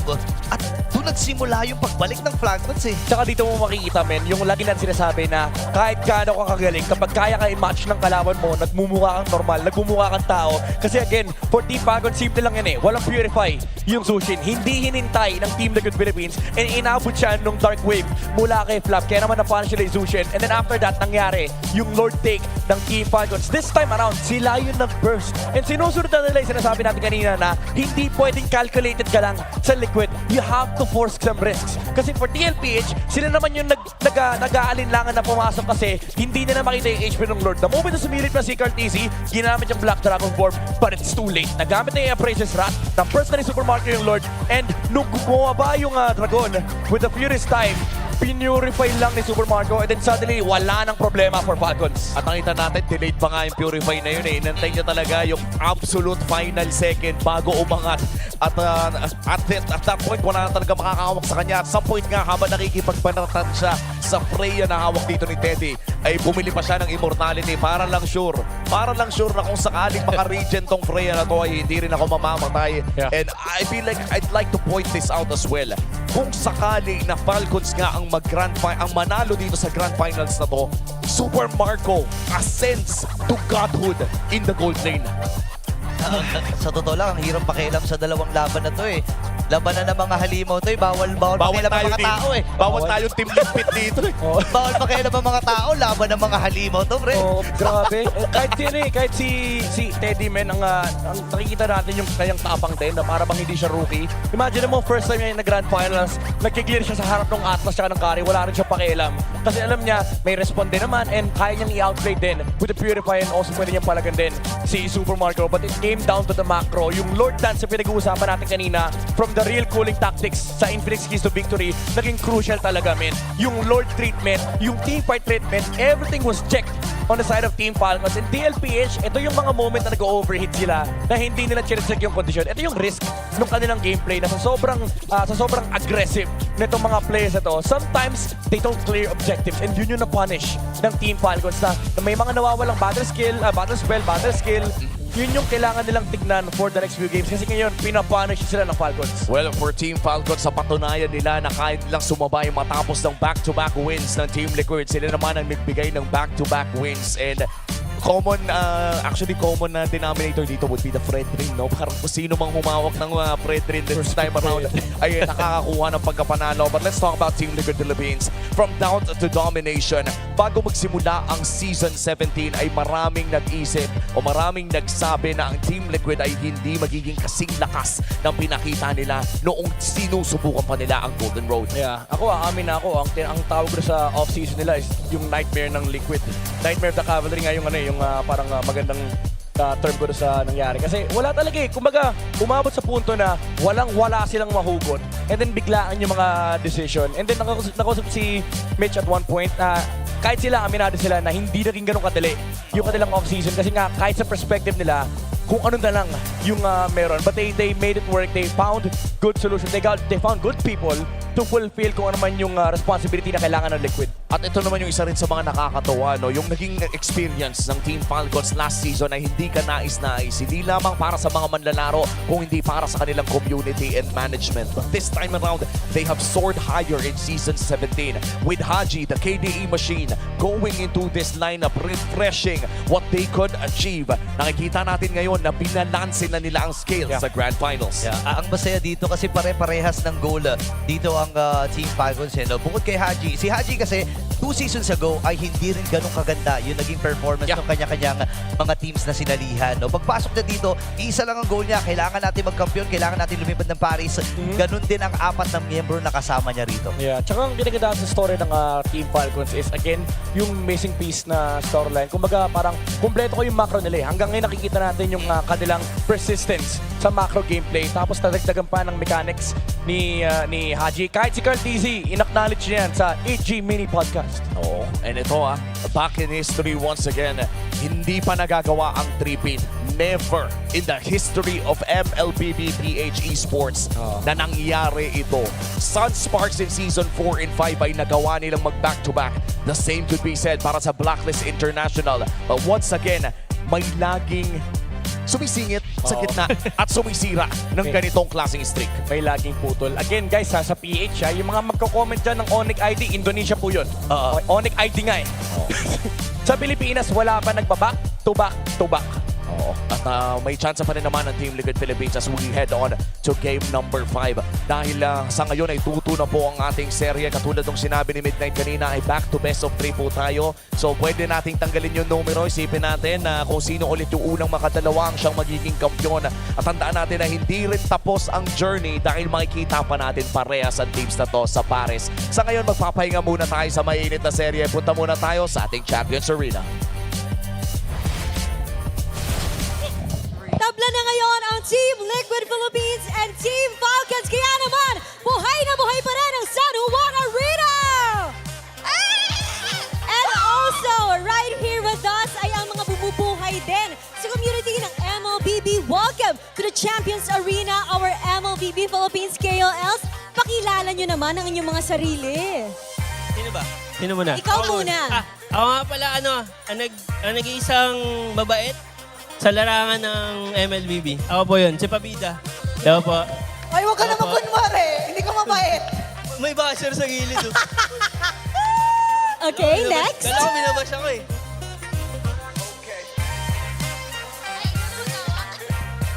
Hi guys, I'm Nana de Coco. Hi, I'm Lottie. I'm the only Korean. Hi guys, I'm Lumi, content creator and streamer. Hi guys, I'm Jake. Pinakamalakas mag-1v1 pero andito ako sa limahan, bakbakan na. Hi guys, I'm Son Pedro po, the egoistic explainer of Chirac Squad. Pwede ako agad. Hello po, ako po si Said. Ako po ang Mr. Beast ng ML. Ay po, ako po si Trippings. Magaling po ako mag-rap. Loxy! Ano ba to? Last but not the least, And China Ortila, guys, from Chirac Squad. And bago mahuli ang lahat, happy birthday kay Pabida! Okay, sabay-sabay tayo. 1, 2, 3. Happy birthday, Pabida! Thank you po. Happy birthday! Pabida, bidang-bida ka today. At ramdam na ramdam mo, sure ako, ang pagmamahal ng MLBB fans sa'yo. So ano bang Thank you po. wish mo today? Wish ko po, sana mag-rank up na ako. Ang hirap eh. Ano bang rank mo ngayon? Pa-epic na actually. Galing ako mythic. Pabalik na. Oo, alam mo, nasa-stress nga si Shaira pag nag-RG kayo, pero sana mag-rank up ka na. Wish ko rin yan Yes. para sa birthday mo.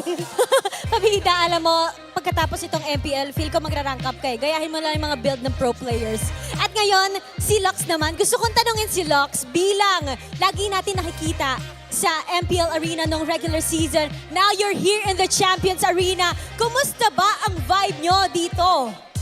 Okay, ang na-vibe ko here is sobrang authentic. Kasi grabe, Grand Finals, oh my gosh. And guys, alam nyo namang Nick talaga yung sinusupport from the start. Pero since TLPH yung andito and TLPH din talaga yung una ng mga naging team kong sinusuportahan. TLPH tayo right now. At sabihin ko yung guess ko at Odin. Yes, Oh my simulan gosh. ang prediction. Yes, actually yung prediction ko is 4-3. In favor of? 4 yung TLPH, 3 yung Falcon. Kasi grabe yung yung laban ng Falcon recently sa mga recent match. But the dominating is TLPH. Okay. What? That's for Lux. So, tanungin din natin ang prediction ng ating mga KOLs. Sino ang mananalo sa inyo at anong score? Quick prediction lang. O, sino daw? TLPH yan, feeling ko. Score? 4-2. Okay. Kaya yan. Sino dito ang fan ng Team Falcons? Ayan. Ako po, Falcon. Falcon talaga score? Since birth, Falcon. Since birth. At it's nice to have you here sa Champions Arena. Ano ba ang mensahe nyo sa buong MLBB community sa patuloy na pagsuporta sa ating laro, Shira? Ako? Yes. Ang masasabi ko lang, guys, kung sinong manalo, congratulations! Yeah! I love it! I love the energy and I can't wait kung magkatotoo nga yung prediction nila. Maya-maya lang, Odin. Pero sa tingin nyo, casters, ganito kaya ang mangyayari? Casters. And our on-ground panel, well, Palag Na To. Pakiramdam ko, hati-hati rin tayo ng mga palagay dito kasi nasa on-ground panel tayo this time with another guest na siya lang namang esports KOL of the season Oo natin. naman! Grabe! Iba ka namin, Tings. KOL champion, isipin mo ang daming KOL sa mundo. Kasama kami ni Bri, di ba nadadamay kami? Pero ikaw ang the best. How does it feel? Sobrang saya kasi kahit wala na ako sa pro team, sumisupportahan pa rin ako ng mga nasa esports. And join first naman ako kasi sinasama ko rin sila sa content and sobrang thankful kasi pumapayag sila. Oo. Guys, sana ay sinusubaybayan nyo ang hot news ni Bentings. Ang favorite kong ginagawa ni Bentix, yung parang pinapakita niya kung bakit nananalo isang team, di ba? So, ikaw ba ngayon parang nafe-feel mo pa rin na pro pa rin yung outlook mo sa game? Hindi, mga ano na lang. Ano ba tawag daw ko? Mga alaala na lang. Alaala na lang. Gusto na lang mo ito. Hindi na ako sobrang updated kasi iba pa rin yung mga nag-i-scream. Mas maganda pa rin yung pwede nilang maituro. Ako puro ano na lang, yung mga dati kong natutunan. And hanggat maaari, kung pasok pa naman sa meta, i-share ko yun. O, tsaka lahat ng mga na-share mo, Bentings, ay nakatatak na po sa lahat ng mga naglalaro ata ng MLBB. Kaya naman, ang hirap-hirap na pong mag-RG ngayon. Gusto ko nga kumustahin yung mga bisita natin, sina DJY, di ba? Kung kumusta yung experience nila nung nag-RG sila dito. Kasi ang mga natutunan nila ay galing na rin dito kay Bentings. Ano nga ba ang mga, anong napansin mo pa lang ngayong season 17, Bentings? Kasi parang nag-evolve na yung mga teams. Tapos yung TL, tapos di ba sobrang lakas sila. Then Falcons nakakasabay. Bakit sa tingin mo sobrang lakas pa rin nila maglaro? Siguro yung kung pauna nilang mag-adapt sa meta. Kasi kung makikita natin talagang every week nag-iiba. Yung Pakito biglang lumabas ngayon. So, nagawa na agad ng solusyon. May nagpipick na ng SME. Pero ganun, pabilisan na lang makapag-adapt kasi mas hindi ka takot sumubok. Mas ikaw yung makaka-advance sa meta. And then, isama mo pa yung mga nangyayari ngayong series na kahit anong hero na, basta hindi na nalulugi sa side lane, coach, kasi nagbe-burst lord na sila para mawala yung pressure. Pero bakit kaya sa tingin mo yung mga teams? Kasi isipin mo buong season, ang nilalaban natin Harley at Suyu, yung palitan, tsaka Leomord. Tapos ngayong finals, Fred rin, yung pinagagawa ng dalawang team. So far, parang kung tama ako, 4-0 ang Fred rin ngayon. Actually. Diba? Parang pwede natin double check, pero so far, parang kung sino. Oo, diba? Kung sino may friend. Ano masasabi mo doon? Bakit ganun? Oo nga, feeling ko yung yung pinakalabanan na lang sa Lord na lang eh. Talagang nire-raise na lahat nila sa Lord. So kung sino yung pinakamalakas mag-retry pag may Lord, syempre isa doon yung Red Rin. Sila yung mas makakakuha ng advantage. At syempre sama mo pa kung bakit gamit na gamit si Fred Rin, lumalabas yung mga past XP natin na may hilig mag-rotate.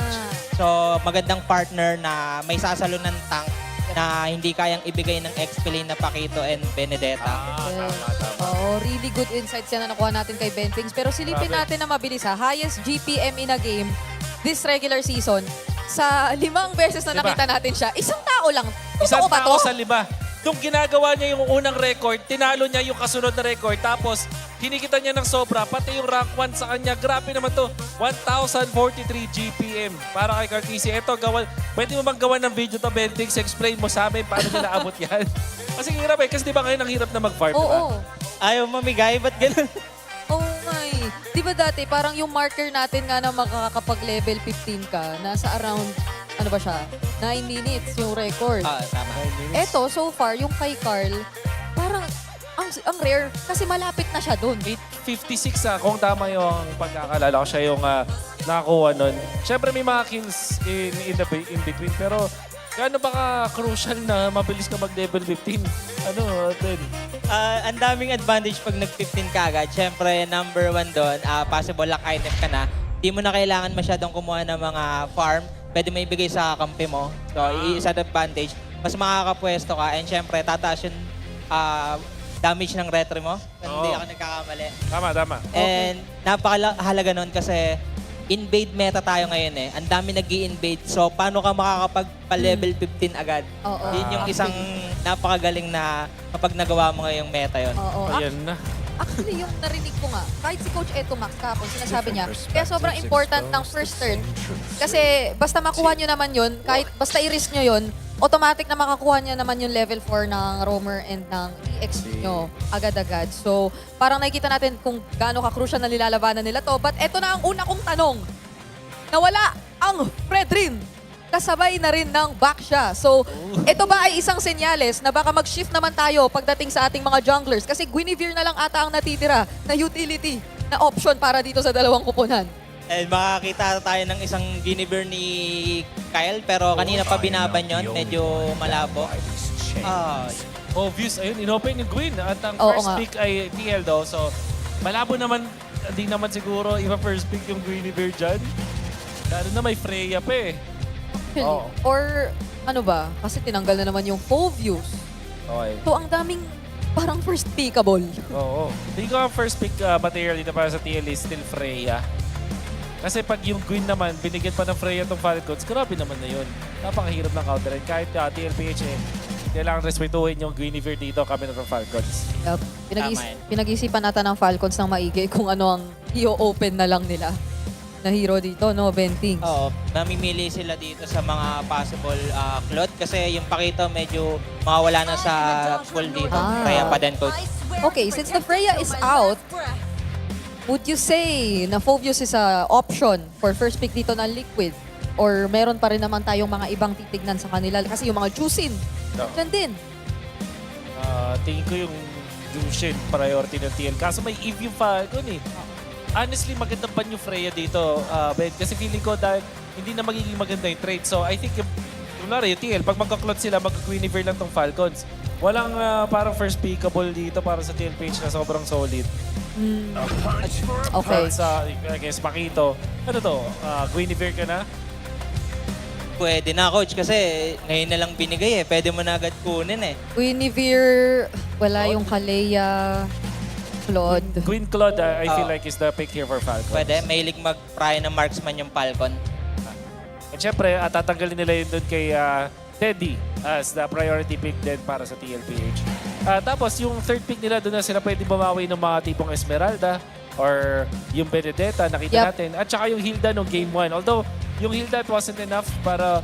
Yung Esmeralda natalo din, di ba? Pero feeling ko, important hero pa rin yun. Yeah. So there's the Queen, as we expected. Actually, pwede na nga mag-iba eh, coach eh. Oo, yun ang iniisip ko. Ayun! Okay. Bakit mo na-feel na okay na mag-give kahit may Claude pa yung TL na pwedeng pang sagot doon, tapos may Pakito na rin? Siguro yung isang nag-throwback sa akin, ang ganda ng nilalaro nila pag-give. Tapos same sa Liquid, pag nakuha nila yung give, ang ganda rin ng ginagawa ni Sanji. Eh, kanina pa naman nagla-last pick Zujin. So, kung gusto nila, pwede nila ibigay ulit yun or pakawalan ulit nila. Oh, and into the Claude, ay pakiramdam ko meron naman silang Guinevere nga to use or force out that Purify. So less problems para dito sa kanila. And yun pa nga yung nakakatakot. Hindi mo na naman alam ano yung magiging Ogwen hero para dito sa senaryo na to. Para naman dito sa TL, pwede na lang kunin yung Cartesi hero like Harley or Jushin muna. Mamaya pa natin makikita ang hero ni The Goat. Sa akin yung Falcons, meron silang option na kumuha ng Esme para dun sa Pakito at Jushin. Pero may nararamdaman ako dito na baka i-priority nila yung Atlas kasi naging pick naman kanina at meron silang combo nun yung Eve Atlas nila kahapon. Napansin ko na maganda yung pagkaka-utilize nila against Sonic. At kung Eve Atlas nga lang sana yun, di ba? Kaso may Guinevere pa. So, ang daming knock-up na pwedeng paglaruan dito ng Falcons if ever they secure the Atlas. Ikaw ba, Ben Things, anong prefer mong ilabas na ng Falcons dito sa Red 3? +1 ako dun sa Atlas kasi binalikan ko yung drop. Tatlong game na nababan si Atlas. Second phase, no? Second phase. Isama mo pa yung kahapon. Okay. Tingin ko pares na value, yung Esmeralda at yung Atlas. Parang mapapaisip ka rin eh. Madami nang sinasagot yung Esmeralda, so why not? And if you think about it, si Ogwen naman, meron naman mga ibang heroes pa na pwedeng piliin dyan na combo. Although walang Kalea, meron ka pa nung Gatot Kacha, meron pa nung Hylos and everything. Okay. Papasok na tayo sa second banning fight set. Ang wala na lang for Liquid ay ang roam and jungle option nila. Literal na ang mga utility junglers natin ay nagkakaubusan na for Carl TZ dito. Ben Things, kung ikaw ang nasa ganitong sitwasyon up against this lineup so far, anong maipang sasabay mo dyan para kay Carl? Pinakamaganda ng hero dito ni Carl yung something na may pang-dodge. May pang dodge. Yeah. Wala yung Harley do. Wala na rin yung Harley. Iniiwasan kasi nila dito yung Guinevere, pwede, Lance, or Suyo. Pero bakit sila nagtanggal pa kaya ng carry? Is it the high loss nga na kino-consider pa nating lumabas dito? Oo, tsaka kung sakali din gumamit si Carl ng mga makunat pa na hero. Ano pa bang makunat natin? No? Akai, pwede yun sa Guinevere. Oh. Okay ka ba dun sa Akai, Coach? Parang di ko lang feel na pang finals siya para kay Carl TC. Pero yun yung pinangpapanalo naman nila. Pero it makes a lot of sense para bugawin yung mga heroes ng Falcons. Kung may makunat na hero silang hinahanap, pwede rin yung... meron dati yung nausi Barats plus Matilda eh. Uy! Kaso may Eve na, so malabo na yata yun. Tingin ko babalik siya sa Lancelot dito for TLPH. And then para kay Ogwen yung makunat na pangharap. Tanky na frontline para sa TLPH. Like Hilda. Okay. Totally, wala pa naman yung Atlas option din actually ay nandyan pa kung iisipin mo for Ogwen kasi hindi pa naman siya tinatanggal dito ng Liquid. We're down to the last ban. Mga super fans natin dyan online, naririnig nyo naman po siguro na napaka-hyper po sa ating arena ngayon. Kaya kami po ay medyo hindi nagkakarinigan ng aking mga katabi. Pero ganoon lang po kasaya. At todo bigay suporta ang magkabila ang sides. Alright. Ano tingin mo ibaban dito ng Falcons? Ayun. Dapat, Moscow. Okay, so ano to? Atlas fourth pick para sa Falcons. It's open. Second option siguro yung Gatot Kacha pero sobrang ganda na nung Atlas para hindi pa kunin ng Falcons eh. Yep. Pwede na muna si dito actually, Coach, si Super Marco na yung fourth pick nila dito. Kailangan nila ng physical. So, kung babalikan natin Super Marco, yung hero niya ay si Obsidia, yung mga ginagamit niya. Late game option din nila yun. And baka magandang sagot sa Lancelot kung lumabas man siya for Carl. Kasi limitado na nga lang yung options natin again for the jungle. Taking their time. So, Wait! Rome Queen! Linex nila yung Guinevere. Okay. Rome Queen! So yung TL ngayon, nawalan lalo ng option. Baka mapilitan talaga sila na mag-Lancelot sa gantong moment. Inubusan itong si The Goat ng Heroes. Yeah. Tama ka doon, Coach. Lancelot na lang talaga dito yung magandang option ni Carl. Kasi makakataka siya sa box ng Eve. Possible niyang madodge dito yung Guinevere. Napakagandang option ng isang Lancelot. Yeah. Okay. And we're lacking frontline. Kay Daddy JP naman, syempre Hylos or Gatot yung choice niya dito. Okay. Plus one ako dito sa Hylos kasi may ultimate na pwedeng gawin pag nag-back. Leomord pa rin na kanya pipiliin up against this Suyo. So malakas pa rin naman against Guinevere, pang fighter, mabilis din mag-farm. Kesa i-risk yung land sila dito para sa TLPH. Falcons are gonna be looking for their marksman, their gold laner. Clint at Obsidian na lang talaga yung natitira dito. Okay. May Bruno din. Bruno, pwede, Coach. Maganda yun against Claude. Together with this lineup though, parang ang dami mo nga namang space na. Pwede pala sila mag-harit, Coach, kasi nagsuyo sila na harit. Kasi nagsuyo physical sila. Actually, solid yung harit. How about the Leslie? Joke lang. Harit pa rin na pipili dito ng Falcons. Okay. Salamat, Bentix. Dami mo nahulaan doon. Solid ka talaga. Kaya nga, Well, esports KOL of the Iba season. talaga. Panoorin nyo guys yung mga content ni Bentix dahil doon madami siyang explanations ng mga games at na pwede nyo ma-apply sa mga RG nyo. Oo, binabalitaan niya rin kayo mayat-maya kung ano ang mga kaganapan natin dito sa ating liga. And speaking of mga kaganapan sa ating liga, rinig nyo naman kung ano ang kasalukuyang lagay ng San Juan Arena. Hindi na natin patatagalin pa ito, ibato na natin sa ating mga casters. At rinig na rinig naman talaga namin ang energy ng San Juan mula sa sigaw ng mga tao at pati na rin sa tambol ng mga communities na nakikita natin dito ay patuloy lamang ang aksyon ng ating Grand Finals as we head on to game number 5 of Team Falcons versus Team Liquid Philippines. Back-to-back wins ang ating natunghayan mula sa Team Liquid para simulan ang serye at back-to-back wins naman ang naging reply ng Falcons. Diba yan, hanggang ngayon ay tabla pa rin ang scoring nito magkabilang kupunan na to. Dito natin makikita na dikitan lang talaga ang mga Titans eh. Oo, ayaw magpatalo talaga pare. Kaya sinasabi ko sa inyo, habang tumatagal itong series ito, lalong kinakabahan yung ibang regions na nanonood ngayon. And shout out of course sa mga guests natin from other regions watching live in San Juan. We hope you are enjoying the show and we hope that you tell the story of what you see here in San Juan sa mga kababayan yung pag-uwi nyo dyan. Dahil panigurado ay kakaiba yung mga kwento na mga dadala nyo. Ang ganda ng MLBB na to. Sobrang kakaiba, men. Feeling ko pag tumanda yung mga nanonood ngayon sa ibang region, ikakwento nila to sa mga apo nila. Alam mo, nung araw, itong horror story to alam mo, nung araw nanonood ako, MPL Philippines Season 17 Grand Finals. Nagtapat yung dalawang Titans. At inisip namin na dalawang teams na ito ay makikita namin sa Paris. Oo nga eh. Naglalaro pa kaya, ang tanong ko dyan, naglalaro pa kaya si Carl nun? Si Carl, ang lala ni Carl, no? Carl, baka gusto mong mabigay ng stat board. O paano kaya kung umabot tayo sa punto na MPL Season 35 na, tapos si Carl Dizzy ay siya ang unang jersey na i-retire dito sa taas. Ibababa, no? Iaangat. Ay, aangat. Alam mo, dapat talaga, pre, yung logo, yung icon ng MLBB sa game, palitan ni. Lagyan na nila yung mukha ni Carl dun eh. Tapos at that point, ilang sports car na nakaraan, ilang LSD na.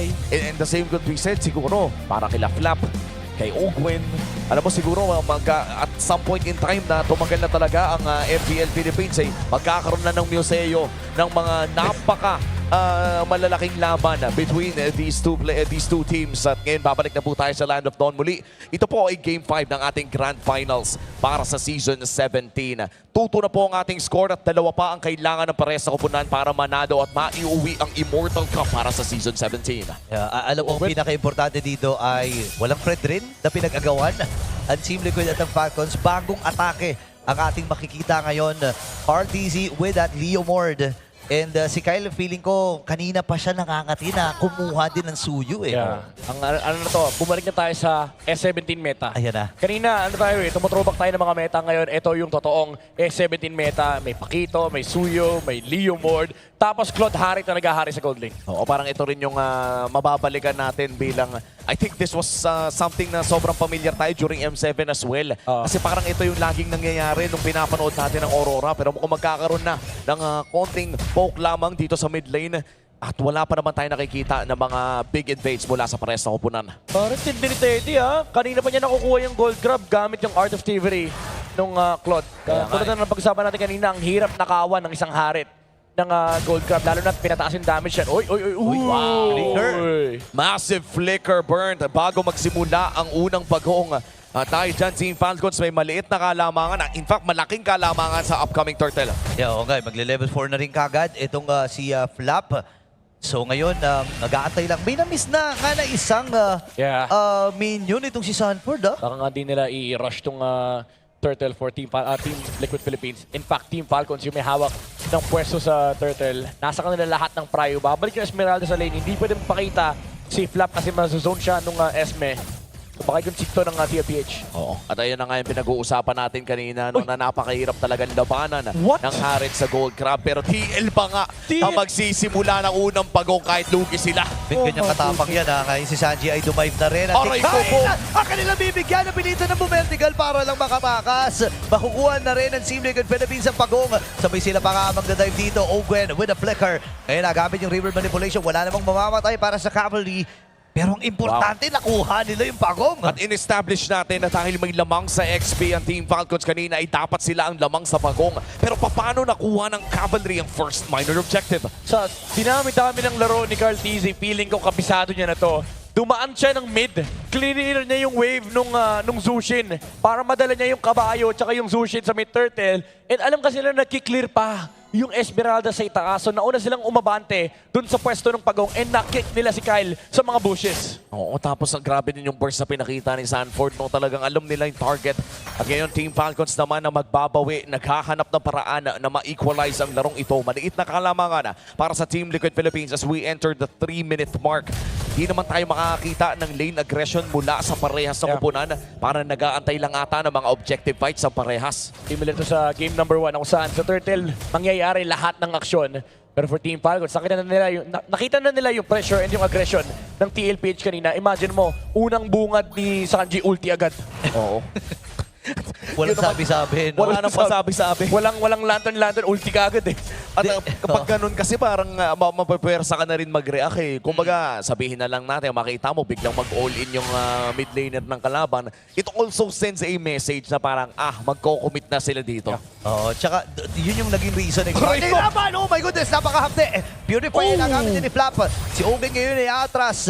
Si Kyle ay magre-react na rin sa ginagawang aggression ng Team Liquid Philippines. Hatakin niya itong sa lagubang pero ilang segundo na rin lang ay magsisimula na rin yung magiging laban natin sa ikalawang pagong. At napakabuti na hindi namatay si Flap doon. Mabibigyan pa rin! Naka-strike yung nagamit. Ogwen ay lalapit na rin.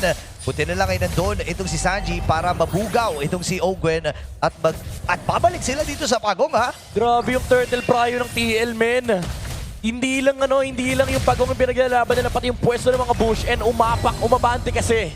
Yung ibang members dito ng Team Falcons, Sanford finds a punish pero nag-iba naman yung atensyon ng Team Falcons. Parang ang gusto nilang patabain ay yung Harit na lang. Kinonsit na nila yung mga neutral objectives. Sabi nila, importante na lang na patabain natin yung Harit kasi Suyo Harit naman sila. May paparating silang power spike. Once na matapos na yung mga items ng Suyo at pati na rin ng Harit. Oo, and kung tutuusin, kahit sabihin natin na bibigyan ng espasyo si Super Marco na makapag-farm, mukhang naging napakalaki ng lamang ni Teddy dito in terms of gold.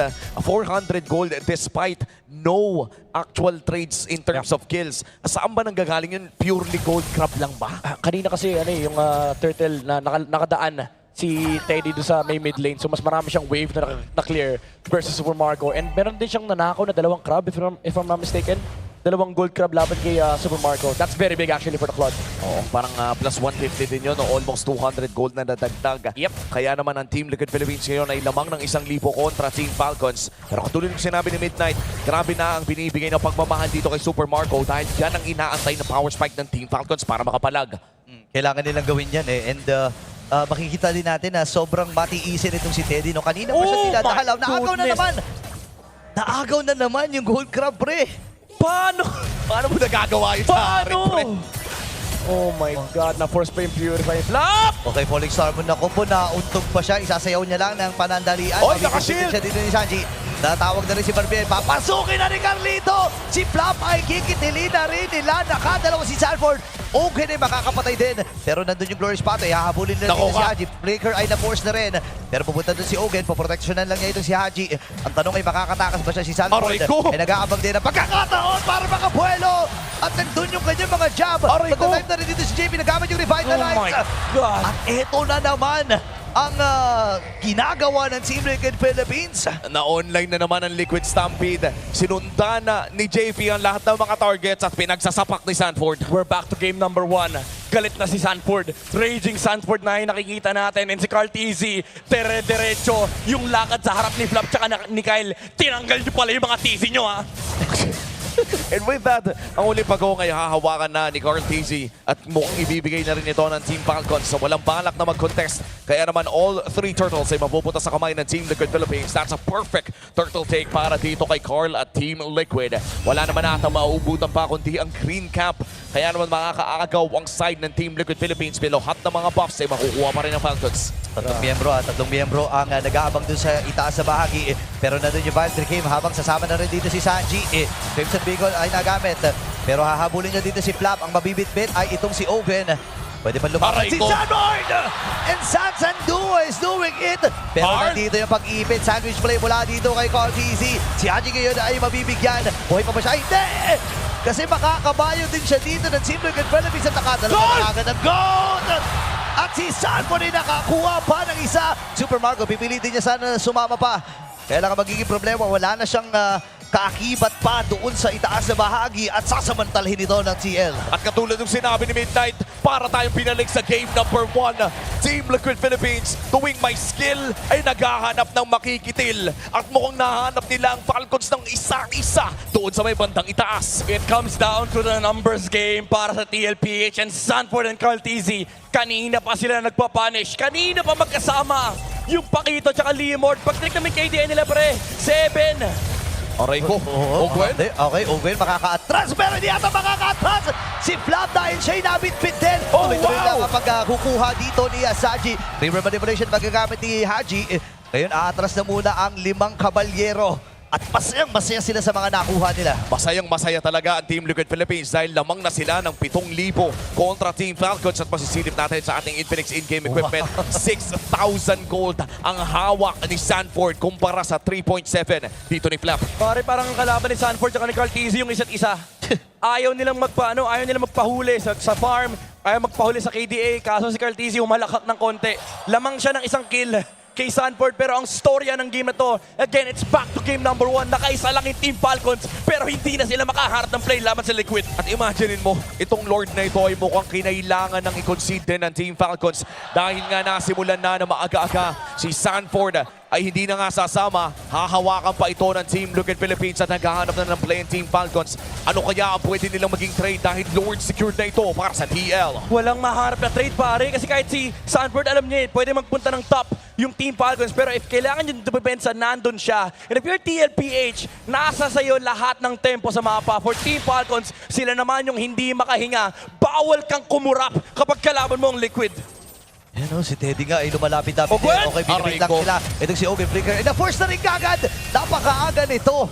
At wala pang base siege na plano ang Team Liquid Philippines. Pero sa Sanford, si Sanford sa itaas ay tuluyan na nga makakabasing ng tore. Oo, makakukuha pa rin nila yung gusto nilang makuha doon. That's a flicker burn mula dito kay Ogwen at hindi pa nga nakakarating yung Lord doon sa may bandang ibaba. Kung kanina ay back-to-back wins sa pinakita ng Team Falcons, mukhang gusto din ipakita ng Team Liquid Philippines na sila muli ang mapupunta sa match point. Again, tutupo ang ating serye kung sinong mananalo dito ay match point na para sa championship ng Season 17. Okay, may Lord sila nakasama. Readward manipulation, nilatag na dito ni Haji. Masyado malalim ito si JB. Paubos na rin yung kanilang mga wave. Pero nandun yung stop and bind trick him. Pero Blazing Duet naman! Mula kay Teddy, nag-atras na ng Falcons dito. And Sanford with a kill. Siya'y godlike na. Isa-isahin na nila ang mga miyembro dito ng Falcons. Dalawa na kagad tumumba kasama itong si Kyle. Susubukan ni Supermarket na madepensahan. Pero base lock na si Teddy. At ang buong kumpanan ng Team Liquid Philippines. Pero mauubusan ata sila ng mga wave dito. Meron pa naman sa itaas sa bahagi. And nabulang sinisigaw. May wave na nakapasok! At match point na ang Cavalry! Isa na lang ang kailangan ng Team Liquid Philippines para magawa ang hindi pa nagagawa. Ang 3-beat na hinanap ng dalawa na pwedeng makamit sa isa ng isa. One game from another record for the GOAT. A possible 3-beat for the Cavalry. Oh my goodness! History in the making na naman, San Juan! And we could see the energy coming in from the Cavalry all around. Kitang-kita sa mata ng mga sumusuporta sa Team Liquid Philippines na nararamdaman na nila ang paparating na historya. And for Team Falcons, in the Falcons Nest, kailangan nilang makabawi sa susunod na laro to force this into game number 7 and potentially block a 3-beat happening sa MPL Philippines. Yan, nakatingin na si Cartesi dun sa history na pwede niyang itala dito. Remember, 2019, dito mismo sa San Juan Arena naganap ang history ni Carl TZ at ng Pilipinas. dun sa SEA Games. Pero ito ang history na pwedeng nating makita. At si Sanford ba ay nag-flex? Grabe naman yun. Grabe naman yan, kapatid. Sanford, our MVP for game number 5. Another Pakito performance. Kanina ay nakakita na rin tayo ng Pakito na nag-MVP. Hawak din yun ni Sanford. And this time around in game number 5, siya ulit ang magpapakitang gilas. I mean, it's the same story nung game number 1 na binuo dito ng Team Liquid Philippines na kung saan pinabagal na nila yung laro, nirespeto nila yung macro ng Team Falcons. Pero nung nakuha na nila yung kanina nila mga power spike, nung pumasok na tayo sa timing ng Team Liquid Philippines, hindi na naman nila pinahinga yung Team Falcons. Constant map play mula dito kay Sanford at pati na rin kay Sanji. Lagi sila naka-aware, lagi sila naka-ready na protektahan yung isa't isa and nabibigyan ng oportunidad si Cartesi na maging aggressive din sa game na to. Oo, tsaka yung aggression talaga nila, yung may kakaibat din kasing pagbabantay. I think silent MVP para sa akin dito yung ginagawa ni Daddy JP at pati na rin ni Sanji. Anytime na nag-aasim dito si Carlos, si Sanford, may kasunod eh. Oo, kumbaga, na-enable nila yung isa't isa. Man, imagine mo sa last na clash na nangyari. Mamaya makikita natin yung sa instant replay. Again, same story. Nung game number 1, may taga-force. Nung real-world manipulation. Kahit nga din sa game na ito, hindi nila kailangan gawin kasi meron naman silang hawak na Claude. Pero para bang nakakari pa din si Teddy. Si Daddy JP, men, papasukin at papasukin niya talaga si Haji. Dinadagdagan niya yung kasalanan niya. Pinaforce niya yung RWM and nabubuhay yung mga side laner dito ng TLPH. And si Sanford, because of what happened, na-punish niya yung suyo ni Kyle. Isang combo nga lang ata yung inabot na patay niya yung suyo. Oo. Tsaka itong, I think it was a killing spree na nag-reset din doon sa Leo Moore. As we watch the highlights, makikita natin dito na kahit sinong pumasok muna sa Team Falcons ay agad-agad na may response na nanggagaling naman sa Team Liquid Philippines. Kaya ang dami ding mga backend spells na nasasayang paminsan-minsan. Kaya walang RWM, nag-play kasi Sanford. Kasi alam niya wala nang punish, wala nang aabot sa kanya. And TLPH, ganito talaga yung MO nila. Yung pinaforce lang nila yung kalaban, na-enable yung mga micro-mechanics on the side of TLPH to just heavily punish Team Falcons. And I guess at this point for Team Liquid Philippines, para kailangan na talagang bantayan yung mga high-tempo heroes na ginagamit nila na anytime na pwede mag-pull ng trigger at mag-snowball ay talagang may sunod-sunod na pwedeng bumagsak. And that was one of the quickest games na mapapanood natin sa sering ito. A 10-minute game para sa game number 5 kung saan na-achieve na nga ng Team Liquid Philippines itong match point for the championship. Men, isipin mo yun, napakalaki ng gold lead nila dito. Halos 12 12K ang kanilang naging gold lead. And nakita natin kung gaano rin sinasakripisyo ni JP yung kanyang sarili. Laging nakaantabay si Sanji sa kanya. And yung last moment dun sa may bottom, nakita natin sunod-sunod yung nabuhat ni Sanji. At yun yung naging rason. Kaya nahirapan din ang Falcons na umiwas eh. Kasi pag binuhat niya, hindi niya kagad binababa. Bubuhatin lang niya ng ilang segundo. Tapos hayaan na lang niya nang bumaba, di ba? Yung utility talaga for TLPH, sobrang importante. Every second counts para sa kanila. As long as na-delay nila yung ibang members dito ng Team Falcons, napoprovide nila yung enough utility for the other members to be able to make a play. Yun yung nagiging outcome na kung saan parang ang daming available na plays for Team Liquid Philippines. Samantalang for Team Falcons, hihintayin mo lang talaga magkamali yung Liquid. Oo, and parang ito naririnig mo pa rin talaga yung kinokol nila na dapat perfect game to. Na dapat hindi sila magkamali. Nararamdaman mo sa galaw nila na agresibo man ay kalkulado talaga ang kanilang ginagawa. Looking at our item progression, napaka-interesting din para sa akin kung saan bukod sa standard yung mga gold laners natin dito, tinapos na talaga ni Sanford yung Hunter Strike. Pero rumekta siya ng Queen Swing Spray, hindi yung double damage agad. Yeah. Alam niya kasi na kaya siyang patayin, especially with the damage profile ng Team Falcons. Ang kailangan mong isipin dito, yung pag-build ni Sanford ng kanyang itemization is once makontrol siya nung Queen, kaya siyang patayin. And dahil sa Queen Swings, yun yung nagligtas sa kanya sa top lane, na hinabol ng Liquid yung dalawang TZ Brothers. Ito yung sinasabi ko kanina na parang na-open up yung laro dahil sa kanilang mga decision making. Tsaka nakakataba kasi ng shield na nanggagaling sa first skill ng Pakito. Tapos kung may mabawasan ka pa, may kasama pang spell vamp, yung Queen Swings na yan. Kaya naman napakatalino talaga ng ginawa ng Team Liquid Philippines dito as we move to the part where they've already secured match point sa ating liga. May isang statline tayong hindi nababanggit at unang beses pa lang natin mapag-uusapan dito sa panel. It's JP's record in the Grand Finals. Still undefeated in the Grand Finals. Ang tanong ay magpapatuloy ba ang hawak na yon sa kamay ni JP? Pero babalikan natin yan mamaya. Pag-usapan muna natin ang man of many names, the Apex Predator, Sanford. Ang lupit ni Sanford, kada era niya ay meron siyang pangalan na inailalatag. Kapag pinag-usapan yung PB Nuya, ayan, mga international yan ng mga nire-representa yung Pilipinas, SEA Games, Asian Games. Pero itong CCM yun kasi, nakakatawa yung istorya nito, ng CCM yun. Pero magigets mo rin kasi kung bakit binansagan siyang ganun eh. Oh, tsaka yan din yung mga panahon na parang utility din. Yung XP na kung saan sila nagbibigay ng space. Tapos yung Raging Sanford, yung galit na XP, ito na yung mga pakito, yung pang mamamatay, Vintage Benedetta, di ba? Kaya bakit ang ganda nung ganda nung representation. Ang namimiss lang natin dito, nasa yung King Bob. Oo nga. Oo nga pala si King Bob. At madagdag ko din lang parang nagkaroon ng adjustment. Laro mismo ang nag-adjust. Pinalakas nila yung pakito. Tapos may mga sabihin na natin mga changes sa War Axe. Parang ang nangyari, imaginein mo anong nararamdaman ng ibang bansa. Punto na gumawa niya na. Ang nakakatawa dito, matagal na magkasama si Sanford, diba? Tsaka si Carl. Actually, dalawa sila. Laging na-nerf yung mga hero nila. Nung time ng Lapo, na-nerf yung Lapo. Na-nerf yung Lancelot. Sabi ni Carl, sige, mag-utility ako.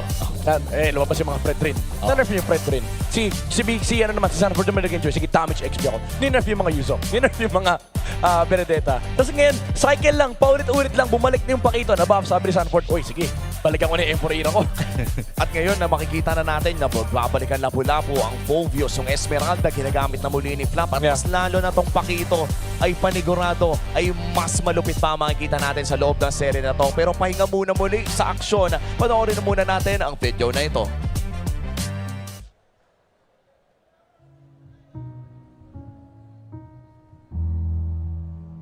Bago kayo maging mag-teammate, anong impression mo kay Flap?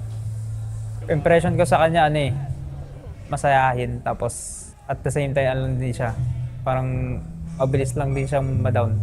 Sa tingin niyo, sa camera, lagi siyang masaya. Pero sa mga di nakakita, meron din siyang parang soft side si Flap. May mga times na malungkot rin siya, ganun. Tapos may mga times din talaga na, ayun, down yung tao. So, parang, kami naman yung take turn para i-lift up siya. Yun. After nung M2, parang sobrang down eh.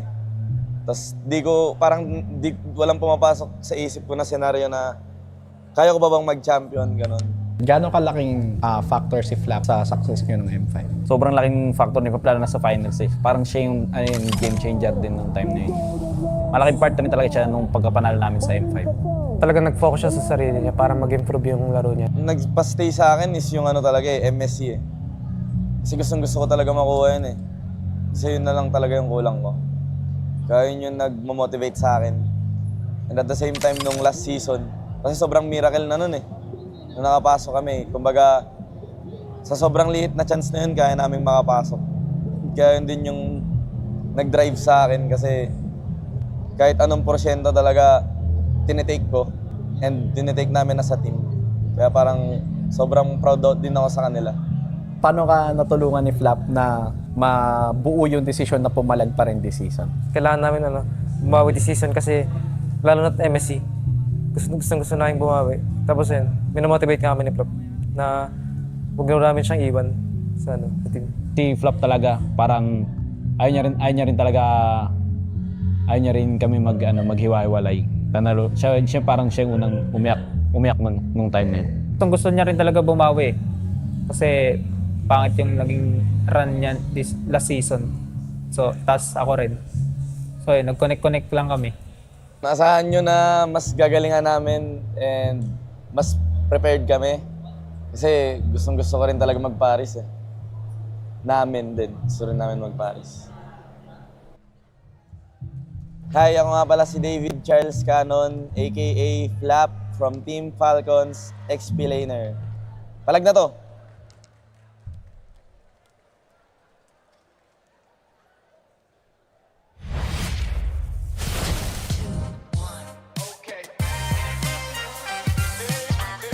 Hindi ko talaga alam bakit pinagawa sa akin yun ni Direk. Gusto ko lang po sabihin. Pero mukhang ang facial expression po na ito ay Pag may pinauso naka-outplay. ni Hans. Pag may naka-outplay. Oo. Kasi Oo. supportan mo yung tao na naka-outplay, di ba? Parang ganun talaga yung reaction eh. Oo nga eh. Medyo matindi ang naging palitan at bawi doon ng Team Liquid, bringing them to match point. Surprisingly after that game. So, grabe ang ating naging shift din sa game na yun, Wolf. Kailangan nating pag-usapan kasi ang puro Fred rin na first ilang games? 4 games? 4 games. Ay biglang nawala pagdating ng game 5. Eto ngayon na, hindi kita niloloko dito, Bri, pero talaga naging instrumental para sa akin yung quality ng gameplay ng Sansan Duo na nakita natin nung game number 5. I believe na sila rin yung dahilan kung bakit sobrang aggressive ng Team Liquid Philippines. There was a time na tatlo yung pumunta dun sa may top lane para kay Sanford around the 7-minute mark. Tapos, nung inatry nilang i-gank yung Pakito dun sa yung first pick, Pakito by the way, mula kay Sanford, biglang ginamit ni Sanji yung river flow. Yung fact na mabilis siya maglakad dun sa river para makatulong kay Sanford dun sa may top lane. Eventually, yung Sansan allowed for the rest of TLPH na makakuha ng panalo sa team fight na yun. Oh, and that's when we were probably a bit worried about the presence of another Esmeralda with no direct answers whatsoever coming in from Liquid. I guess it was mainly on the Claude lang talaga dito ni Teddy, no? Pero wala siya nung typical na Gord or Freddy na talagang hold down lang ng lahat. Pero parang sub-sub mindset lang yung ginawa doon ng Liquid, especially through the high lows. Oo nga eh. Nakita ko din yung parang relentless na tuloy-tuloy lang sila na kumuha ng kill. Mind you, this is a lineup na ginamit nila yung Leo Mord na parang pakiramdam ko halos parang unli yung kanyang paggamit ng ulti. Oo nga. In a way na hindi sila nagtitipid ng kanilang mga ultimates. Even si Sanji, hindi nagdadalawang isip na gumamit ang kanyang Crimson Beacon to go in. Partner that up with that Glorious Pathway mula kay JP. Nakita natin na sub-sub nga talaga ang mindset ng Team Liquid Philippines at nakuha nila yung panalo because of that.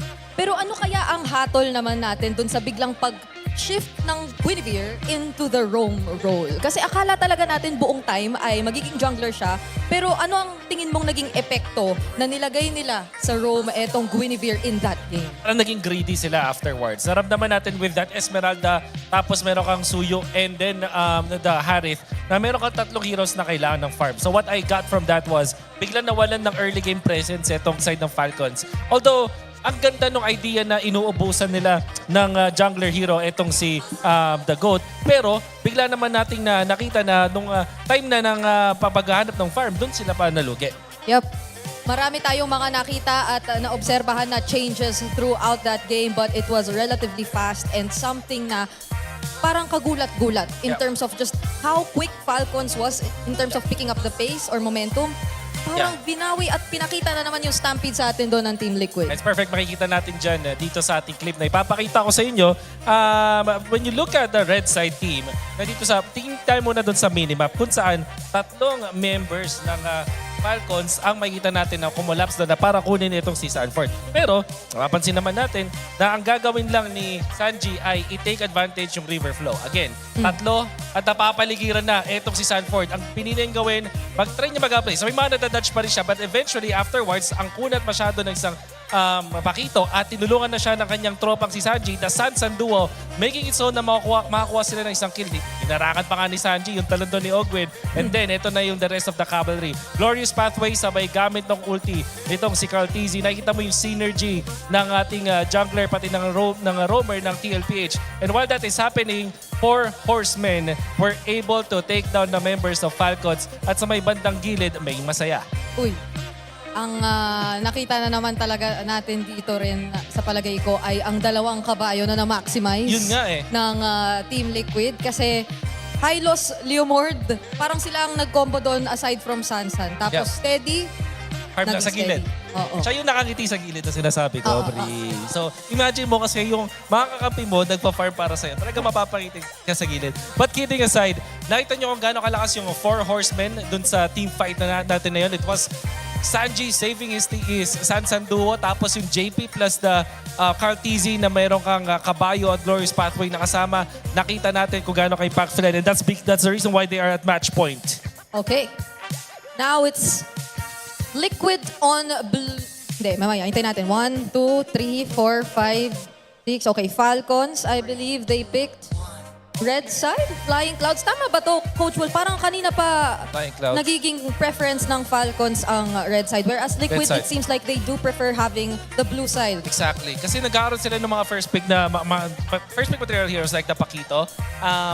So far, Bri, if my memory serves me correctly, Pakito laban sa Esmeralda ay 2-0 na. ng panalo. Oh. Eto balikan lang muna din natin saglit dahil Haji makes a return to the international stage after 1,232 days since the M4 World Championship Grand Finals. Nung nandun si Haji sa M4 World Championship, ang kanyang katapat ay none other than Coach TikTok. Nakatabi ko ngayon. Coach Tik, baka naman may message ko. Wala. Mahihain. Wala eh. Mahihain. Na-jump scare eh. Na-jump scare si Coach TikTok. Alam mo kanina pa kasi tumatayo yan kapag ka nandito yung mikropono eh. Nagulat siguro Iniiwasan siya. tayo eh. Wala eh. Pero shout out at masaya kaming makita ka dito, Coach Tik. At pakiramdam ko ay masaya rin siya sa nagiging resulta so far. Pero hindi pa naman tapos ang ating serye. Alamin natin kung ano ang mga magiging kaganapan dito dahil we are about to enter the draft for the next game in just a few moments. Wolf, sa tingin mo ba, etong kalahati, second, parang may, may part 1 and part 2 tayo ng buong series na to. Dito sa part 2, ganoon na ba ang magiging draft natin? Wala nang Fred rin talaga. Tingin ko, lalo na nasa second pick ata ang Falcons, so mas madali. Tsaka parang hindi ka na worried dun sa Zushin. Parang sinasagot na to ng side ng Team Falcons. They have the Eve for that one. With all the fairness though, Zushin para kay Sanji, nakakatakot pa rin talaga pag nahawakan niya. But to answer your question, feeling ko merong space sa draft, lalo na dun sa bans natin, that can be there para sa isang Fred rin. Okay, ito pala ang pakiramdam ng nasa harapan ka at binagsakan ng flying clouds. Hangin. Kahapon kasi nakita ko tumakbo kayo. Oo nga, naiwasan namin. Naiwasan niyo yung broken wall. Ayun, tama ka. Agad-agad. First ban on the red side, which is actually Liquid pala. Liquid ang magbabana ng Fred rin. Whereas for Falcons, it's going to be the Baxia. So, ano ang implications nito? Freya should also be considered by Falcons. And the Zushin baka ma-open for both teams. Because eventually, as Falcons or as Liquid, you will take care of the Marcel. Pakito ban mula sa Falcons. Esmeralda is not enough. Naramdaman natin, ibaba na lang yung Pakito dito ni Sanford. Okay, so this is a change from Falcons, definitely. And I agree, parang hindi naman na sila ganoon ka-hesitant na mag-pick up ng Justin kahit pa into the Eve a lot of times dito sa series natin. Pero aside from that, no, parang observation din na hindi ganoon ka-priority ni Haji in this series yung Valentina niya. Is it just really an adjustment kasi he's going up against Team Liquid Philippines? Yeah, I think yun yung talagang sagot doon. You need to pick a hero that wins in the first turtle. And yung Valentina kasi medyo 50-50. Napaka-depende niya na manalo ka dun sa first laning stage. I mean, at kung hindi yun, pag 50-50 lang yung bakbakan, hindi ka mananalo dun sa first turtle. So, DLPH will be banning out the Kalea as the possible pick naman din para sa Falcons. Still no Freya ban, possibly from Falcons. That is indeed the case. So, Marcel and Zushin ang mga potential dito para sa TLPH as the bans. Okay. So that will be heroes for both mid-laners natin dito.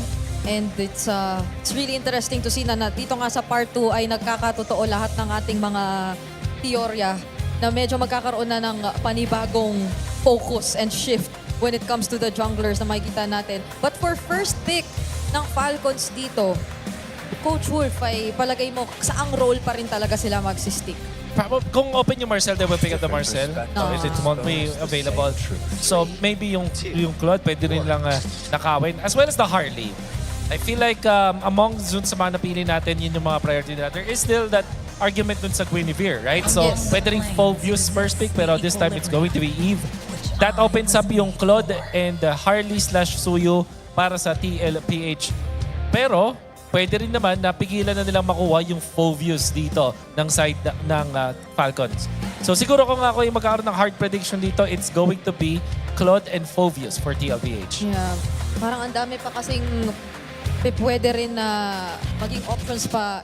And even yung threat ng dive dito, I think is a really good option to go for Liquid. But just the same, worried din ako siguro sa mga pwede mo pang ipares dito sa Eve na prayo ng Falcons kasi there's an Atlas, there's an Hilda even. Yep. There goes the Claude and the Phobius. Claude and Phobius. Now, if you're Falcons, i-consider mo ba pa rin Guinevere sa mga priority picks din yan ng Falcons? And then, that will allow them to also get their XP lane siguro na pangtapat dito sa Phoveus like Hilda or Uranus.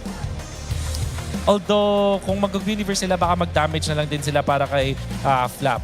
And this time, it's most probably going to go to the jungle. Jungle, yeah. So Guinevere and probably Harith para sa Falcons. Okay.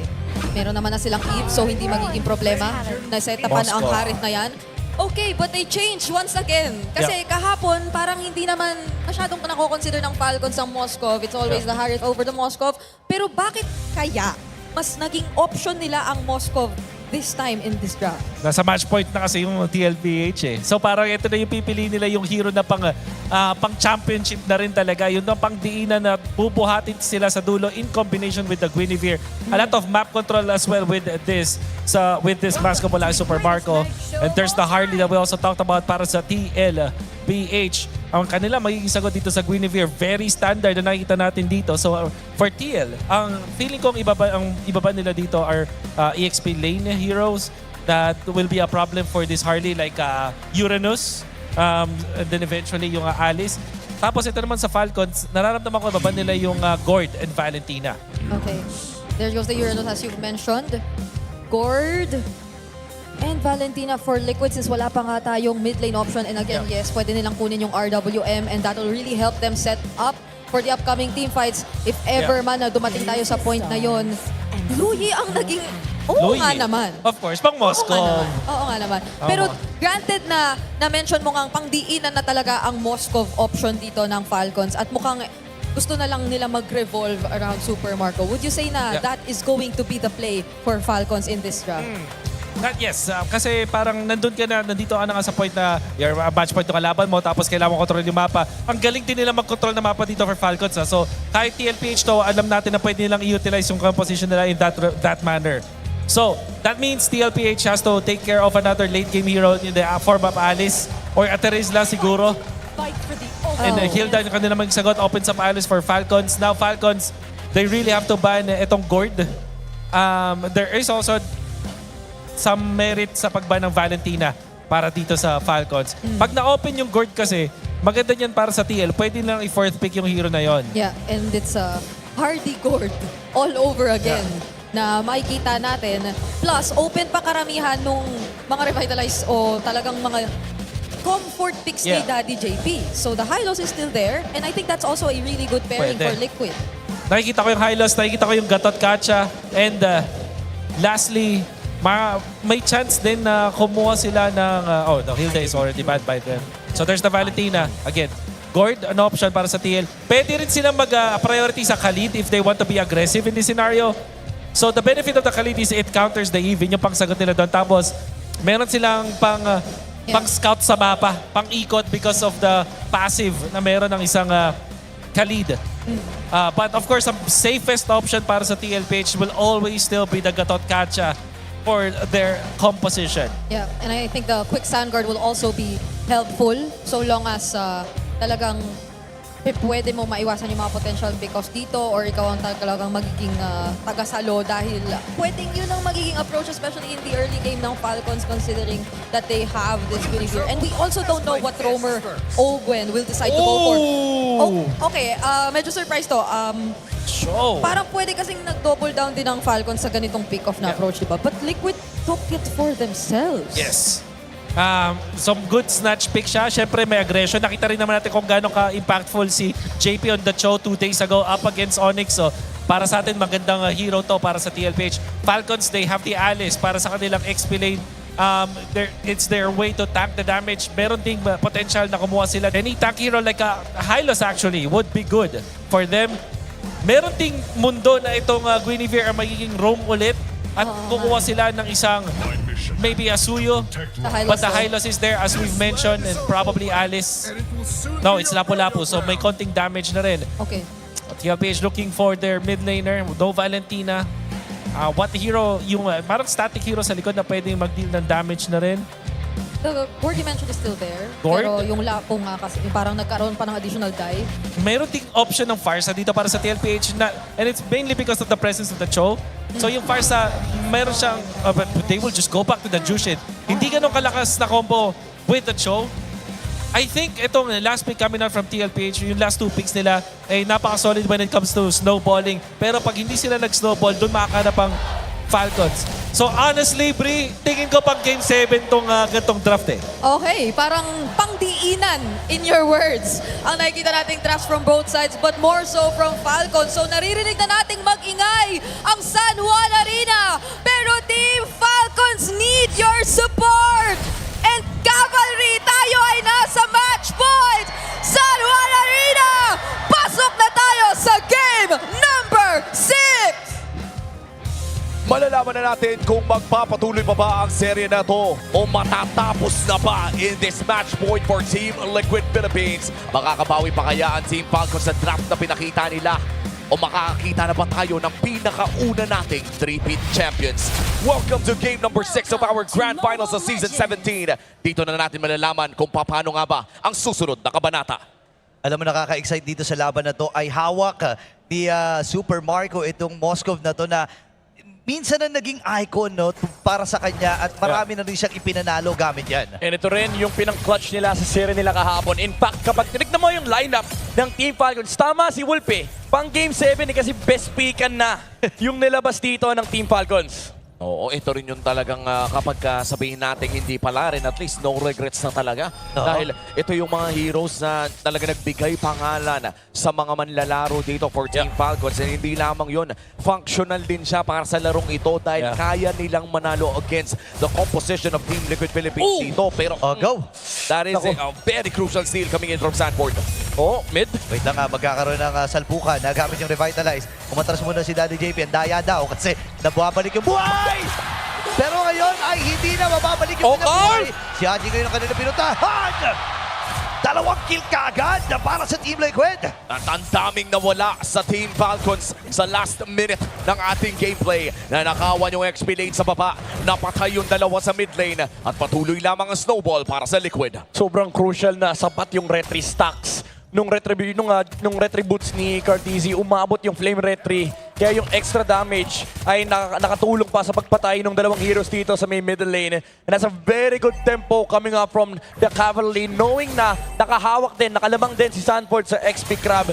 So baka umabot tayo sa punto na maaga yung pagpunta ng TLPH dito sa Pagong. Pero kahit papano ay tumulong naman si Kyle doon sa XP lane Crab, kaya naman makaka-level 4 agad si Flap. In fact, mauuna pa nga ang Team Falcons na magsimula ng Pagong na ito. Yan na, hatakan na sa Pagong. Ayun, hawak-hawak ito ng Falcons. JP, bumibuelo lang. Level 3 pa lang siya dito. Si Carl TC ay lumapit na rin. Makikipag-abangan, hindi tumama yung Landshaker. Pero ang Pagong ay mapupunta kay Kyle. Pero mabibit-bitin sila. Ngayon si Haji nakuha na ng kill. Haji mamamaalam. Ngayon si Kyle ay nakuha na rin dito ng Team Liquid Philippines. Habang si hindi tumama yung SOD. Pero parang nagkapalitan lang sila ng kills doon, ha? Oo. Lamang lang ng konti yung Team Falcons kasi 2 for 2 exchange tapos nakakuha. Kasi wala silang kamalay-malay na nakuha pata ni... Wait lang, si Haji ba nakuha? O si Carl? Si Haji. So kahit papado sa Falcons pa rin naman napunta, pero hindi sa jungle. Oo, na-deny pa rin. Grabe tong Liquid, ang new tech. Imagine mo, blazing duet. Para lang doon sa minions kasi mataas damage yun eh, di ba? Mataas damage yun sa jungle creeps. Oh, mid lane! Ito naman ang pupuntahan. Purify ay nagamit. Wow! Nakasipa na. With the Way of the Dragon, hindi tumama yung Landshaker, pero si Carl ay nandun din at nakaantabay. Pero hihinga muna sila. Tama ba yung nakita ko na kapag purify si Sanji pero hindi naging sapat para makalis? Yeah, I think yung stuns din, yung damage ay enough from Team Falcons. Kahit pa makatakbo siya doon, hindi niya lang napindot at yung Crimson Beacon. Sa bilis din kasi nung engage yung Team Falcons, medyo unexpected din yun from TLPH. And ang ganda rin nung punish kasi kahit may sipa dito mula kay JP, ang daming damage source mula sa Team Falcons. Again, itong laban na to, mid-prio ang pinaglalabanan nitong dalawang teams. Kung sino yung may control ng dalawang bush sa mid is gonna be able to dictate the tempo of the game. And to think no, nabigyan ng Team Liquid Philippines ang Falcons ng napakaaga sa larong ito pero nakabawi pa rin ang Falcons. Now, evening out this game 4 minutes in, pwede natin ma-expect sa susunod na Pagong, which is the second turtle of the game, ay makakalamang ba ang Team Falcons dito o power spike na ba ang TL? I'd say medyo lamang pa rin yung Team Falcons kasi yung amount ng utility nila, and again may bypass from the Lapo with the glorious pathway of Ogwen. Kumbaga amplified lang yung jumps mula rin sa Team Falcons. And for DLPH, very isolated pa yung kanilang targeting. Oh, Teddy! Okay, Teddy, na blazing duet din. Nabait lamang ito si Kyle. Kalahati ang kanyang HP. Pagkakataon ng Team Liquid Philippines, hawakan na itong pagong. Sanford and Carl ang naroon. Pero masyado nang malayo ang mga miyembro ng Team Falcons. Pero dito na dalawang kinulong ng Team Liquid. River manipulation yung nagamit. JP ay nakaabante. Habang si Owen lalapag yung glorious pathway. JP ngayon ay atras. Crimson Beacon as well from Saji. Pero nakuha na ng libre ng Team Liquid ang pagong. Mukhang ang trade na ginawa ng Falcons doon ay plato na lamang sa taas. Looking at what happened, sino nga ba ang nakalamang sa trade na yun? I'd say parehas lamang. Kasi for DLPH, nakukuha nila yung tempo, nakuha nila yung pagong. Napapahirapan ng konti si Dede, pero at least nakakapag-farm si Carl TZ. But I think the idea for Falcons is just play for late game. Ito yung macro aspect ng laro nila na hindi mo madedenay. Pagdating sa late game, problema tong SOD na to. Problema yung split capacity ng Team Falcons. So ang ginagawa nila is nag-go all in. They're putting everything in one basket. It's a Moscow game para sa Team Falcons. And it's also a Flying Clouds game para sa Team Liquid Philippines. Isa sa mga mapa na undefeated ang Team Liquid. Saktong-sakto pa na match point sila. This could be history as well for Team Falcons kung sakaling ma-extend nila ang serye. Unang talo din ng Liquid sa loob ng mapang ito. 17-0 yan yung Team Liquid dyan sa Flying Clouds. And dito natin makikita ngayon kung gaano din ba nabasa ng Falcons yung ganito. Kasi expected na yan kapag may Flying Clouds, talagang bakbakan kung bakbakan. Pero sa ngayon so far, bibihira lang yung mga salpukan dito, ha? Ang gusto ko, teka lang. Huli dito si Danny JP. At siya ba'y mamamatay? Hindi, nagamit din yung shield po. Pero nakuha pa rin siya doon ni Haji. Atras mula si Teddy with the blazing duet and the BMI. Kakaligtas naman yung gold later dito from Team Liquid. Kamuntikan pa nga si Carly. Nadaganam pa ni Kyle at nabigyan ng real world manipulation. Nakatakas lamang with the space escape still. 2-0-1 sa loob ng larong ito. Pero mukhang makakatorin na ang Team Falcons doon sa may bandang itaas. Yan si Haji para magbigay ng proteksyon. At grabe ka naman doon, Super Marco. Super instinct. Nasibot pa sila doon. Pero this time, andito na si Daddy JP. Nagamit siya na sisipain. Pero si Ogen ay may hihipit. Free hit lang. Yung dalawang miyembro from Team Liquid. That's big. Sabay magkakaroon pa ng pagong min. Walang roamer ang Falcons dito sa ikatlong pagong at makukuha na ito ng CL. Yeah, pero I think ang overall game na talaga dito for Team Falcons is patabain lang si Super Marco. Fortunately for TLPH, nakahanap sila ng punish. Even though magaganda yung mga counter plays for Team Falcons, now they're starting to put their resources onto stopping the Moscow from farming. Papadala na sila ng mga tao to deal with this insane pressure from Team Falcons. Oo, kahit pa sabihin natin 0-0 in 0 dito si Super Marco. Patapos na rin kasi yung golden snap. Kung susubukan nila dito sa flap pero hindi itutuloy, makakadepensa ang Team Falcons dito. At makakapag-split pressure na naman si Super Marco doon sa taas. Pero may trade naman si Teddy sa taas. Grabe. Alam mo, minamatch lang ng TLPH yung tempo na sinusubukan gawin ng Team Falcons. Kasi for the last few fights, nagiging awkward yung laban for TLPH kasi may high-lows. Kumbaga may naglalakad na sibat, naglalakad na reset button yung Team Falcons. Kapag nag-engage si JP, meron kang glorious pathway, meron kang matutusok, makakancel yung sipa ni JP, tapos may counter-engage ka pa ng RWM. So ang ginagawa ng TLPH ngayon, basically, hino-hold lang nila yung pressure na nanggagaling for Team Falcons kasi nasa side din naman nila yung scaling with the Claude. Oo, ito, assassination attempt mula dito kay Carl Teze. Going in for Haji pero mapapauwi lamang niya. So far, Team Liquid Philippines ang may hawak ng gold lead, just an 800 gold lead. Bago lumabas ang pinakaunang pagong ng larong ito. For the past 8 minutes ng laro, magkaiba ang objective ng dalawang teams na to. Yung isa gustong patabain yung gold laner na sobra-sobra at yung isa naman ay objective control nata ang hinahanap. Medyo matagal din yung kinain na oras ni Kyle doon sa may ibabaan sa pagtambay niya. At dahil doon level 10 lang siya, in level 13 nandito si Carl. Oo, at itutuloy ata ni Kyle dito ang paghanap ng mga target. Pero si Super Marco, nire-return ata ni Carl yung favor kanina. Pero makakapag-lifesteal naman at makakabalik sa buhay si Super Marco. Konting item pa, Carl. That would have been a kill. Yeah, pero for Team Falcons, wala silang na-burn resource. So medyo happy sila sa nangyari. Now, at least makakahinga sila. Walang threat ng deadly magic. Pero si Teddy, men, steady lang. Trabaho lang doon sa Claude. Kala mo Moscow din yung hawak niya. Kumbaga hindi problema yung split pressure. Now, taking for steal. Page to react. Lalim ni Sanji dito, aabutan siya. Glorious pathway ay nabitawan din. At nakakuha na si Flap ng kill. Flashing doon mula kay Teddy. Ngayon ipit ata si Simon. Flicker na force na rin niya. Real world manipulation mula dito kay Haji. So, ubos ang resources dito ng Falcons. Tatlong ultimate. Actually, 4 na ultimate nga yung nagamit eh. Oh, Kyle. Nagpakita si Kyle doon sa may LBM. Tuloy ang Lord para dito kay Super Marco. Di nilalablasan si Carla. Oh! Nasa gilid si Carl TC. Ngayon naman si Ogwen ay haharap din. Si Kyle ang nagwagi. Pero hero ata magiging call dito ng Team Liquid Philippines. Habang si Flap nakikipagsabayan na. Kahit meron siyang ultimate na nakuha against dito kay Carl TC. Ngayon naman si Kyle pipilit din. Nagamit niya yung Wither Crab. Abangan na lang siya. Wow! Na Team Liquid Philippines. 3-man down at si JP lang ang naging kapalit. Nako, kailangan tumipensa patuloy ng Team Falcons at mukhang makakakuha ng Torre. Ang Team Liquid dito sa gitna. Lord Banay napunta sa Falcons. Parang sila pa ata ang nalugi doon. Nadaan sa microhan and kulang din kasi yung skills ng Team Falcons. Wala na yung violent requiem. It was used to dodge the knock-up mula dito kay JP and pati na rin yung mga dashes ni Super Marco. Oh, Haji! Manipulation yung nagamit. Alam nila nakakatakas lang nito. Sumibat din! No way! Itong si Super Marco, nakasipa na si JP. Pero hindi ata sapat yung kanila magiging damage. Mabibitbit ito si Super Marco. Makakatakas din siya. Pipiliin din ata ni JP na sa Pero nabitbit ito si Ogwen. Ngayon, ito na ata ang pagbawi ng Falcons. Masyadong malayo itong si Kyle. May ibit kay Flap. Nagdoon, tinamaan ang kanyang landshaker. Pero free-hit na naman dito si Teddy. Nagtatalo na rin ito si Sanford. JP! Flap din ang kanilang pupuntahan habang si JP sinalubong lang si Kyle para hindi makasama. Flap! At si Sanji naman ngayon ay mabibitbit ito si Flap.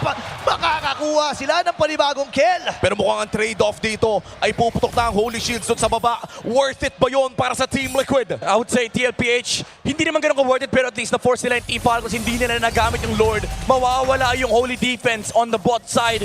Pero ang ganda sana yung extra take ng Team Falcons. Madedepensahan sana ni Kyle yung aggression ng TLPH pero hinarangan siya ni JP. Nadagdagan na naman yung listahan ng kasalanan. And looking at the Infinix in-game equipment, kompleto na. And actually, sobrang pantay ng gold ng dalawang gold laners natin. Yeah, sobrang laki ng force ni Haji doon kay Carl TZ. Inipit na naman sa loob ng real world manipulation na isama pa sa tusok ni Super Marco doon sa pader. And that was a shutdown kill. 6-0 yung record ng Harley kanina. So ang laking bounty nung nakuha ni Super Marco. At napakalaking bagay niya. Si Ogwen naman ata ang bibigyan. Ayun, nasiba na nga at mag-o-all nata dito si River Manipulation. Glorious Pathway as well. Pero namin yung dalawa. Kailangan ng matrasin ni JP. Crimson Beacon naman para kay Sanji. Ibit pa rin si Sanford. Nagamit yung kanyang flicker pero mabibit-bit dito si Danny Ogwen. Si Super Marco kanina pupuntahan. Si Sanford ay buhay pa rin naman. At dito na yung Blazing Duet mula kay Teddy. At iniisa-isa na. At Team Falcons naghahabol pa rin dito si Sanji. Si Super Marco ang kanya nagiging punteryata. Abutan pa rin nata. Hindi na rin kumasa ang SOD. At mauubos ang Team Falcons Maniac din para kay Teddy. Pero napakalalim na mga minions nila. 15 seconds ang kailangan bilhin para kay Flap at Ogwen. Malayo-layo pa ang huhukayin. 10 seconds. Okay, 8 seconds para kay Ogwen. Mukhang ang plano lamang nila ay kunin lahat ng mga pwedeng kunin dito. Tumula yung Holy Shield! Double na ata ang nagiging goal. Flap ay mabubuhay na rin. Same with Ogwen. Iaatras na muna ito ng Team Liquid Philippines. At makakadepensa. Teka, Binabanan! Oo nga pala, may quiet cloud at si JP ata may ipit. Flicker na force na rin niya. Inaabot siya dito ng mga miyembro ng Falcons. Shoot po. Sumama rin yung SOD pero Crimson Beacon na magagamit na dito ni Sanji. Ibitin nila. Blazing Duet naman malaki. Sanji with the flicker pero may river manipulation na binitawan dito si Haji. Ngayon ay mamamatay ito si Owen. Round number 2 para sa Team Liquid at Falcons. Oh no! Medyo critical ang sitwasyon ni Flap. Hahabol sana si Carl pero hihinga muna dito. Magkabilang komunidad. Oh my goodness! The flying cloud response! Pero immediately, as soon as nakita ni Teddy, yung SOD Blazing Duet with the wind of nature. And TLPH, even though ang ganda nung ginawa nila sa base ng Team Falcons, hindi naging sapat yung oras nila. And again, this play from Teddy, shutting down Super Marco. Sabi niya, sali naman ako sa Golden Royale. At tignan mo naman ang entrance ng dalawang kupunan sa huling clash natin. Hindi pa rin tapos ang laban na ito. Paglalabanan pa ang pangalawang Lord ng larong ito. Huling Lord ay napunta sa kamay ng Team Falcons. Kung saan ngayon naman ay Team Liquid Philippines ang magsisimula ng Lord. Wala na, tatapusin na ata ng Team Liquid Philippines. Kyle! Ata si Kyle! Pero sakto yung pagsalubong dito ni Sanford. Natamaan din si Flap. Dumadel de Magic habang si Ogwen ngayon ang mapupuruhan at siya'y mamamatay din. Kailangan na tumakbo ni Kyle at siya'y mamamatay. Dalawa ang nakuha dito ng Team Falcons pero kaibahan sa nangyari kanina, nasa Team Liquid ang Lord. Teddy pa rin talaga yung laro dito ni Teddy on the claw, just standing his ground. And Team Falcons, ang hirap na for them to actually enter the area of Liquid Philippines even though mayroon silang box. Si Sanji, nagpapakamatay na kasi may hawak siyang Purify. Papasok na ang Lord. Wala pang nakakagawa ng 3-bit pero nakakaabot Inamoy na nila! 5 seconds pa para kay Ogwen. Tower lock! Sunod tapusin ang Team Liquid Philippines. Maitatala sa kasaysayan ng unang 3-pin sa Pinas. At sa liga ng pinakamalalakas, ang Team Liquid Philippines ang pinakamalakas! Witness MLBB Philippine Esports History! Ang pinakaunang 3-pit sa banners ng San Juan ay may tatagdag na ang Liquid sa pangatlo! Oh my goodness! History for MLBB is written by greatness. It's written by Team Liquid Philippines. It is written by the GOAT, Carl TZ. At maririnig nyo ang dagungtong ng bawat puso sa San Juan Arena. Nakita nila ang puso ng mga manlalaro natin mula sa Team Liquid Philippines, mula sa Team Falcons. Hindi pa tapos ang istorya ng dalawang Titans na ito. Kung ngayon, kampiyon ng Team Liquid, magpapatuloy ang pagkikita nila sa Esports World Cup in Paris. Sa ngayon ay kakausapin na muna natin ang ating mga manlalaro. Pupunta na po tayo sa main stage. Punta na tayo sa ating mga hosts. They fell one step short, but they fought a good fight. Maraming salamat, Team Falcons!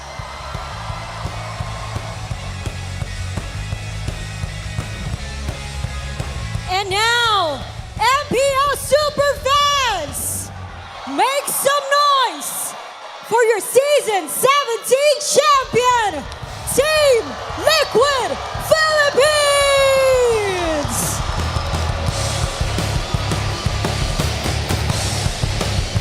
Team Liquid Philippines, get ready to lift the trophy that you've earned. 3, 2, 1. Weeks of grinding and sacrifice, all leading to the single moment of immortality. Welcome, your MPL Philippines Season 17 champions!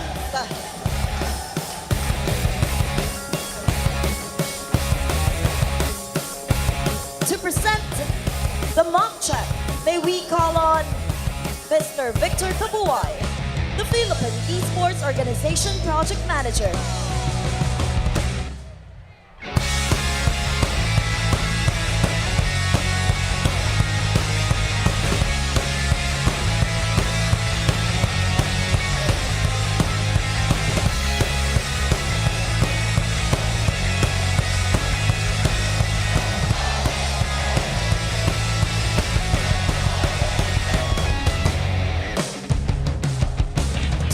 The medals and rings, please welcome on stage Mr. Julius C., the Chief Executive Office of Ferry.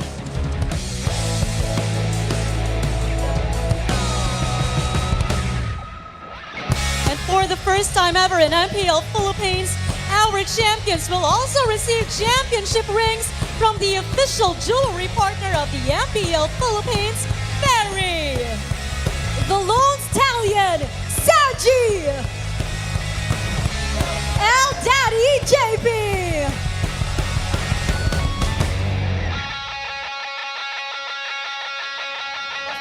Steady Teddy.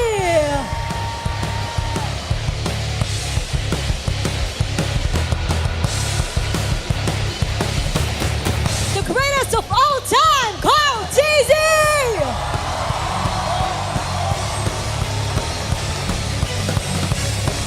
The Apex Predator,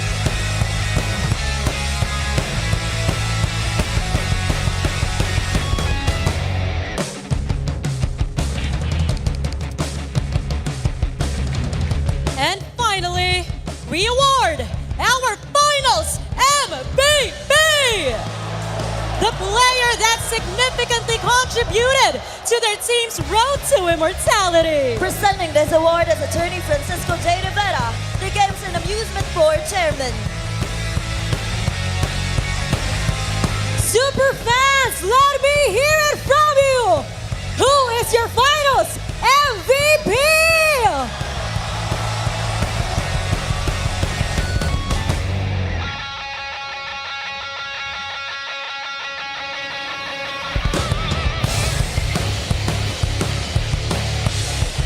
Congratulations! Sanford!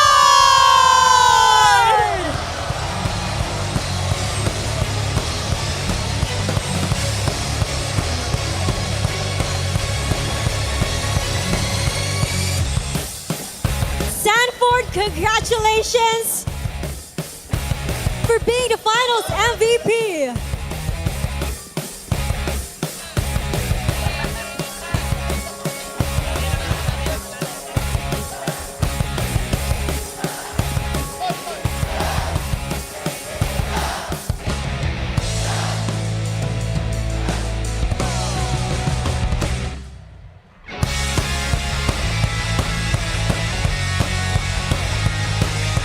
Sanford, congratulations! You're already a champion! And not just a champion, it's a three-peat! And you are a finals MVP. What's one thing that you want to say to your supporters, the whole cavalry, and your family?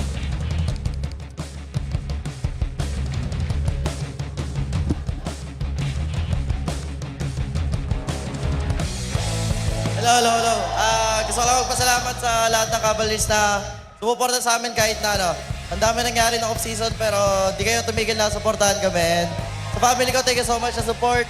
And maraming salamat sa inyo guys sa sobrang saya ng season na to. Once again, congratulations to our finals MVP, Sanford! And one more time, champions, please step towards your trophy.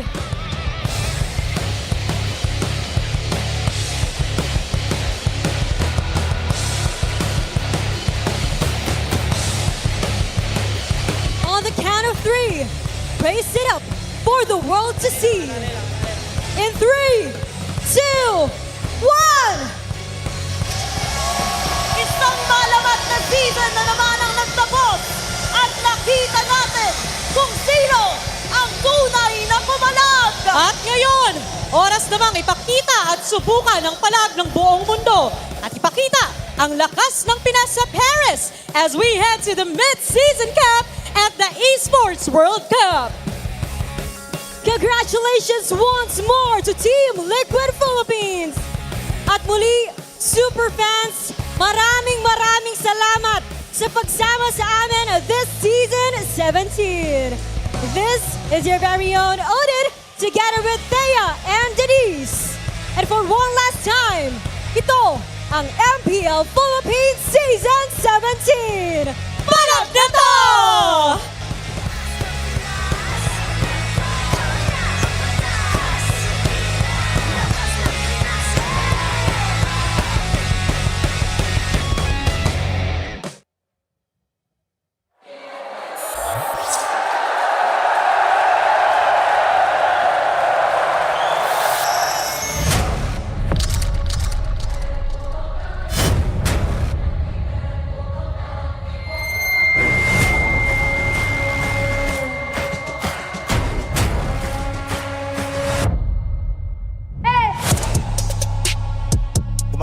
pinagpagura natin. Peso's goal has always been to build a sustainable path from the grassroots to the global stage. So, and here we are. Excited na din kami kung sino ang huling papalag.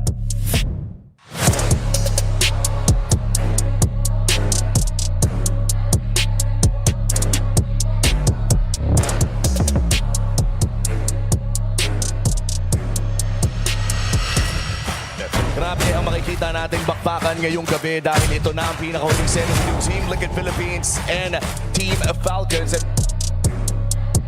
Let's go, Liquid! Palag na to!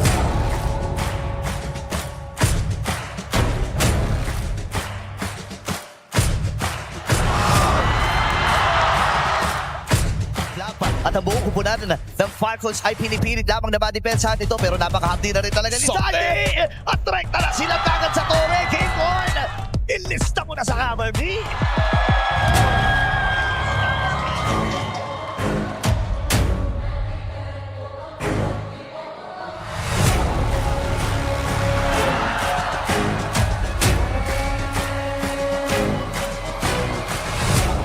Pumasok na rin si Sanford! Mamamatay ito si Haji! Pero may nagamit din yung Wonder Crown. Sa Miami ko lang lamang ito. Kaya si Laban pinipilit na proteksyonan ang kanilang base.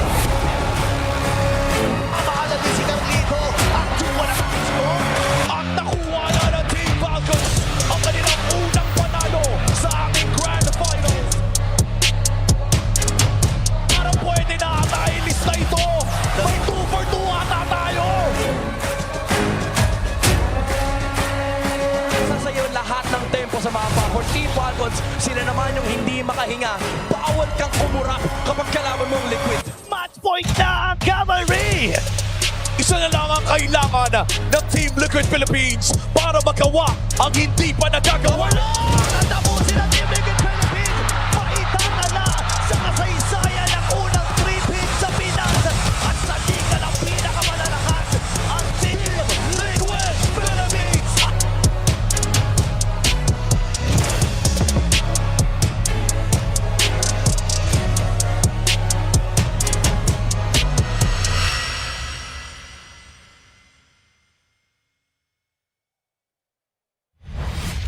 O tara, pala ka ba?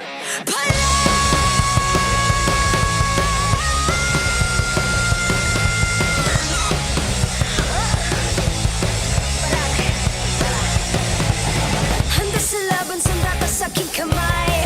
Watching my click, may fire in the eyes. Yeah, I walk with my head held high. Ano ba yung takot kong tore ang aking gabay?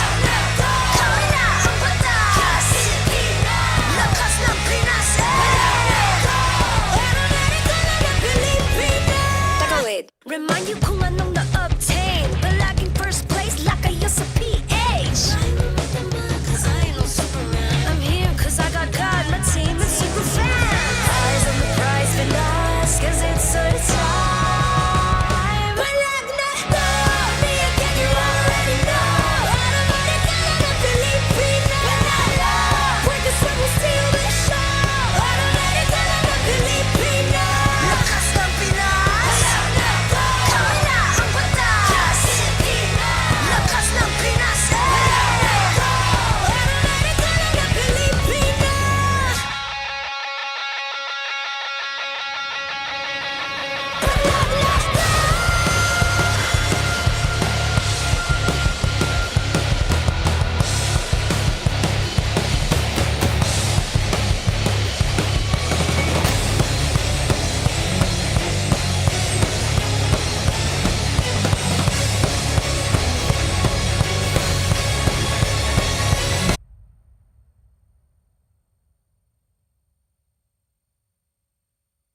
O tara, pala ka ba?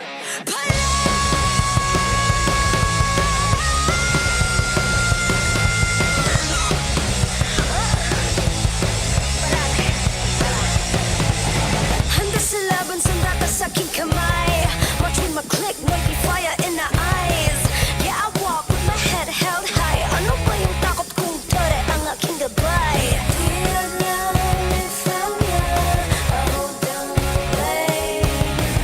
Ako ang kapuan.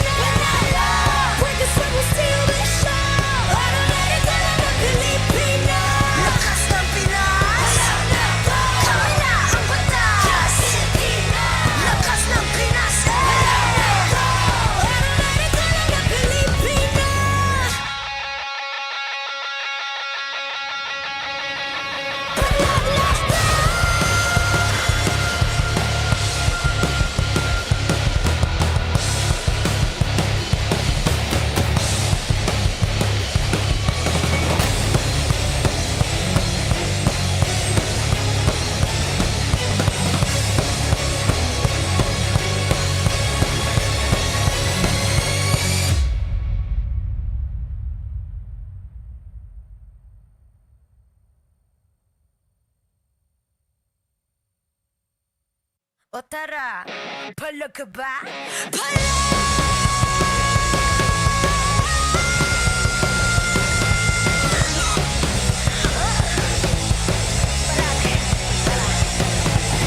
Handa sa laban, sanda ka sa aking kamay. Watching my click, wavy fire in the eyes. Yeah, I walk with my head held high. Ano ba yung takot kong tere ang aking gabay?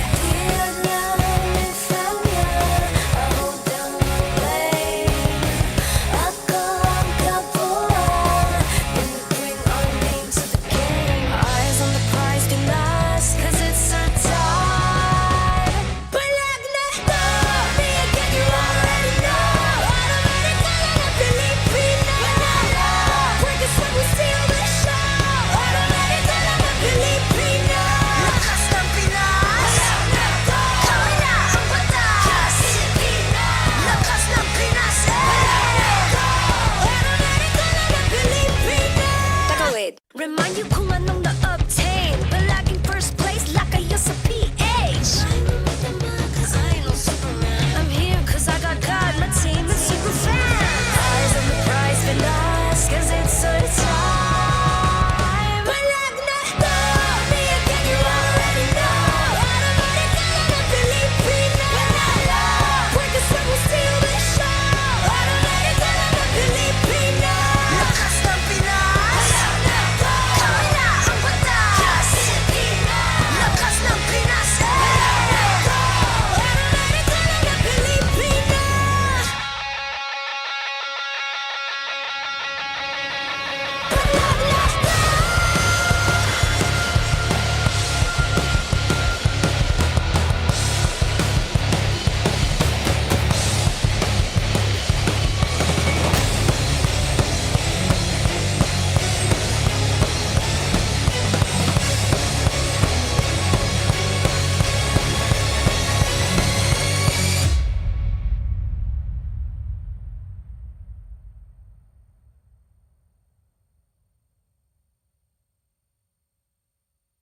O tara, pala ka ba?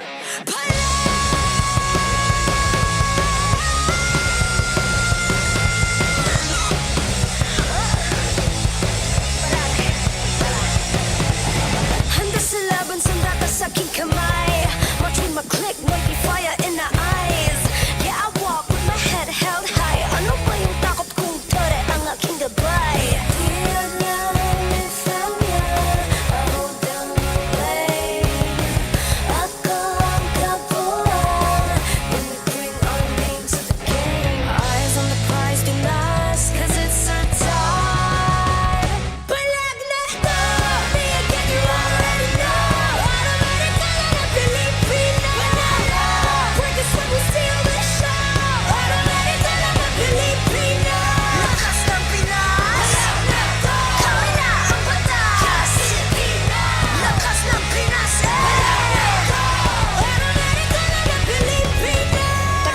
Remind you kung anong na-obtain. Palaging first place, like kayo sa PH. I know Superman. I'm here cause I got God, my team is super fan. Eyes on the prize, been lost cause it's our time. Palag na to, me again you already know. Automatic ka na Filipino. Panalo, porque somos still the show. Automatic ka na Filipino.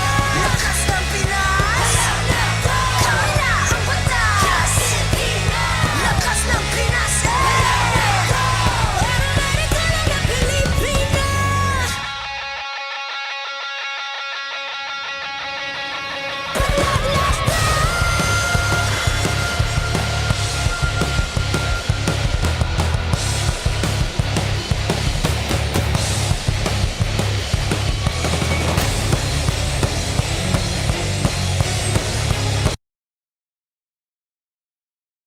To prove them all wrong.